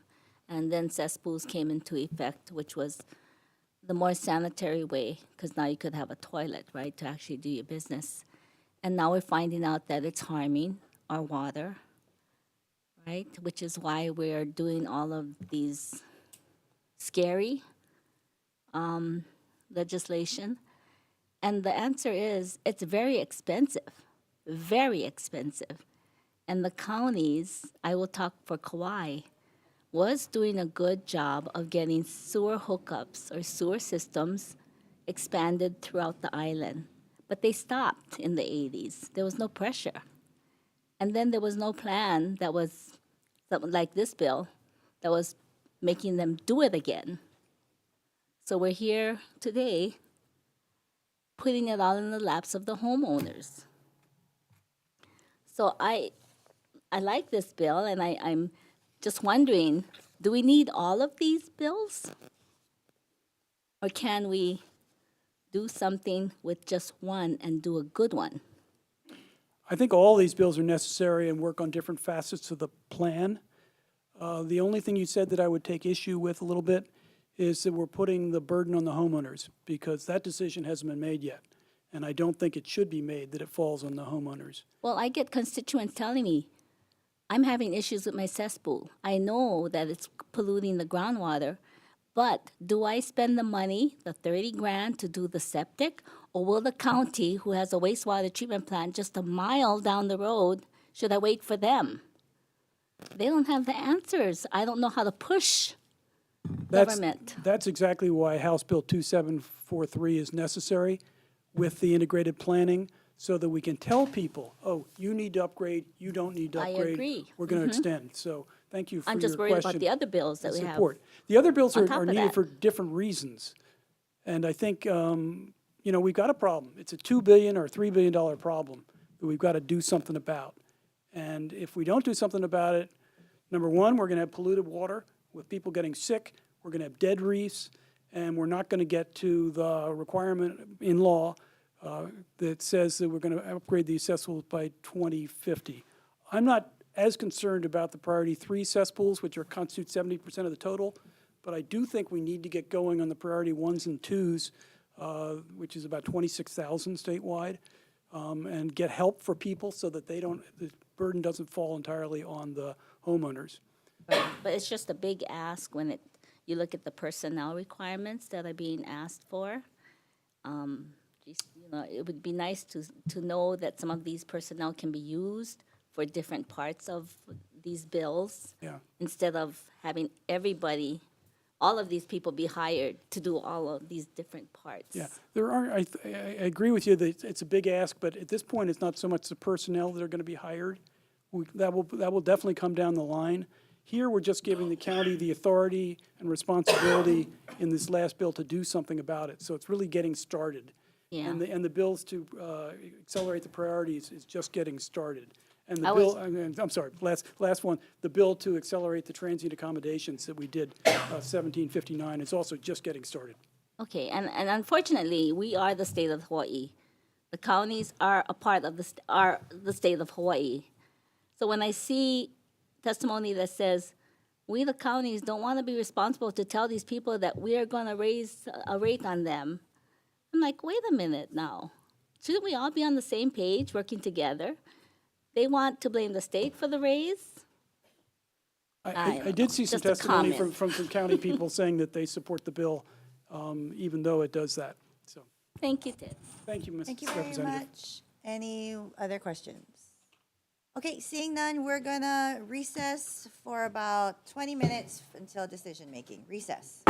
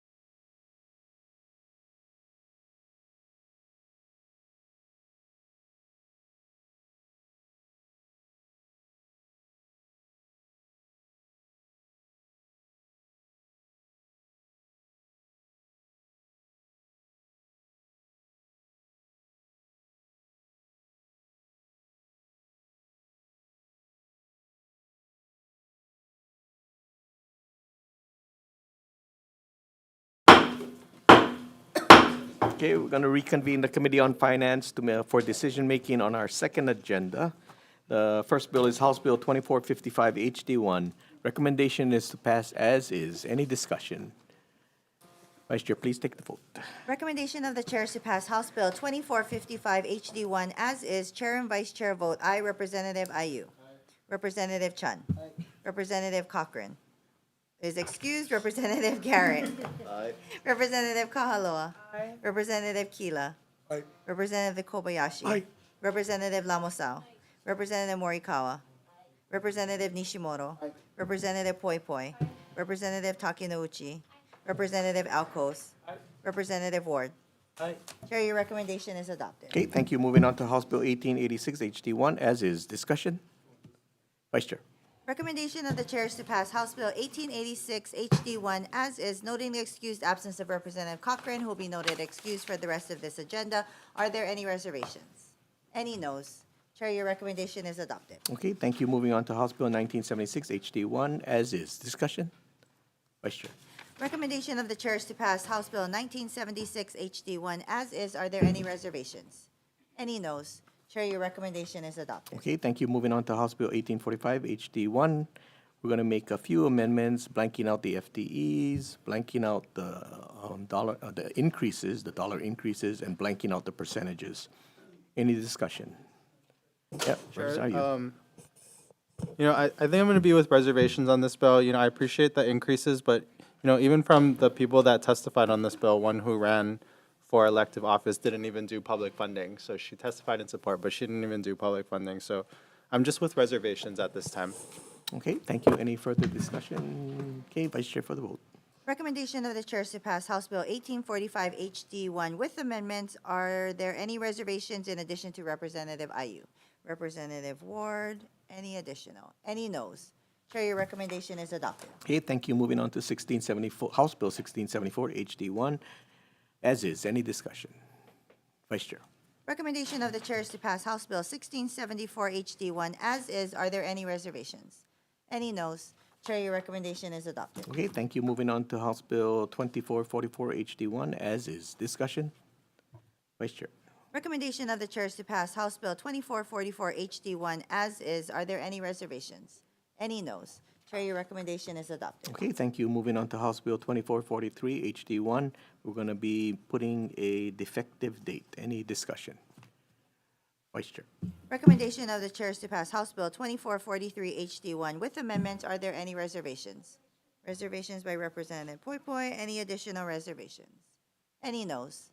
Chair, your recommendation is adopted. Okay, thank you. Moving on to House Bill 1968 HD1, also putting a defective date. Any discussion? Okay, Vice Chair. Recommendation of the chair is to pass House Bill 1968 HD1 with amendments. Are there any reservations? Any noes? Chair, your recommendation is adopted. Okay, thank you. Moving on to House Bill 2425 HD1, putting a defective date. Any discussion?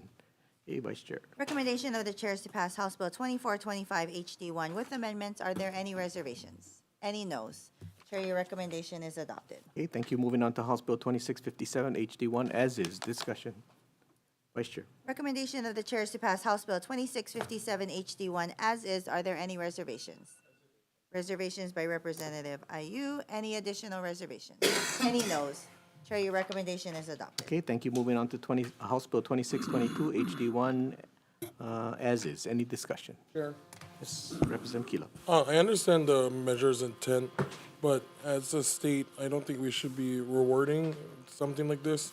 I know folks turn it in just out of their right. I have concerns that folks can game the system, but also I don't want to nullify the issue that we need law enforcement to really crack down on this.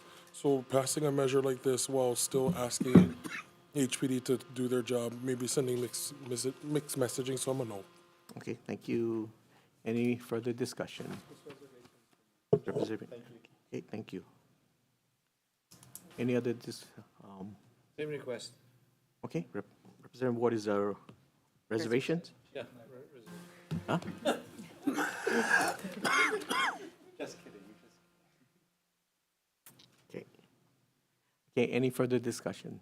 Okay, Vice Chair for the vote. Recommendation of the chair is to pass House Bill 2622 HD1 as is, noting the reservations of Representatives IU and Ward, are there additional reservations? Noting the no vote of Representative Kila, are there any additional no votes? Seeing none, Chair, your recommendation is adopted. Okay, thank you. Moving on to House Bill 2058 HD1. Members, we're going to move this out as is. Any discussion? Okay, Vice Chair for the vote. Recommendation of the Chair is to pass House Bill 2058 HD1 as is. Are there any reservations? Any noes? Chair, your recommendation is adopted. Okay, thank you. House Bill, moving on to House Bill 1691 HD1. We're going to be moving into all the cesspool, wastewater type of measures.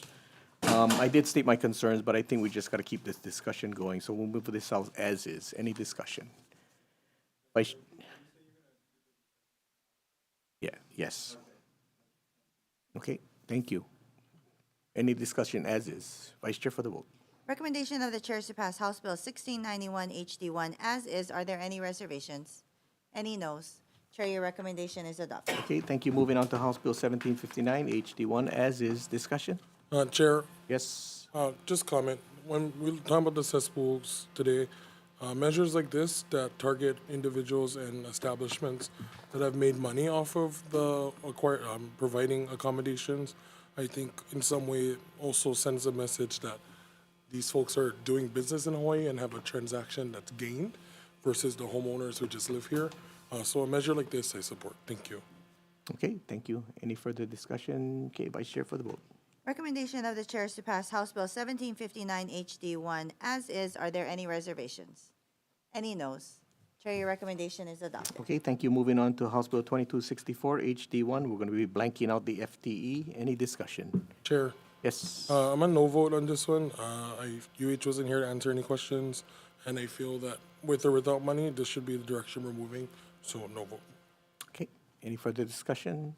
Okay, Vice Chair for the vote. no vote. Okay. Any others? Okay, Vice Chair. Recommendation of the Chair is to pass House Bill 2264 HD1 with amendments. Are there any reservations? Noting the no votes of Representative Kila and Alcos, are there additional no votes? Seeing none, Chair, your recommendation is adopted. Okay, thank you. Moving on to House Bill 1892 HD1. We're going to be blanking out the FTEs and blanking out the years that to meet the expedited years. We're just going to blank that out for now. Any discussion? All of them. Comment, Chair. Yes. Thank you for noting some of the concerns that were raised. I think this is a bill of concern, knowing that I always talk about that folks who chose to live next to the ocean versus that were placed next to the ocean. I think Hawaiian homestead lessees in my district that were awarded lots in these areas that were promised infrastructure upgrades that were not given. I'm doing it with WR now, but more likely heading towards a no vote on the floor, but thank you. Okay, thank you. Any further discussion?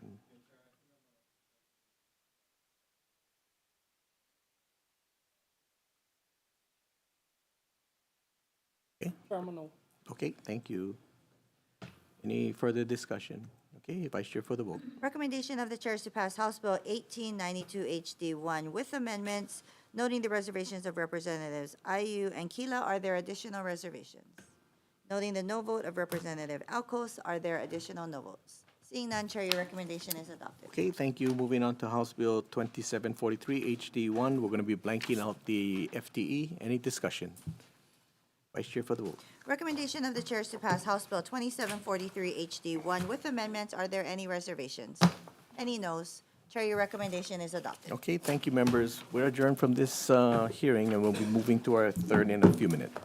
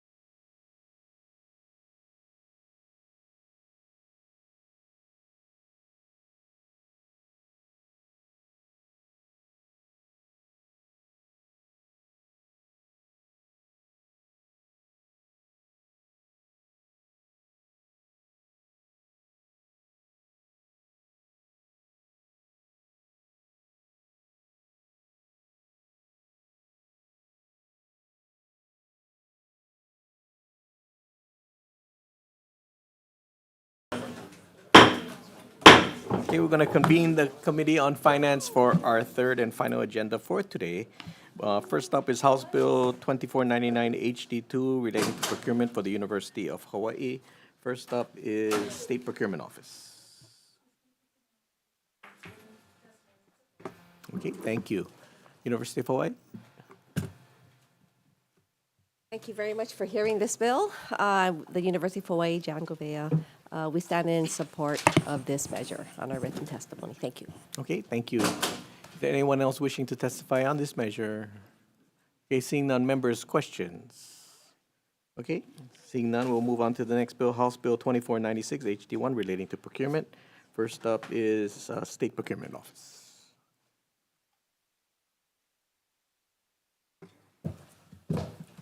Good afternoon, Chair, Vice Chair, members of the committee. Bonnie Kahakoi for the State Procurement Office. We stand on our written testimony in opposition of this bill. We are offering suggested language to revise 103D 102 as opposed to 301. Thank you, and I'm available for questions. Okay, thank you. Let's see. Ed Sniffen or DOT on Zoom. Thank you, Chair, Vice Chair, members of the committee. Tammy Lee for the Department of Transportation. We stand on our written testimony providing comments, and I'm here for any questions. Okay, Thank you. Thank you. Okay, is there anyone else wishing to testify on this measure? Okay, seeing none, members, any questions? Representative Ayub. Bonnie, I see your amendments. I'm not sure if you're aware, but the stadium is claiming an exemption from the procurement code because of maybe this language that you're proposing to amend. Do you have any issues or do you see any problems if we adopt the amendment? The issue with the stadium is actually exempt from 103D because of it's a finance agreement, and finance agreements are already exempt in 103D. Okay, so there's adding construction doesn't change anything. It should not. Okay, thank you, Chair. Okay, thank you. Any further questions? Okay, thank you. We'll move on to the next bill. House Bill 1686 HD1 relating to insurance. First up is DCCA, Insurance Division. Not here. Okay, next we have the Hawaii State Chiropractic Association.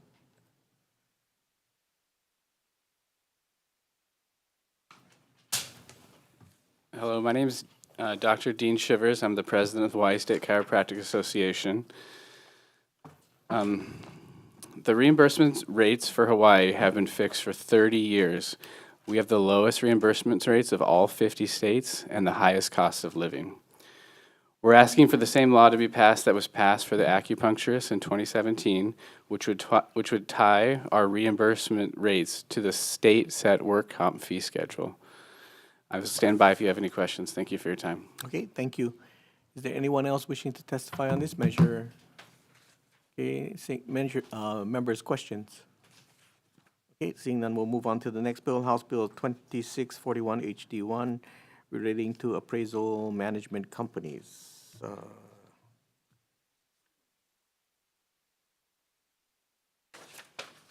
Okay.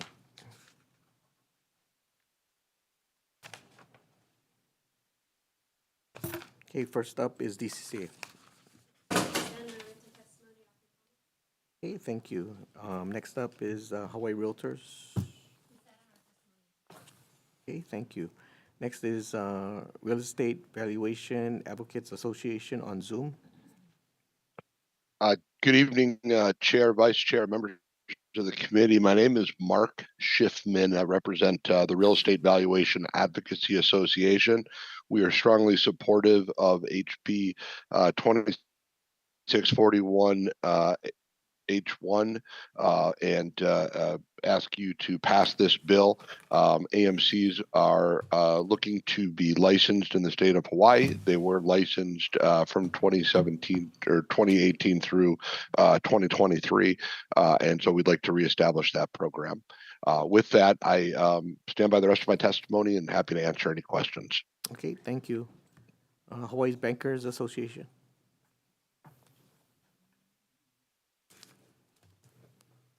Not present. Okay, moving on. Hawaii Financial Services Association, Marvin Deng.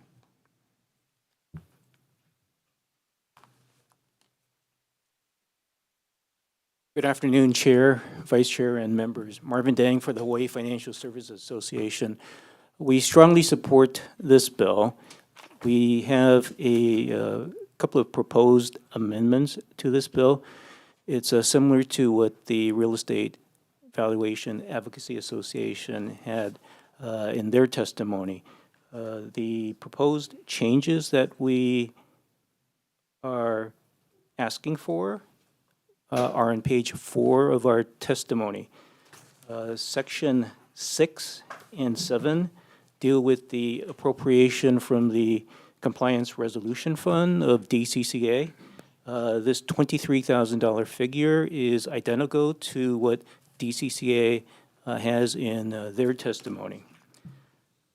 The Section 10 issue really involves how quickly this legislation can be fast-tracked or expedited.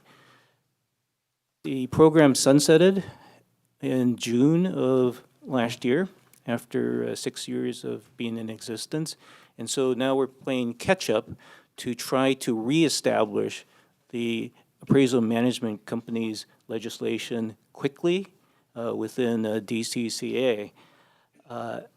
Assuming this bill goes on the regular track, we had a conversation that is REVA, Hawaii Financial Services Association. We had a conversation meeting with DCCA on the 15th of this month to change what is September 30th, 2024 in Section 10 to September the 1st. And that's if the bill went through the regular course of the legislature and the signing process. If we're able to get the bill expedited and fast-tracked, it is, what we're requesting is to have the program commence a month earlier than September 1st, that is on August the 1st, 2024. For the other part of Section 10, we're asking that Section 6, which deals with the current fiscal year, that be that take effect on approval of this act. We'll be happy to answer any questions that you might have. Thank you. Thank you very much. Is there anyone else who would like to testify on this measure? Okay, seeing none, committee members, questions? Representative Ayu. Sorry for the last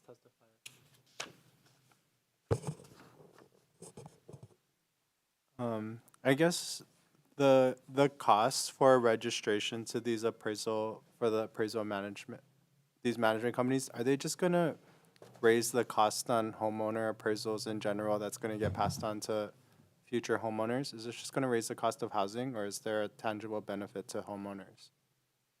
You're talking about the fees that's in Yeah. the bill. First, with regard to the text of the bill, what we have done is we've replicated the existing statute that has been in place, that was in place 7 years or so ago. So we're not changing that. We don't have any indication that by keeping the fees the same, it will have any effect one way or another on the consumers. The role of appraisal management companies is this.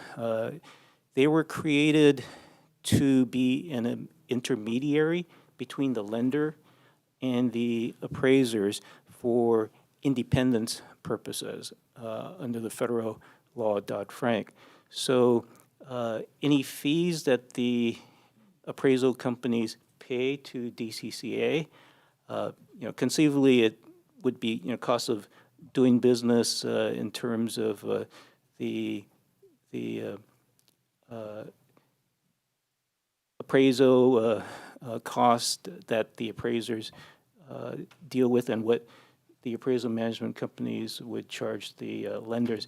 But that's an excellent question, but I have not heard anything one way or another that the fees are negatively impacting the cost. And then my second question is this bill just to bring us in compliance with Dodd-Frank rules, or is there actual consumer issues that Hawaii consumers are having with these intermediary appraisal companies?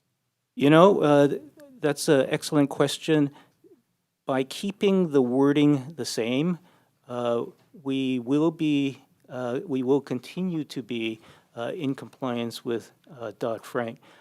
Interestingly, the federal agency, the appraisal subcommittee, which oversees DCCA, has rated the program excellent, on a excellent being the highest of a 5-point scale. So that's kudos to the statute that was passed. That's kudos to DCCA Professional Licensing Division. And so everything is copacetic with regard to that. Okay, thank you. Thank you very much. Any other questions? Yes, Representative Ward. If I may follow up. Will this prevent liar loans that when this was founded was one of the big issues about people who were buying properties? Or let's say people's incomes were inflated, properties were. Remember in the recession? Yes. So Representative Ward, I believe this does not affect liar loans where individuals who applied for loans gave certain values, perhaps for their property. Loans that require appraisals will, Let me in the rephrase past. it. Will this prevent some appraisers from being bought off to make the appraisal fit? Some of the other parties wanted to make it look. This was created to eliminate any of those types of situations because this creates the independence of the appraisers. And that's why the auditor said, hey, this is a good public interest, get it back on the books. And that's why we're here today, right? Exactly. The auditor, state auditor, did a sunset review, and in January of 2023, in the auditor's report to the legislature, the auditor said that this program should continue. Unfortunately, there was no legislation introduced in 2023 to eliminate the sunset or expand it, and so the program sunsetted in June of 2023. So that's why, if this bill goes the regular course and gets signed into law, let's say in July or so, I mean, that's 1 year without the registration program. So that's why we're trying to expedite this, both on the House side and the Senate side. Very much. Any additional questions? Okay, seeing none, let's go to our next agenda item. We are on House Bill 2382 HD1. This is relating to the Employees Retirement System and clarifies the ERS's eligibility requirements definition for service-connected disability and accidental death benefits. First up to testify is Employees Retirement System. Executive Director for the ERS. On behalf of ERS, we stand on this bill. Thank you very much. Next up, we have Department of Labor and Industrial Relations.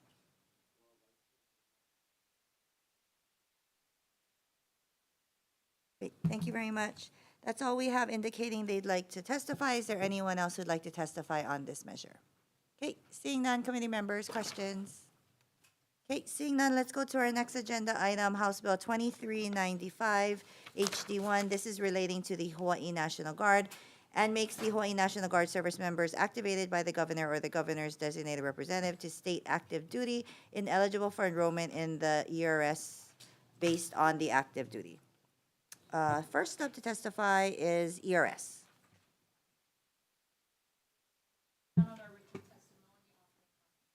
Thank you very much. Next up is Department of Defense.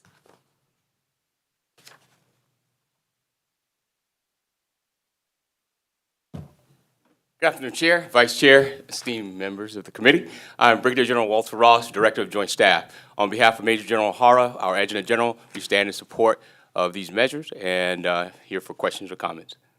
Thank you very much.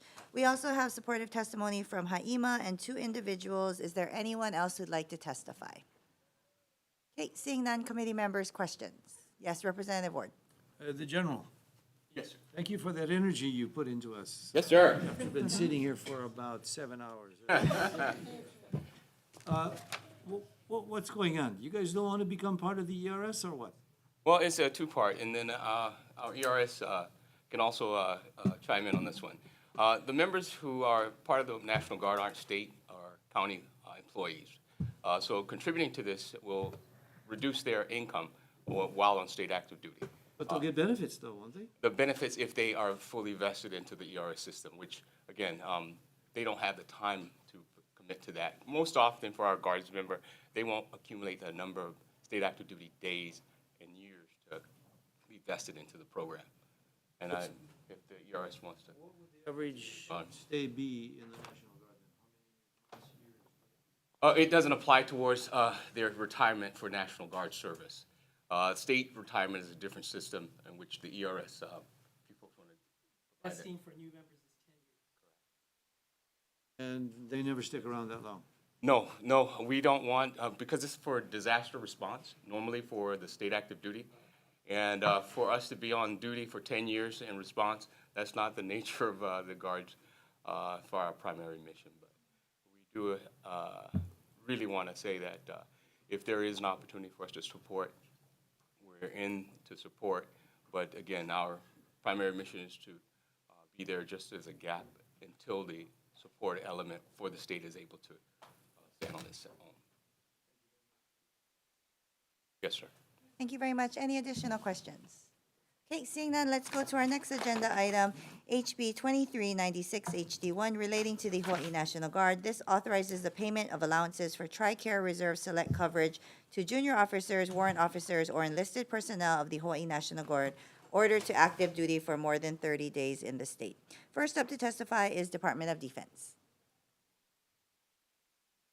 Good afternoon, Chair, Vice Chair, and esteemed members of this committee. I'm Brigadier General Walter Ross, Director of Joint Staff, and I'm here on behalf of Major General Hara, our Adjutant General of the State of Hawaii, and we stand in support of this measure. If you have any questions, I'm available. Thank you very much. We also have supportive testimony from Haima and 2 individuals. Is there anyone else wishing to testify? Okay, seeing none, committee members, questions?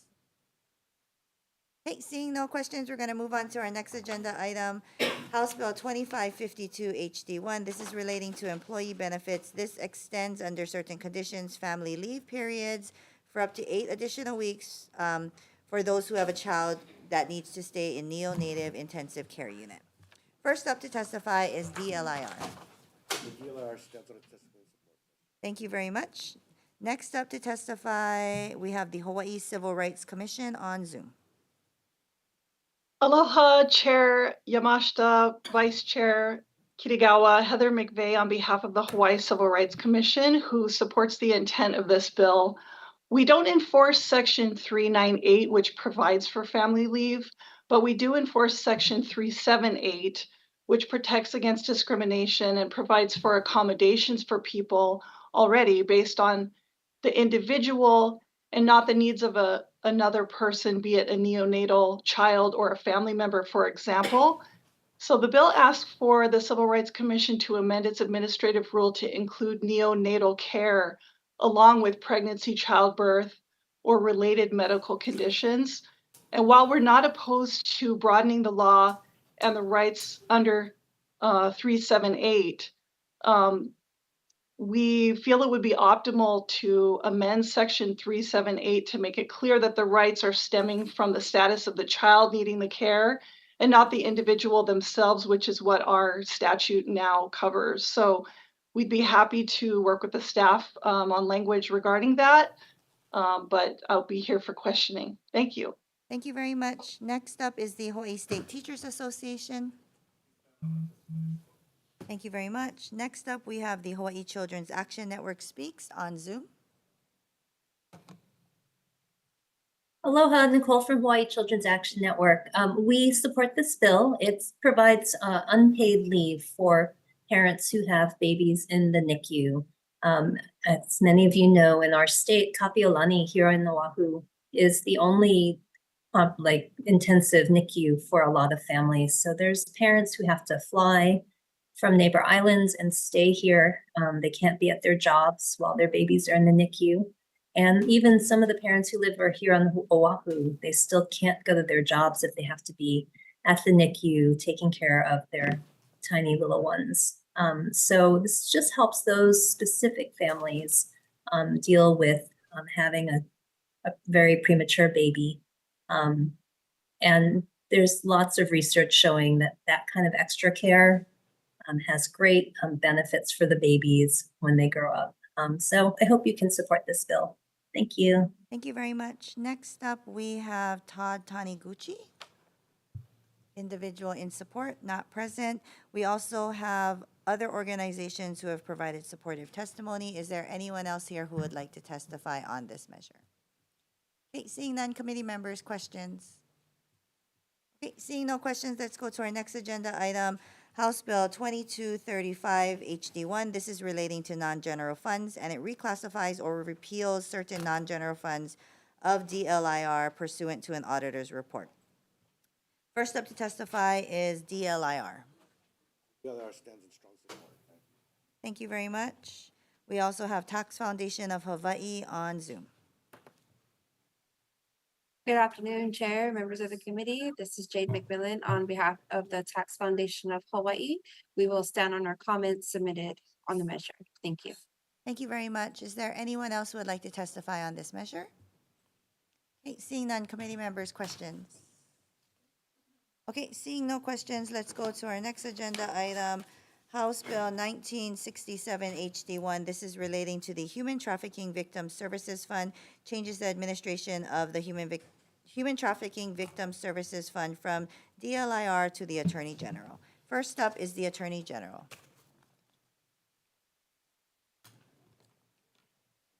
Good afternoon, Vice Chair Kitagawa, committee members. My name is Julie Ibato. I'm the Administrator of the Crime Prevention Justice Assistance Division with the Department of the Attorney General.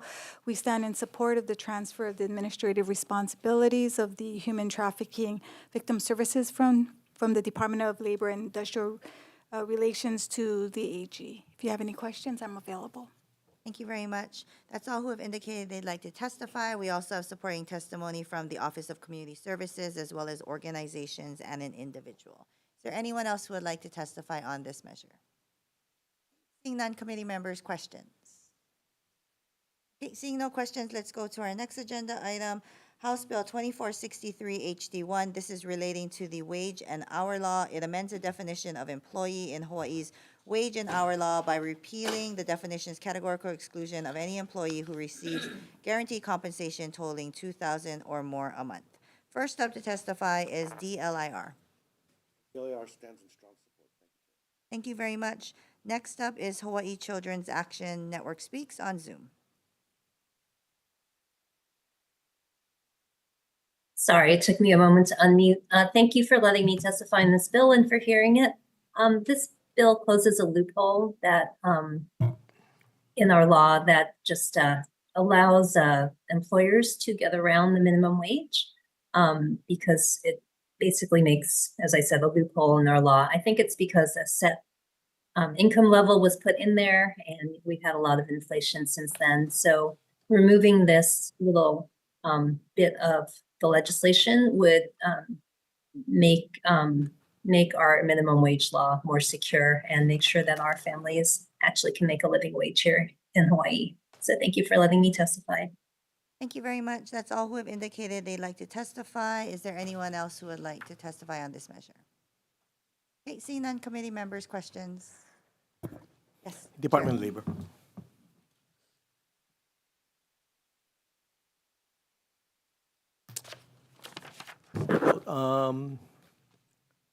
The original intent of this law was to allow to pay a salary, right, so that they could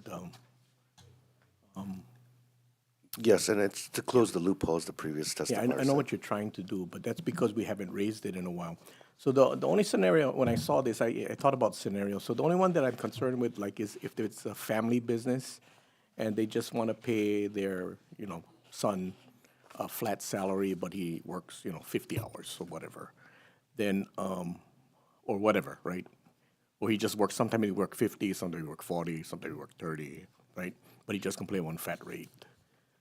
It gets rid of that flexibility. So would you be okay if we doubled it? Yes. Okay, thank you. Thank you. Okay, thank you very much. Any other questions? Okay, seeing none, let's move to our next agenda item, House Bill 2658 HD1. This is relating to the Department of Human Resources Development, repeals the requirement that the Director of Human Resources Development must submit a report to the legislature before reclassifying or abolishing vacant positions. First up is D. Hurd.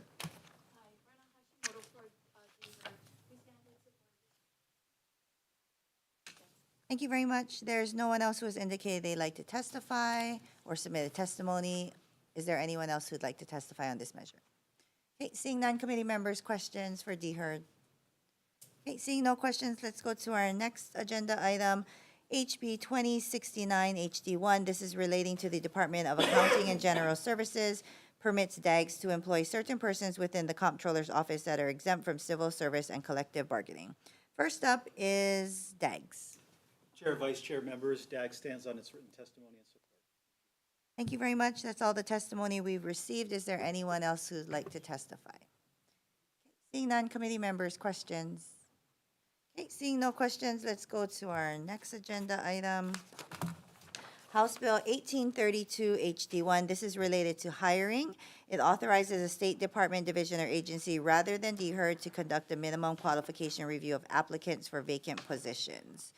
First up to testify on 1832 is HHFDC. Thank you very much. Next up is Department of Law Enforcement. Thank you very much. Next up is Office of Planning and Sustainable Development.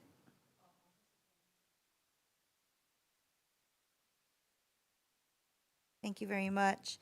We also have DHER.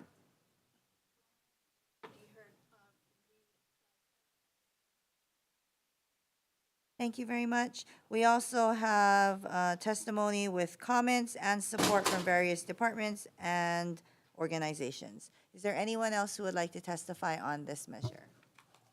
Okay, seeing none, committee members, questions? Yes, Representative Ward. Thank you, Chair. D. Hurd, please. At first glance, I thought this would be something you'd be delighted in that it basically commandeers all the other departments to help you hire people. Could you explain your opposition in a little more detail? Sure.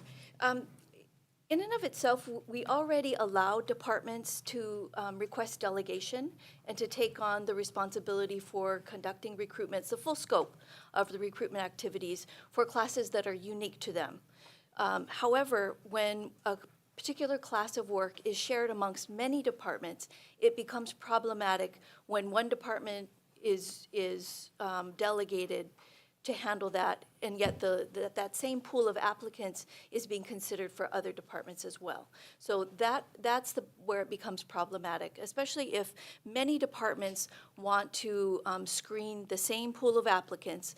We're concerned about the potential for inconsistencies amongst the various departments, as well as the most problematic part of this bill relates to allowing departments to change the minimum qualification requirements without going through the process of either changing the class specifications or formalizing what their criteria are. That's exceedingly problematic in terms of a perspective of the merit principle, because the merit principle on the foundation of it is that we treat everybody fairly and similarly. So, for example, if the minimum qualification is 1 year of experience in accounting, for example, and a department sees the list and they say, oh, I see all these applicants, and now we decide, hey, maybe 6 months is good enough, right? Everybody who would have applied had they known that 6 months experience was good enough They weren't given that opportunity. So that is patently unfair to the applicant pool and to the general public if we're not consistent. And DHERD, Excuse me, sure. before you go on, aren't those management and leadership issues rather than structural flaws? I mean, can't people sit down and say, hey, guys, this is not the way we're going to do it? I mean, you are the mothership of all the hiring. Well, this Don't they bill listen would to not. you when you speak? Or what? This bill would not give me that flexibility. It basically would mandate that DHERD No, allow I mean, what you're departments doing to do now, this. I mean, what you're doing now, you said you're working with them, but they're not cooperating, right? Or No, something. they are. There are many departments that have delegation, and they do their own recruitments for certain classes of work. It becomes problematic when it's jobs that are shared amongst many departments, and that's where DHERD, being the central agency and servicing all the departments, that's our role. That should be our responsibility. Okay, the test of the pudding. How long does it take you to fill a typical executive branch job? It really depends. So if we have a recruitment that we've conducted recently and we can turn around the list, it takes a couple of days, about 48 hours. If it's a job that we have to do a new recruitment for, then that takes much longer. Give me the mean and the median. I Because don't- most people complain that, hey, we cannot get people True. quick enough.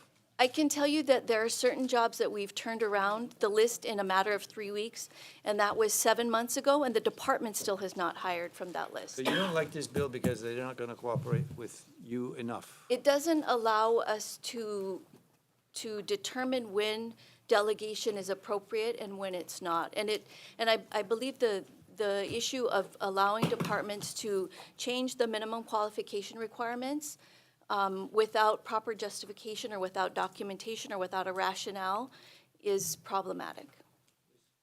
The chair in this committee loves amendments, but just on the edge of one of those. But thank you for all that you do. Thank you very much. Any additional questions? Okay. I got a quick Chair. question for DHERD. Let's just say that,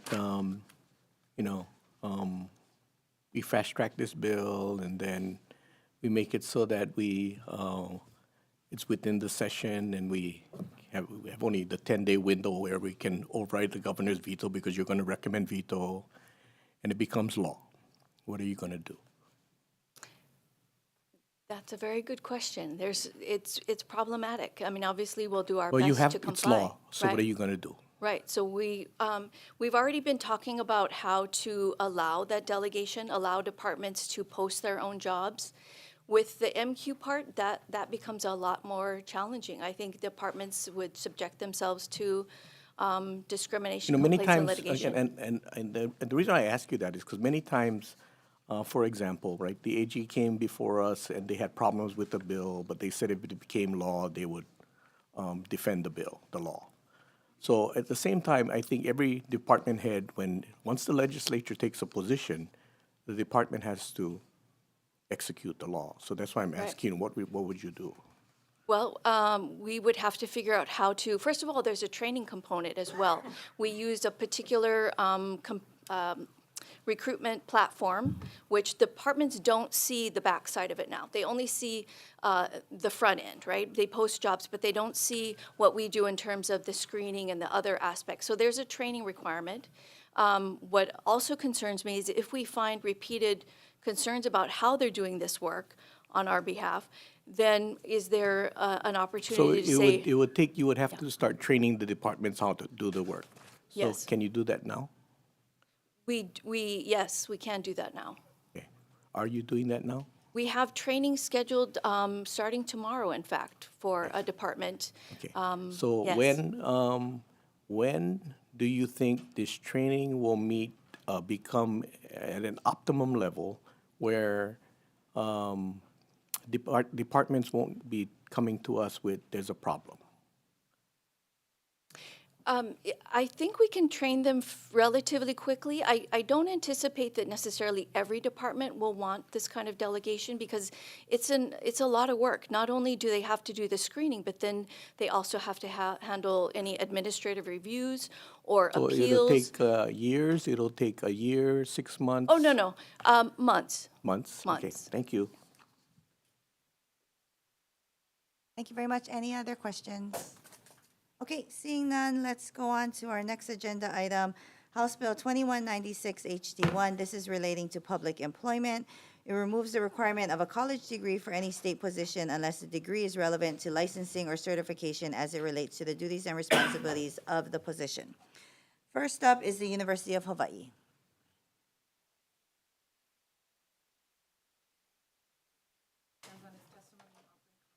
Thank you very much. Next up, we have D. Hurd.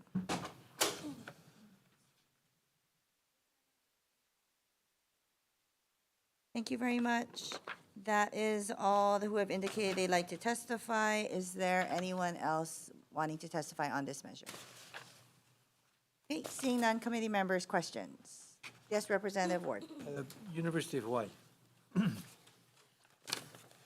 How many bachelor's degrees do you guys turn out every year? Total, we have about 10,000 undergraduate students, and so about a quarter of those, give or take, in a given year would be graduating. So your Several- opinion yeah, several on hundred. saying that we shouldn't hire them before we hire someone about it is a good policy?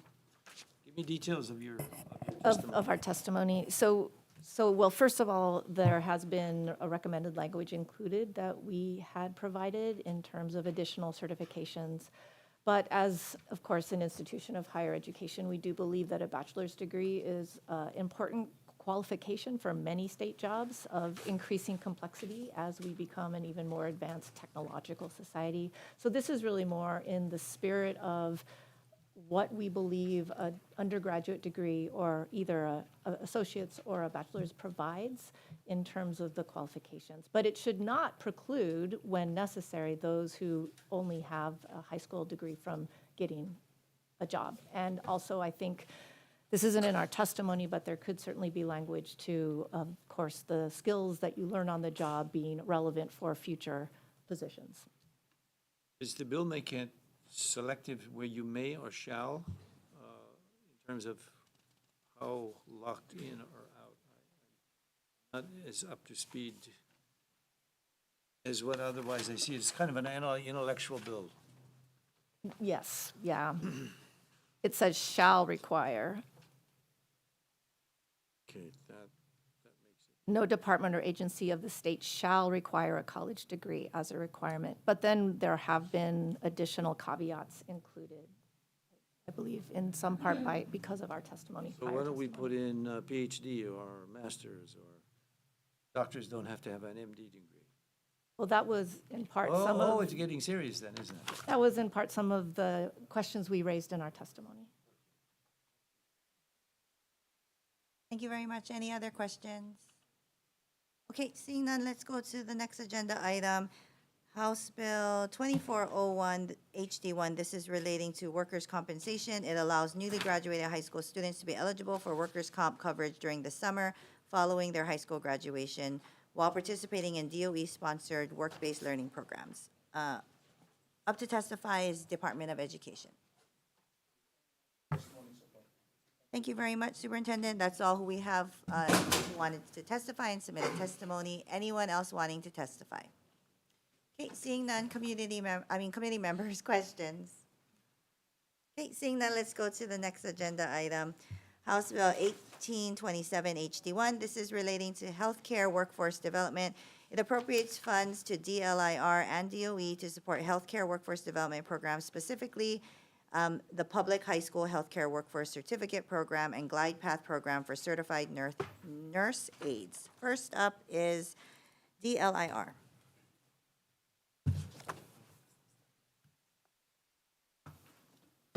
The DLIR supports the intent of this bill, but would like to make a correction to its testimony. On the first paragraph, last sentence, the department is unsure if language specifying Chapter 103F, not D, should be included in those appropriation sections. Thank you for the opportunity. Thank you very much. Next up is the Department of Education.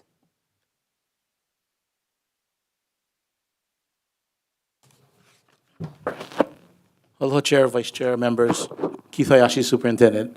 The department stands in strong support on our written testimony. We stand by for any questions. Thank you for the very opportunity. much. Next up, we have the State Council on Developmental Disabilities. They are not present, but they provided supportive testimony. Next, we have the Hawaii State Teachers Association. not present, but they provided supportive testimony. And next up, we have Healthcare Association of Hawaii. Chair, Vice Chair, members of the committee, thank you for the opportunity to testify. Hilton Raithel on behalf of the Healthcare Association of Hawaii. Our most recent healthcare survey in 2022 found nearly 4,000 non-physician, patient-facing positions in healthcare that were vacant. There are currently approximately 1,000 open nursing positions in the acute, post-acute, and community-based care settings. This legislature has been extremely supportive of healthcare initiatives in recent years, for which we are very appreciative. Our members and other organizations are putting up private and philanthropic dollars to support a number of workforce initiatives in healthcare, and the funding we are requesting will support health education and training programs in our public high schools across the state. We ask for your support of this measure, and thank you for the opportunity to testify. Thank you very much.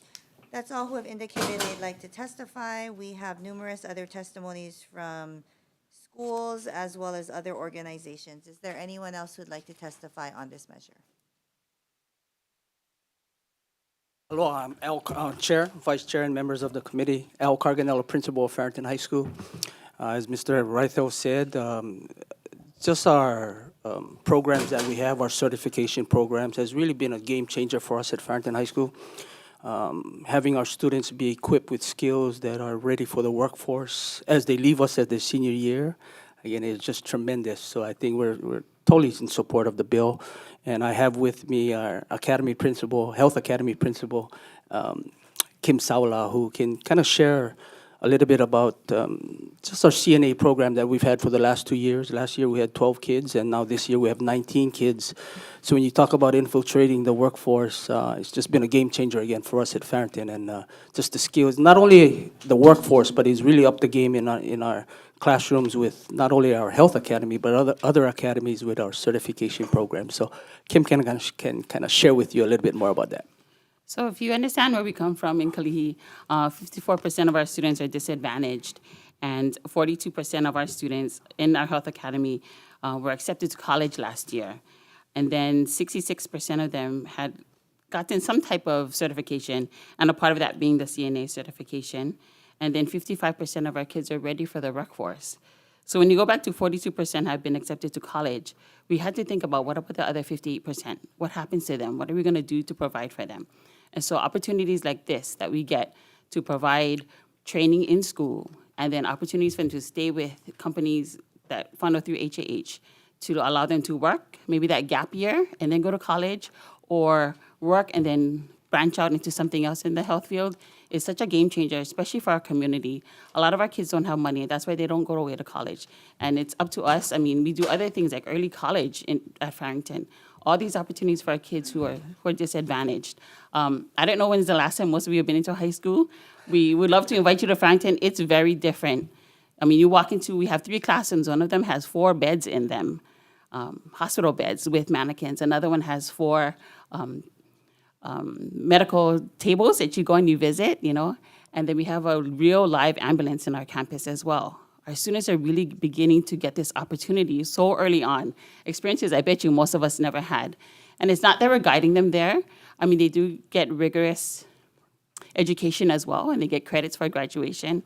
But they're also getting this opportunity that they would never otherwise get if not for opportunities that HAH provides for us. So we really support this bill and hope that we can continue to have these opportunities for our kids. And again, come to Kalihi, best secret in Kalihi. We would love to have all of you guys come and visit us. And I just wanted to say one more thing. I think just the partnerships with HAH allows us to emulate the healthcare rooms and hospital beds and stuff like that. So having a learning environment that's really conducive to what they'll be getting outside is, again, it's just a game changer. So just let us know when you guys want to come. We'll give you guys a tour, and you guys can kind of see what's happening at our school. So thank you. Thank you. We're available for questions as well. Yes. Very much. Anyone else want to testify on this bill?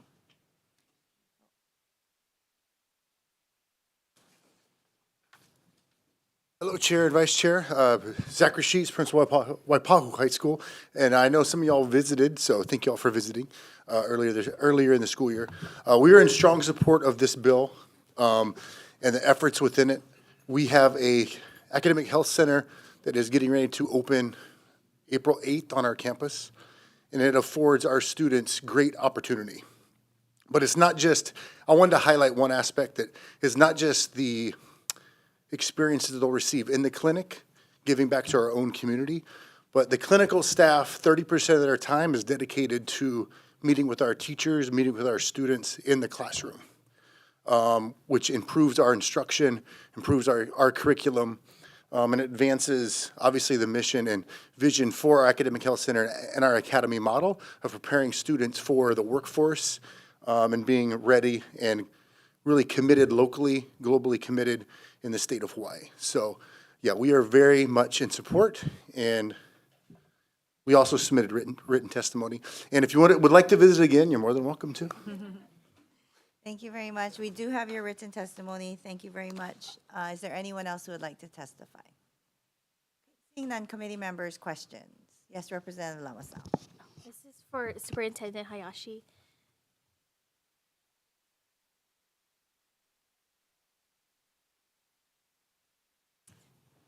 Nice shirt, Superintendent. Oh, thank you. I wanted to ask, how many students, high school students, have you folks graduated as CNA, or how many students have graduated in the DOE system with the CNA certification? Thank you, Representative. I think I can get you that number. I know it's quite a number in the last several years, not only as CNA, but medical assistants, in multiple areas, phlebotomists, and so forth. Yeah, can I get for all of those professions? Sure, we'll get that to you. Thank you. Definitely.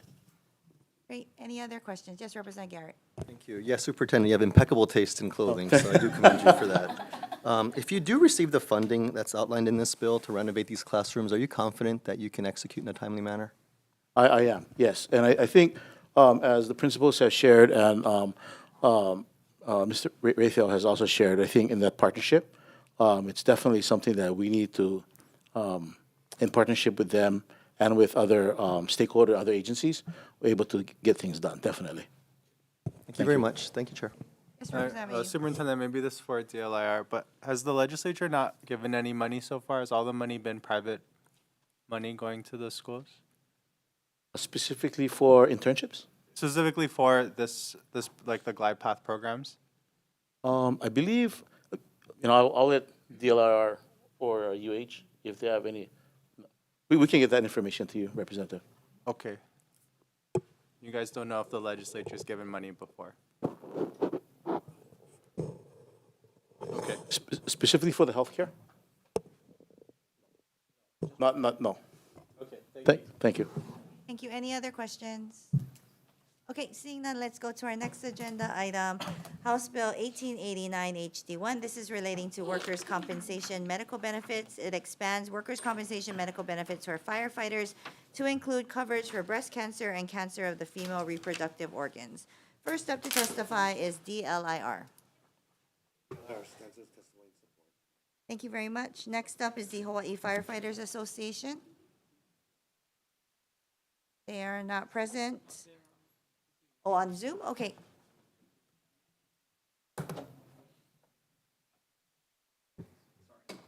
Not present. Okay.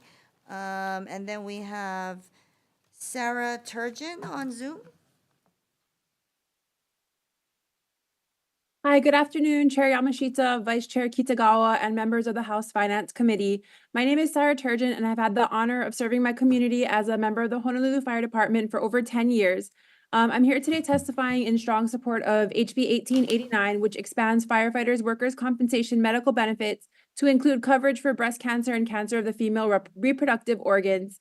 It is well documented that firefighters see cancer rates higher than the general population.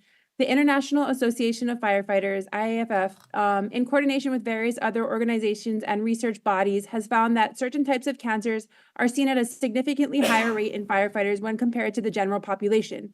Of note are over a dozen types of cancers to include breast cancer, cervical cancer, and uterine cancer, as well as ovarian cancer. Expanding workers' compensation coverage to include breast cancer and cancer of the reproductive organs would expand care and benefits to approximately 40 female firefighters in the state of Hawaii. The passage of 1889 would also offer greater gender equity in acknowledging that women in the fire service face the same risks as their male counterparts and would provide them with the care in the unfortunate event that they develop any of these types of cancer specific to their gender. Thank you for your time and the opportunity to testify today. Aloha. Thank you very much, and thank you for your service as a firefighter. Next up is Jamie Song. Good afternoon, Chairman Yamashita and the Finance Committee members. My name is Jamie Song. I am a female fire captain with the Honolulu Fire Department and have proudly served my community for 14 years. I am in support of HB 1889 relating to workers' compensation benefits. Expanding the coverage of workers' compensation to include coverage for breast cancer and cancer of female reproductive organs would mean greater protection and care for not only myself, but for all of my coworkers who put their lives on the line to protect and care for our community every single day. The International Agency for Research on Cancer, which ranks different exposures for their cancer risk based on available science, classifies the occupation of firefighters as a Class B, 2B carcinogen, or possibly carcinogenic. Firefighters have higher incidence and higher mortality rates for many cancers. These increased incidence rates are also seen in breast cancers and other cancers involving female reproductive organs. This bill is a clear statement that gender equity and fair compensation for all firefighting-related injuries are important to the state and the communities which we serve as both legislators and firefighters. Thank you. Thank you very much, and thank you also for your service as a firefighter. Is there anyone else who would like to testify on this measure?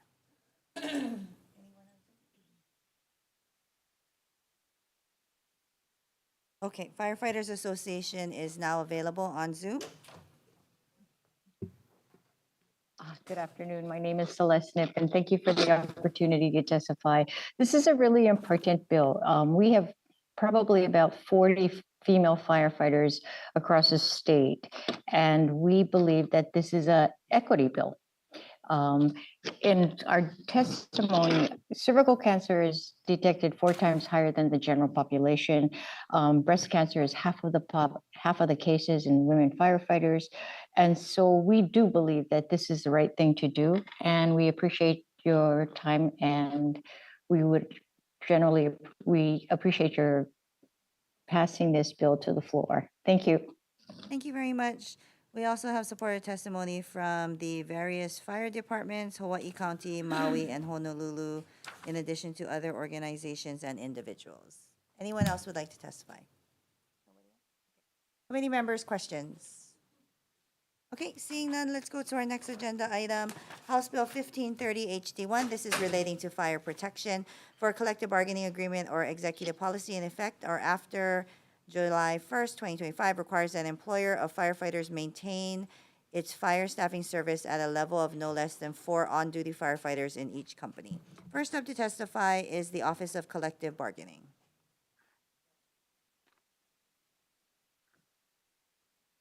Thank you very much. Next up to testify, we have the Hawaii Firefighters Association on Zoom. Good afternoon, committee members. Thank you so much for the opportunity to testify. We do believe this is a very important bill with regards to staffing ratios on the fire trucks. The NFPA, which is National Fire Protection Association, says at a minimum on engines, there should be 4, and on other trucks, and depending on the rural areas versus the urban areas, there should be a minimum of 5 to 6. What happens in this case is we may have firefighters on sick leave, vacation, workers' comp, or sometimes they're assigned to bureaus, including training, so they're offline, they're not in the firehouse, they are actually in a more administrative position, so that takes the numbers away from the actual members who are in the stations responding to calls.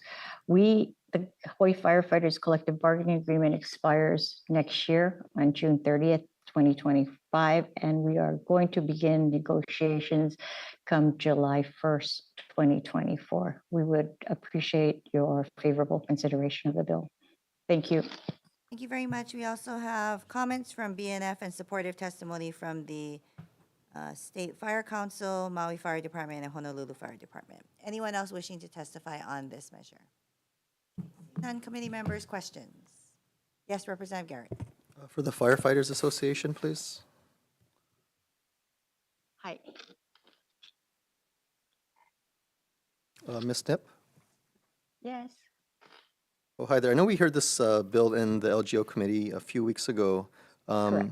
Can you just remind us how many additional firefighters we would have to hire across all the counties would- to meet this It would ratio? depend, I don't have the exact number. We could get that to you.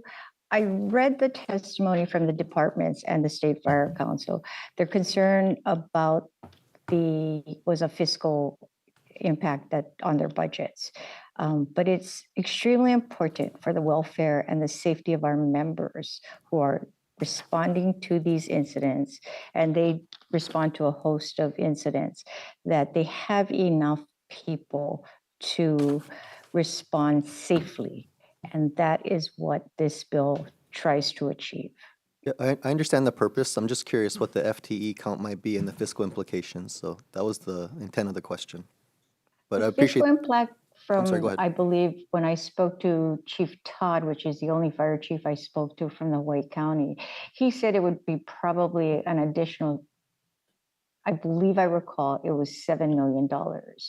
Obviously, Honolulu would be larger. Maui probably would be about the same amount. The issues with the Maui Fire Department is that they service all three islands.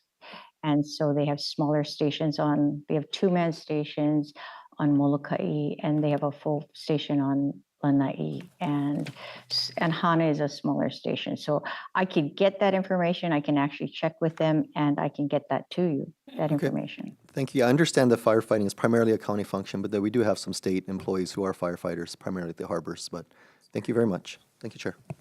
Thank you. Very much. Representative Point Point. I have a question for you as well. Sorry. Hi. Hi. I actually have a few questions. So the minimum staffing at 4 personnel is not an arbitrary proposal, and thank you for kind of adding some information behind that. Are you able to explain the 2 in, 2 out OSHA rule? I would probably not be the best person to explain that. But if you're really looking at it, when you're coming to us on scene, and you are probably familiar, if you have 4 people on the truck, so to speak, you have the fire captain, who generally serves as the incident commander, who assesses the scenario, and you have a fire equipment operator or a driver who stays at the truck to monitor the water pressures that are coming out of the trucks and the PSI. Then you have 2 firefighters going in, so someone's always with them. And then by then, hopefully, if the incident is too large, another company can respond. But the 2 that are going in, they're there because anything can happen in a fire, even if someone is too advanced on the nozzle versus being in the back of holding the hose, and it gets bad. You can't see, even, you have your SCBA tanks, but it really is, you really do need minimum 2 people to be on a hose, so to speak, to address any kind of fire incident. Thank you. Yeah, so my understanding of that rule is that in the event of a structure fire, a minimum of 2 personnel work inside the fire, 2 outside, with the 2 inside working as a team, always maintaining visual and voice communication, and the 2 outside being ready to respond inside if they have to go and rescue the firefighters inside, and also to maintain command and engineer the truck. So without 4 people, you cannot accomplish that. And so I feel like this could put understaffed companies responding in unsafe situations where they're having to make decisions of whether or not to follow the best practice, follow the standard, and not enter a fire when there may be people inside that need to be rescued, and to put their safety on the line to do that. And so this is a bill about providing safety, and I understand the testimony regarding fiscal impact. That's not uncommon that we hear that across all of, especially in this committee. And, it's just about weighing how much is that safety worth, and I think that it's a worthy investment for our counties to make in our personnel and for our citizens. But I guess I'll have one more question and then that's all. Do you, and if you cannot answer, that's okay. But do you foresee that there could be any concern for legal liability, that claims could be brought for damages, deaths, injuries to personnel or citizens, citing that the departments had prior knowledge that staffing levels were unsafe or inadequate and chose to ignore or perhaps even willfully violate the industry standard? I don't know, and I can't answer that Okay. question. I do understand where you're coming from. It is, there are some situations that I think both of I think you're familiar with the fire service, that the safety of our members are extremely important, and the community. And if our firefighters aren't safe, they cannot protect the community. Thank They you. they cannot properly service the community Yeah, and and address the issues that they're being called to. thank you. And, you know, our citizens expect a certain level of aggressive response in fires, and just making sure that we can provide that as safely as possible in one of the most dangerous professions. Thank you. Absolutely. You're Thank welcome. you very much. Any other questions? Yes, Representative Keela. Thank you. For firefighters, was there possibly any appetite from the union to potentially create or implement any community volunteer-based firefighter programs in hindsight with the county firefighters? Our position is that the Hawaii County does have volunteer firefighters. They do have a volunteer firefighter program. It is a small force. It is very difficult to get them trained. And actually, in Hawaii County, it should be noted that because of an incident at a fire scene with a volunteer firefighter, there are issues with liability from a volunteer to the county and the fire department. So while unless it's done right, our position is it doesn't work, and it gives the community a false sense of security. Because training volunteers who do not have to show up because they're volunteers, and the training protocols are different in many ways. So our firefighters train constantly and repeatedly, and they hone their skills. So that's part of their job. That's their training. They have a training component of it. Training volunteers can be very problematic, and I've heard a lot of issues and concerns from the Hawaii Fire Department, from some of the members that we represent on volunteers. Well, I come from a state in Oregon where volunteer firefighters were on normalcy. And I think I've watched it work firsthand. And I know maybe the concern, the intent to do policy minimums, but staffing minimums. But to what point is there even a position that the firefighters would explore a program like that? Because then to assume people who sign up for it don't want to take on the liability is also not fair, because I think many of the folks who would sign up for an intent of volunteering to help meet some of the minimum staffing, they are assuming that risk already, right? Well, I think when you look at volunteers, I certainly know on the Big Island, they cannot do interior firefighting. They don't get the training. They're not fit tests for mass for SCBAs. So on the island of Hawaii, they're primarily wildland fires, in my opinion. And that's what I've heard from our members. Now, as far as it being an effect, there are different models in all different areas. Some of the smaller, municipalities do have full volunteers. But the commitment to them is on the training level and equipment level is very different. We believe as a union that professional career firefighters do maintain the highest standard of response. There have been some glitches on the County of Hawaii, which has the only volunteer component of the fire department. And if it is not working there, or there are some things that needs to be improved, that hasn't, we need to see that first as, because we represent the career firefighters. And it's for their safety also. Okay, all right, thank you, Chair. You're welcome. Very much. Any other questions? Okay, seeing none, let's go to our next agenda item, House Bill 1946 HD1. This is relating to process improvement. This establishes and appropriates funds for a 3-year pilot program in the Office of the Governor for an Office of Process Improvement. First up to testify is HGEA. Oh, yeah.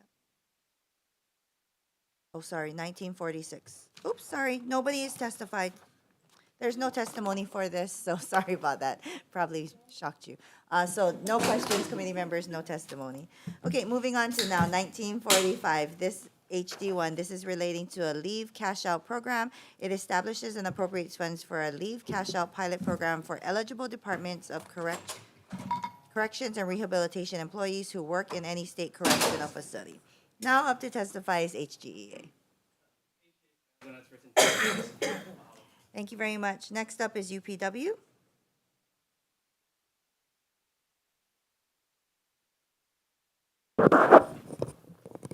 Chair, Vice Chair, members of the committee, Kamakana Kamala, UPW. You have a written testimony in support of this pilot program. Coincidentally, this is a program that mirrors something that we proposed to the employers just in this past year, both at the county and state level. One of them, which was Department of Corrections and Rehabilitation. We understand the concerns of those who are opposed to this bill, but we believe that this pilot program could actually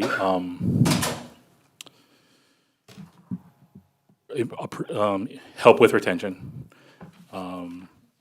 address chronic absenteeism, as well as provide some cost savings for the state. So happy to answer any questions. Thank you very much. That's all the testimony we've received. Is there anyone else wishing to testify on this measure? Seeing none, committee members, questions? Yes, Representative Ayub. Do you guys have any feedback from your members that this would cause them to not take leave and then they would work more, so there wouldn't be staffing issues? Seems like a roundabout way to make sure that we have staffing. This is actually similar to a program that's actually was utilized years before. And with the use of overtime now, particularly in the correctional facilities, there is an opportunity for our members to actually take comp time rather than OT for tax reasons.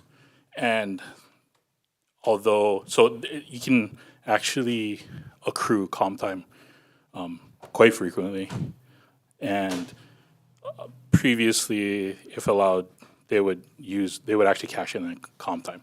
So this was something that was successful previously. We're not quite sure what happened to that program, but we believe that if implemented again, it could cut down on overtime. But I mean, I assume the program is so that the low staffing that are, sometimes encountered is addressed. I'm just concerned that this doesn't actually address, the low staffing concerns. My question is, are your members saying, oh yeah, we would work more? Some of our members have indicated that this would be a program they would favor. Sorry. Okay, thank you very much. Thank you, Chair. Very much. Any other questions? Okay, seeing none, let's go to our next agenda item, House Bill 1556 HD1. This is relating to state employment and establishes and appropriates funds for permanent positions within the Employee Staffing Division of DHERD for recruitment and retention of state employees. Up first is DHERD. Thank you very much. That's the only testimony we received. Does anyone else want to testify on this measure? Okay, seeing none, committee members, questions? Yes, Representative. I think the last time you were here for budget briefings, you had 16 or 18 open positions. Do you have an update as to those positions? No, I don't. Sorry. I know we have filled a few since then, 4 or 5. We don't have a lot of vacancies in the staffing division, though. That division in particular is, I think maybe we have 2 vacancies. So it's not a situation where we're short-staffed. It's a situation where we're understaffed. We just simply don't have enough positions in that division to fulfill the obligations that we have. So how many total positions do you have in this department? In that division? In this division, sorry. I want to say around 18, but I'm not certain. Okay, around 18, and how many positions are open? I think there are 2. Okay, thank you very much. Oh, do you have a plan when you're going to fill these 2 positions? They're both under recruitment now, and I believe we're interviewing, and one may have already had an offer as well. Okay. Okay, thank you. Thank you, Chair. I have a quick question. Sorry. Unless somebody else has a question, you want to go first? Okay. This is this question sort of is in relation to the other bill you testified on, where the departments can do their own, initial requirements, seeing if they meet the MQs. Is this department, the staffing division, do they do that work? Yes, they do. Okay. So if we did the other bill, would you still need this many positions? At least, I don't know if we need 10, but we would still need at least a good number. I believe that there's still work that needs to be done by DHERD. I don't believe that every department is capable and prepared to take on the level of work that we handle. There may be a few, I think there's a few that want for select classes of work, but I think by and large, I don't believe they want to take on the full scope for all of their vacancies.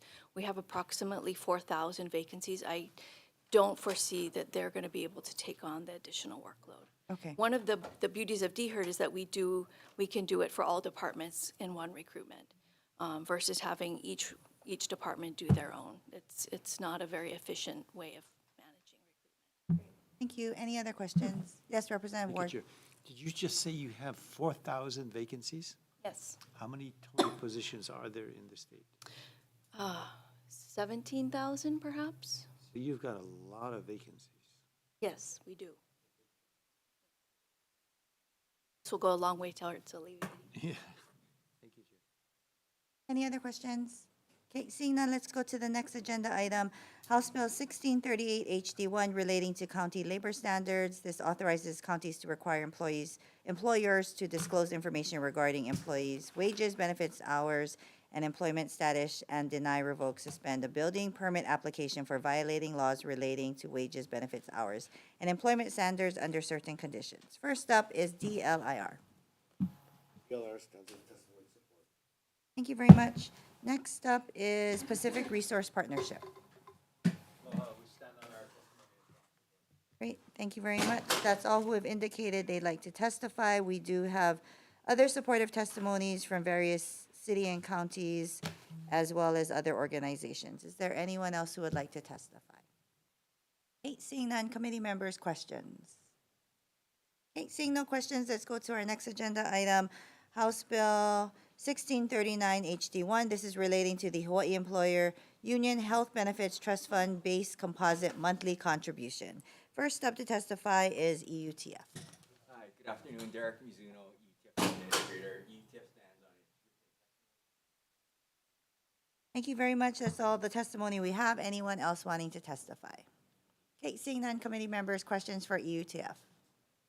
Okay, seeing none, let's go on to our next agenda item, House Bill 1640 HD1. This is relating to collective bargaining and requires the employer to initiate negotiations on repricing of classes within the bargaining unit within 30 days of receipt of the exclusive representative's written request to negotiate. First up to testify is DHERD. Thank you very much. Next up is Department of Budget and Finance. Not here. They offer comments. Next up is HGEA.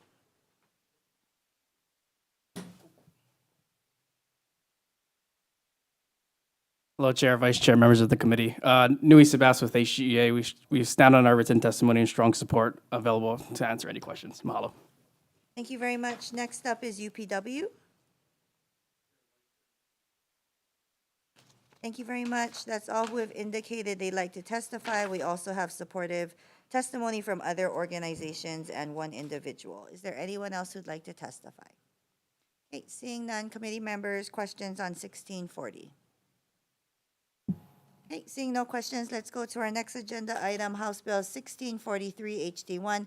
This is relating to indebtedness, shortens the time within the dispersing office, within which a dispersing officer must notify an employee of indebtedness to the government resulting from salary or wage overpayment. First up to testify is HGEA.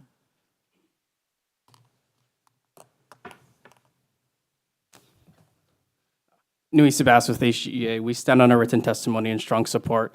I just want to highlight this bill is really intended and targeted for the lower income earning employees who through no fault of their own, are overpaid and put onto a repayment plan. Happy to answer any questions. Mahalo. Thank you very much. Next up, UPW. Great. Thank you very much. Is there anyone else who would like to testify on this measure? Okay, seeing none, committee members, questions? Okay, seeing none, let's go to our next agenda item, House Bill 1645. This is relating to state position vacancies. It requires DHER to include information and data on the vacancies of the executive branch in its annual report to the legislature. First up to testify is DHER.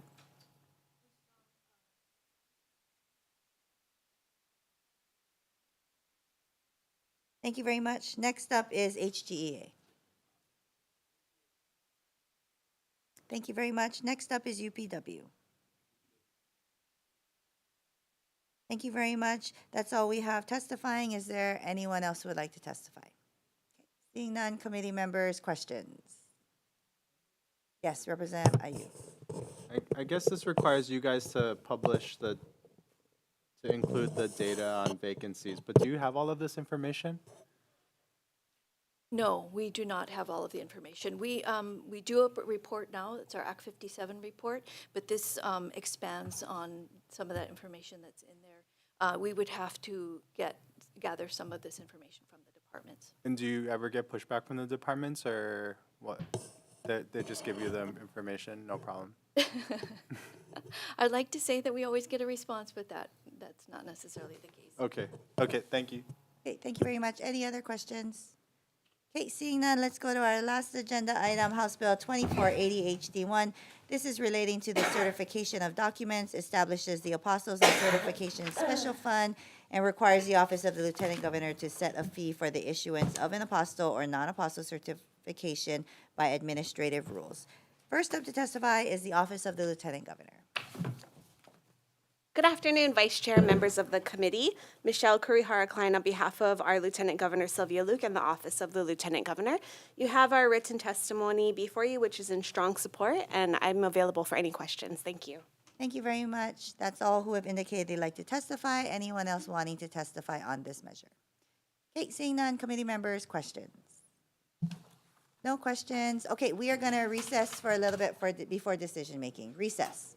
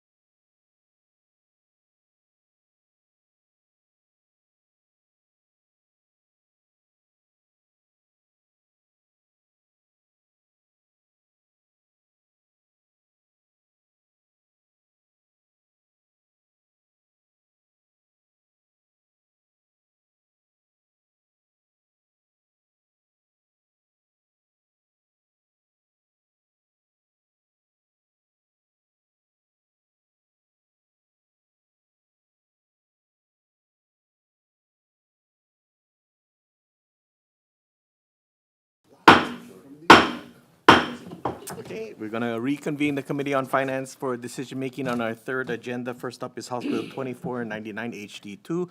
As is, any discussion? Vice Chair. Recommendation of the chair is to pass House Bill 2499 HD2 as is. Chair and Vice Chair vote aye. Representative Ayu. Aye. Representative Chun. Representative Cochran is excused. Representative Garrett. Aye. Representative Kahaloa. Aye. Representative Kila. Aye. Representative Kobayashi. Aye. Representative Lamosao. Representative Morikawa. Representative Nishimoto. Representative Poi Poi. Representative Takenouchi. Representative Alcos. Representative Ward is excused. Oh. Right here. No. Okay, Representative Ward is excused. Chair, your recommendation is adopted. Okay, thank you. Moving on to House Bill 2496 HD1. As is, discussion? Vice Chair. Recommendation of the chair is to pass House Bill 2496 HD1 as is, noting the excused absences of Representatives Cochran and Ward, who will be noted excused for the rest of this agenda unless otherwise noted. Are there any reservations? Any noes? Chair, your recommendation is adopted. Okay, thank you. Moving on to House Bill 1686, House Draft 1. As is, discussion? Yes, Representative Chair, I appreciate the introducer, and I'm going to be voting with reservations at this moment because I have concerns about its impacts on our community's auto insurance. Okay, thank you. Any further discussion? Thank you. Reservations. Okay. Any further discussion? Okay, Vice Chair for the vote. Recommendation of the chair is to pass House Bill 1686 HD1 as is, noting the presence of Representative Ward, who will be noted present for the rest of this agenda, and the continued absence of Representative Cochran, who will be noted absent for the rest of this agenda. Are, in addition to Representative Kila and Lamosao, are there other reservations? Any noes? Chair, your recommendation is adopted. Okay, thank you. Moving on to House Bill 2641 HD1. As is, discussion? Vice Chair. Recommendation of the chair is to pass HB 2641 as is. Are there any reservations? Any noes? Chair, your recommendation is adopted. Okay, thank you. Moving on to House Bill 2382 HD1. As is, discussion? Yes, Representative I Ward. would just note that Brigadier General Walter Ross is here, and his enthusiasm has kept the seminar hearing with Oh, wait. energy. So thank you, sir, for coming back. Okay, thank you for your comments. Any further discussion? Okay, Vice Chair for the vote. Recommendation of the chair is to pass House Bill 2382 HD1 as is. Are there any reservations? Any noes? Chair, your recommendation is adopted. Okay, thank you. Moving on to House Bill 2395 HD1. As is, discussion? Vice Chair. Recommendation of the chair is to pass House Bill 2395 HD1 as is. Are there any reservations? Any noes? Chair, your recommendation is adopted. Okay, thank you. Moving on to House Bill 2396 HD1. As is, any discussion? Vice Chair. Recommendation of the chair is to pass House Bill 2396 HD1 as is. Are there any reservations? Any noes? Chair, your recommendation is adopted. Okay, thank you. House Bill 2552 HD1. As is, discussion? Vice Chair. Recommendation of the chair is to pass House Bill 2552 HD1 as is. Are there any reservations? Any noes? Chair, your recommendation is adopted. Okay, thank you very much, members. Moving on to House Bill 2235 HD1. We're going to be moving this out as is. Any discussion? Vice Chair. Recommendation of the chair is to pass House Bill 2235 HD1 as is. Are there any reservations? Any noes? Chair, your recommendation is adopted. Okay, thank you. Moving on to House Bill 1967 HD1. As is, discussion? Vice Chair. Recommendation of the chair is to pass House Bill 1967 HD1 as is. Are there any reservations? Any noes? Chair, your recommendation is adopted. Okay, thank you very much. Moving on to House Bill 2463 HD1, we're going to be making an amendment that we did get prior concurrence from the subject matter chair to change the guaranteed compensation totally.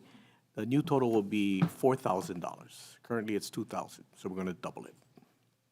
Any discussion? Your question? Yes. So that makes the 2,000 a month work around 4,000 a month if they want to. No, it's 4,000. So that's the minimum that you can have a salary employee. Can we dictate that? I'm sorry? We can dictate an employer, if That's he wants current a law. salaries employed. That's current law.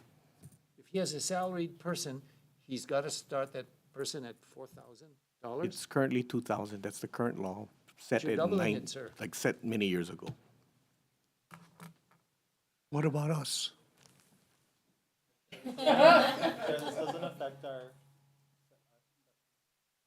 I'm sorry? Chair, this doesn't affect our session. Our session hires are based on a wage amount.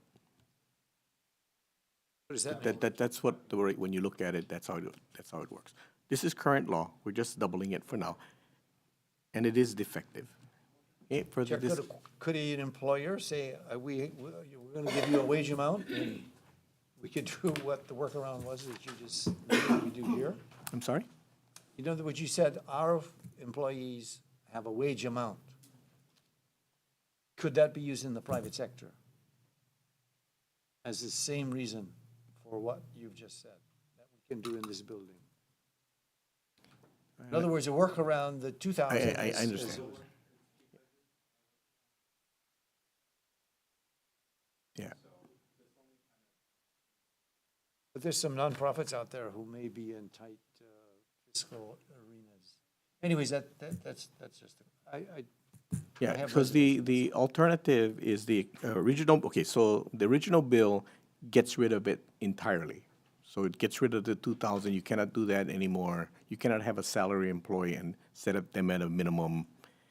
And so my question to the department, if you remember in questioning, was that in the case of a family business where you have an employee, your son or daughter or whoever, right, that works for you whenever you need them, and you just pay them this set amount. And sometimes they work 30, sometimes they work 40, sometimes they work 60, but they work for a flat amount. That's what this could work towards. That's why I didn't want to go with the original law, which was to repeal it completely. a rationale for doubling it from 2 to 4 rather than? Yeah, inflation. Sorry? Inflation. It was many, many years ago. I forgot we did look it up. I forgot what year it was put into place as 2000, but it's many years ago. Representative Ward, I believe you could just pay the employee an hourly wage at that point. This is just salaried. Yeah, it sounds like that's what they'll do, and they'll cut them to be part-time is what they're gonna do. This is gonna hurt some. Well, see, what's going to happen is right now we're at $14 an hour minimum wage. In 2 years from now, it's going to go to 16. In 2 years from there, it's going to go to 18. We'll be nearing this number real soon as minimum wage. Yeah. Okay, further discussion. Okay, Vice Chair for the vote. Recommendation of the chairs to pass House Bill 2463 HD1 with amendments. Are there any reservations? Reservations by Representative Ward. Any additional reservations? Are there any reservations by Representative Alcos? Are there any noes? Chair, your recommendation is adopted. Okay, thank you very much. Moving on to House Bill 2658 HD1 as is. Discussion. Okay, Vice Chair. Recommendation of the chairs to pass House Bill 2658 HD1 as is. Are there any reservations? Any noes? Chair, your recommendation is adopted. Okay, thank you very much. Moving on to House Bill 2069 HD1 as is. Discussion. Vice Chair. Recommendation of the chairs to pass House Bill 2069 HD1 as is. Are there any reservations? Any noes? Chair, your recommendation is adopted. Okay, thank you. House Bill 1832 HD1 as is. Discussion. Vice Chair. Recommendation of the chairs to pass House Bill 1832 HD1 as is. Are there any reservations? Any noes? Chair, your recommendation is adopted. Okay, thank you. Moving on to House Bill 2196 HD1 as is. Discussion. Good, Vice Chair. Chair. Yes. I wanted to footnote that, I think it's good that we don't require BA or MA or other degrees. I mean, we have to make room for all of those, but my question would be, I would think they would be doing that already, because as I reread it, it says if it's not required, you don't do it. So does that mean some people are requiring putting in a BA or an MA, and it's not required? That's poor management practice, if they're doing that. So in that sense, the bill is good. Agreed. But otherwise, it's got a tincture of anti-intellectuality. thank you for your comments. Any further discussion? Okay, Vice Chair for the vote. Recommendation of the chairs to pass House Bill 2196 HD1 as is. Are there any reservations? Any noes? Chair, your recommendation is adopted. Okay, moving on to House Bill 2401 HD1 as is. Discussion? Okay, Vice Chair for the vote. Recommendation of the chairs to pass House Bill 2401 HD1 as is. Are there any reservations? Any noes? Chair, your recommendation is adopted. Okay, House Bill 2401 HD1 as is. Representative Ward has reservations. Any additional reservations? Any noes? Chair, your recommendation is adopted. Okay, thank you. Moving on to House Bill 1827 HD1. We're going to be blanking out all the dollar amounts. Any discussion? Okay, Vice Chair for the vote. HD2. Recommendation of the chairs to pass HB 1827 HD1 with amendments. Are there any reservations? Any noes?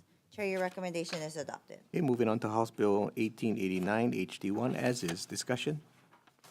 Vice Chair. Recommendation of the chairs to pass House Bill 1889 HD1 as is. Are there any reservations? Any noes? Chair, your recommendation is adopted. Okay, thank you. Moving on to House Bill 1530 HD1 as is. Discussion? Okay, Vice Chair. Recommendation of the chairs to pass House Bill 1530 HD1 as is. Are there any reservations? With reservations. Reservations by Representative Kahaloa. Any additional reservations? Any noes? Chair, your recommendation is adopted. Okay, thank you. Moving on to House Bill 1946 HD1. We're going to be blanking out the FTE. Any discussion? Okay, Representative. Chair, I'd just like to know, nobody came to testify on this bill, and I'm not really sure what this office is going to do. So based on, what chairs have done before, I'm going to vote no on this measure. Okay. Any further discussion? Representative Lamasao? Same. Okay. Any further discussion? Okay, Vice Chair for the vote. Yeah, with amendments, blanking out the FTE. Okay. Recommendation of the chairs to pass House Bill 1946 HD1 with amendments. Are there any reservations? Reservations by Representative Poi Poi. Any additional reservations? Representative Alco's reservations. Any additional reservations? Representative Kahaloa. Any additional? I have Representatives Ayu and Lamosal as noes. Any additional noes? No for Representative Kila. Any additional? Okay. So let me just go back to make sure. Reservations are Representatives Kahaloa, Poi Poi, and Alcos. No votes are Representatives Ayu, Kila, and Lamosal. Have I got everybody's votes? Yes. Okay, Chair, your recommendation is approved. Okay, thank you very much. Moving on to House Bill 1945 HD1 as is. Discussion? Okay, Vice Chair. Recommendation of the chairs to pass House Bill 1945 HD1 as is. Are there any reservations? Any noes? Chair, your recommendation is adopted. Okay, thank you. Moving on to House Bill 1556 HD1. We're going to be blanking out the FTE. Any discussion? Vice Chair. Recommendation of the chairs to pass House Bill 1556 HD1 with amendments. Are there any reservations? Any noes? Chair, your recommendation is adopted. Okay, moving on to House Bill 1638 HD1 as is. Discussion. Sure. Representative Ward. The General Contractors Association would like to quote a clarifying amendment, something is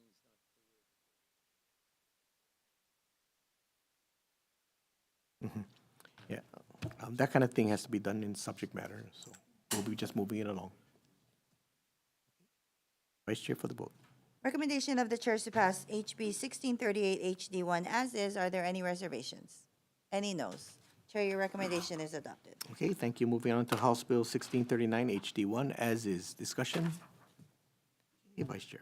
Recommendation of the chairs to pass HB 1639 HD1 as is. Are there any reservations? Any noes? Chair, your recommendation is adopted. Okay, moving on to House Bill 1640 HD1 as is. Discussion? Okay, Vice Chair. Recommendation of the chairs to pass House Bill 1640 HD1 as is. Are there any reservations? Any noes? Chair, your recommendation is adopted. Okay, thank you. Moving on to House Bill 1643 HD1 as is. Discussion? Vice Chair. Recommendation of the chairs to pass HB 1643 HD1 as is. Are there any reservations? Any noes? Chair, your recommendation is adopted. Okay, moving on to House Bill 1645 HD1 as is. Discussion? Vice Chair. Recommendation of the chairs to pass House Bill 1645 HD1 as is. Are there any reservations? Any noes? Chair, your recommendation is adopted. Okay, moving on to House Bill 2480 HD1, as is. Discussion. Okay, Vice Chair. Recommendation of the chairs to pass House Bill 2480 HD1 as is. Are there any reservations? Any noes? Chair, your recommendation is adopted. Okay, thank you very much, members. We are adjourned. See you tomorrow.